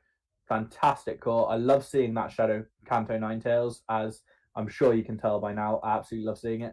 We've spoken about what Goodra can do on this stream already. Goodra has fantastic play against a lot of Pokemon. But there's two Pokemon we haven't seen so far on Dre Flames' side. 3. I don't believe we've seen a Greedent. Have we seen a Greedent? We have seen a Greedent. Yeah, like 7 hours ago when this first started. Good Lord. Oh my God, that's right. We've seen a But I'll tell you what, well, everybody. We've not seen a Roserade and we've not seen a Charizard. No. And I would love to see both of them. I'm going to tell you all right now. I call myself a Charizard user. There is nobody that I think is a better Charizard user than Dre Flames. He's the only one I will concede who is a better Charizard user than myself. He's got Flames in the name. He's got Flames in the name. He has to be good with a Charizard. Oh, he is. He's just phenomenal. The energy between this guy is going to be so great, and I can see Tangent just having heydays with his energy as well. So we should get into these battles. I expect if Charizard has Dragon Breath, Charizard. I was about to ask this. Are we talking Fire Spin or Dragon Breath? Or are we seeing he would go Fire Spin, but I think Dragon Breath is the way to go. So Greg into Steelix, and he makes the right call, and he gets there's a Charizard in the back there. Told you. Machamp lined up perfectly with a Lapras. This is a little slow to the switch there. A little slow to the switch has allowed the Lapras to get off a Surf before Trey's the cross shot. No, of course not. I'm telling you now. Trey's not worried. But we get the Machamp just farm City down before the Lapras can get to the second Surf here. Very good counting. Wants to throw the shield very or not. Good counting. He gets the last second shield. That's huge, because now this is going to force the Lapras to throw. Dre is going to shield the Machamp again and get more energy and get this Machamp going off. Now, there's no shields left on Dre, and we've seen it in this cup before. You really need shields in this cup when it comes down to the end. The plus side is that Greg is a very good answer to all the energy that Machamp has here. There's not really anything that Machamp's going to throw, unless it's the payback. Which I think is why that shield's come up. You think that he was thinking payback? Right, Dre Flames might do that. Dre Flames is a spice player. He's got Roserade, for gosh sakes. I need to know if it's Poison Jab or Bullet Seed. That's the big question on that Roserade. I think it's Poison Jab, Leaf Storm, Weather Fireball. Yeah. Don't quote me on that, but I think that's the moveset. And I'm pretty sure I didn't shield a Leaf Storm because that was my only win con against it. So. Well, it looks like even without a shield, Snorlax or Steelix just doesn't care about the Shadow Ball. So I mean, Snorlax wouldn't care about a Shadow Ball either. Let's be fair. Let's be fair. I'm not just saying that because Steelix or Snorlax couldn't take it. Snorlax wouldn't care. It is Dragon Breath. It is Dragon Breath. And it's Dragon Breath indeed. All he needs to do is just get to a Dragon Claw, but he's going to go for that Blast Burn. You know the Charizard is weak. He can take a Body Slam. Can he get to the Blast Burn before the second Body Slam comes through? And he knows it, and I know it, and you totally can. Here comes the Blast Burn. This will nuke that Vigoroth. Tangent. That's 25. That's bam on a Charizard. Yeah. On the first match point, Dre Flames doesn't choke, manages to take the win. Dre, the man, the myth, the legend, one of the top battlers out in LA.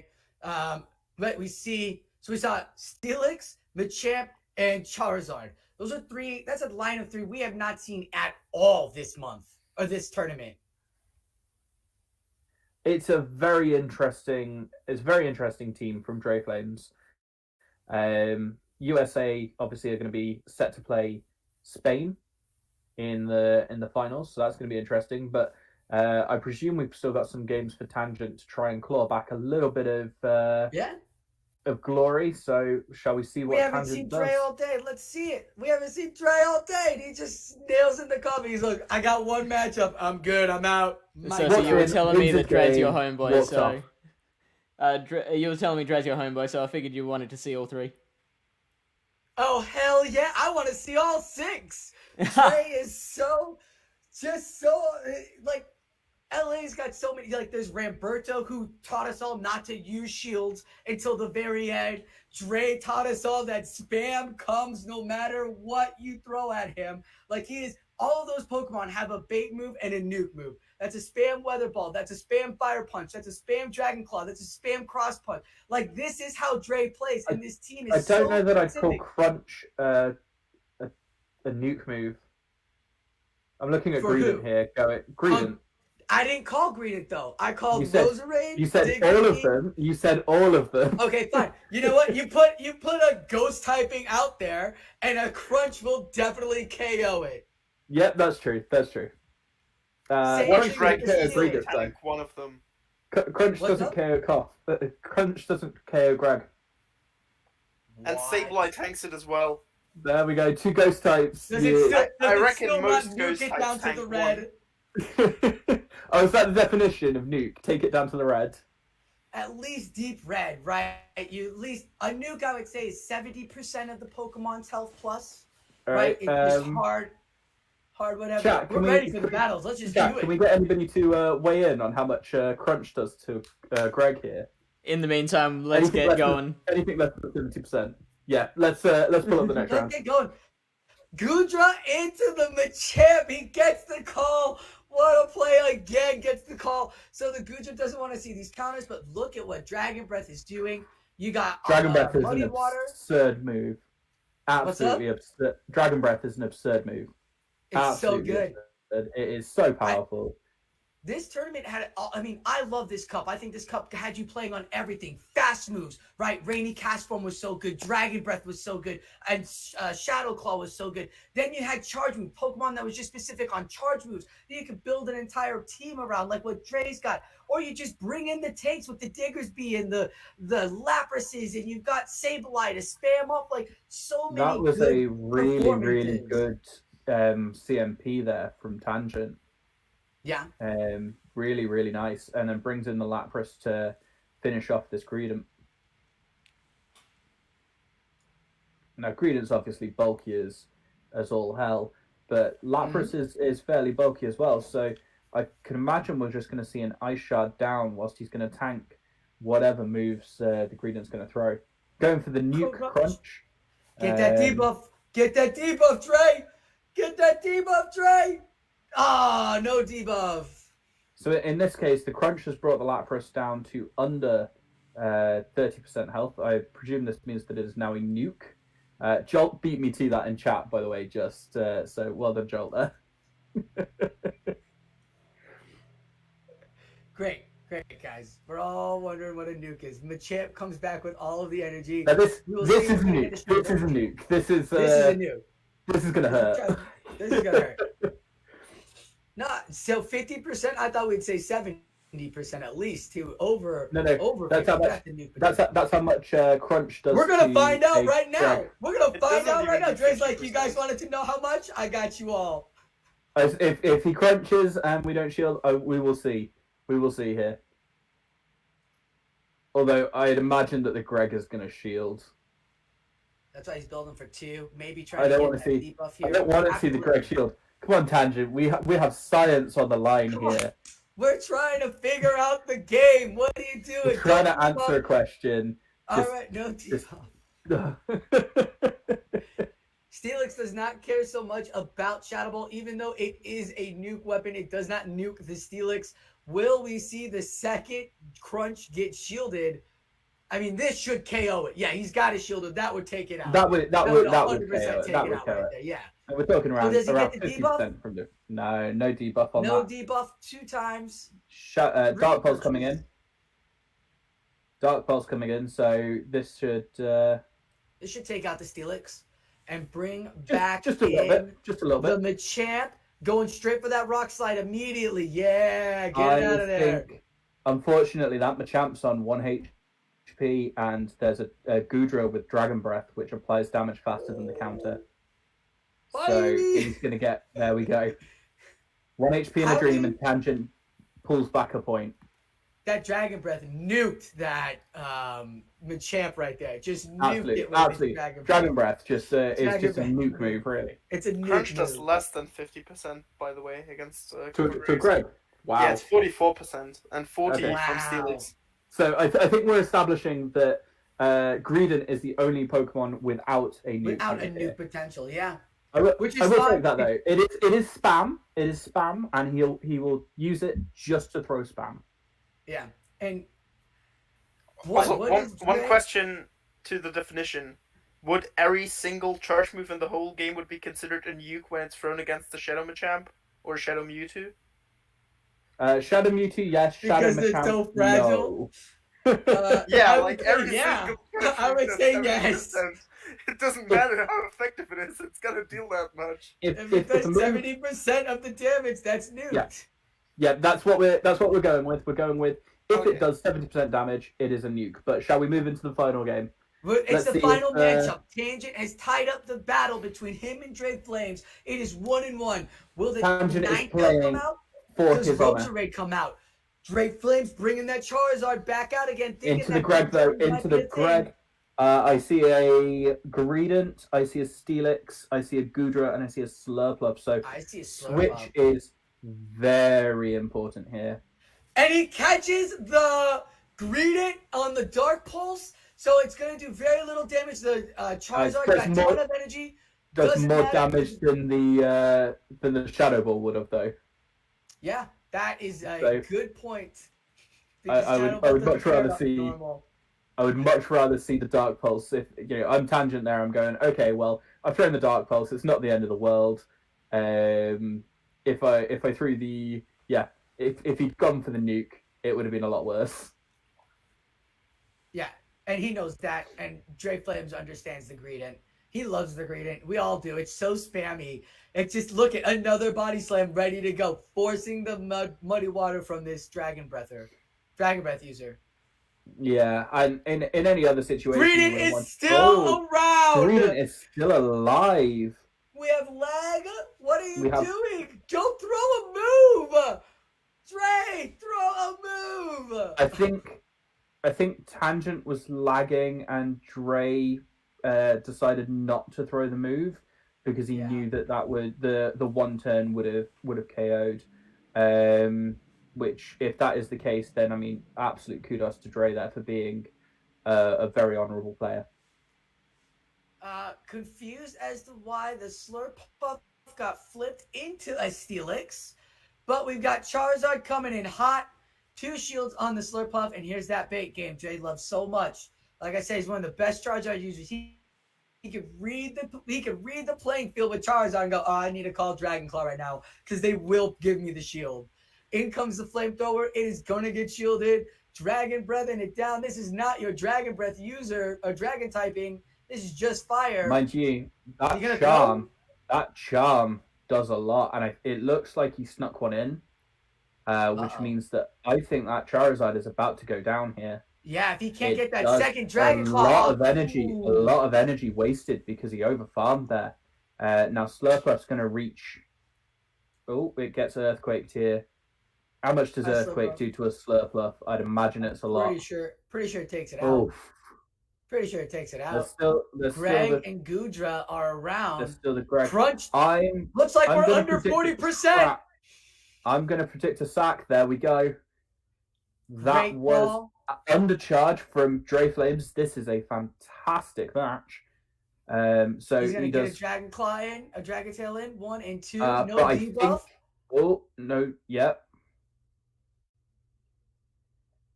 So There's how a do- shield for Drake. There is not a shield for Greg. All he has to do is shield this and throw, and that is it. In comes the first Dark Pulse. Dre trying to take it all the way down. That was CMP. Gets the crunch. 40%, 70%. When you're in the red, that'll take you out. So crunch confirmed. Nuke. Dre Flames nuking his opponent. Tangent. What a wonderful matchup. That Gudra was so great and oppressive. I was like trying to find a way to make it work, and Tangent did a beautiful job with that Gudra for sure this matchup against Dre. And that's it. That's the last matchup we've got. I can confirm that the final score, because the rest of the players did play out their battles, so we ended up with a score of 28 for the USA and 20 for Canada. So the USA will be moving on to take on Spain in the World Cup final for this month. USA. Agreed. That'll be taking place on the My PvP Academia channel on Saturday the 4th at 5 p.m. GMT or UTC, whatever you want to call it these days. So work that out in your own time zone. Boys, thank you so for going through this marathon stream with us. It was long, but fun as well. I had a lot of fun doing this.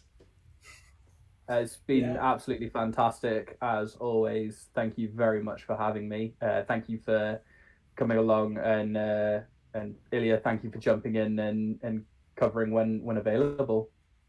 And thank you, chat, for watching. Yeah, thank you, Fish, for inviting me to the show and to the party. This was a great set of battles. I had so much fun watching all this Brawler Cup. I love this tournament for Self. It was so great, and to watch these top battlers do it all out. Thank you for letting me be a part of it, and congrats on Gymbreakers for continuously running this for the last few years now, almost a year now. This has been wonderful for the community. I'm just happy to be a part of it. And of course. Thank you Ilya everyone that watched it. Thank you everyone. Don't hear. Thank you to Ilya, who is right there, for jumping in, saving us. We had a lot of fun in the stream. We learned a lot, and we saw some high quality plays, and that's why we were here. Don't forget to watch on Saturday, and don't forget, Crunch and Nuke. I can confirm that final match is going to be something you do not want to miss. Also, I want to thank all of you guys for embracing the Greg. I want to open a petition for everybody to start calling Koffa Grigas instead of Koffa or Coffin or whatever. It all sounds stupid. Just call it Greg. Come on. Greg. And I'm Greg going to is apply fun. for...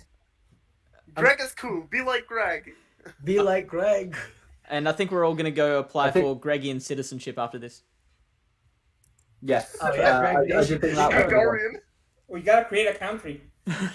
Yeah, the Gregorian. We had to create a country. There it is. Our new country will be emerging next Gymbreakers. The Greg Nation. The Greg flag. All right, so Watch Ghost and Dark won't be allowed, so we can't even use it. if I try and find someone to raid, I think my computer will fall apart at the screws. So I think we are just going to end it there.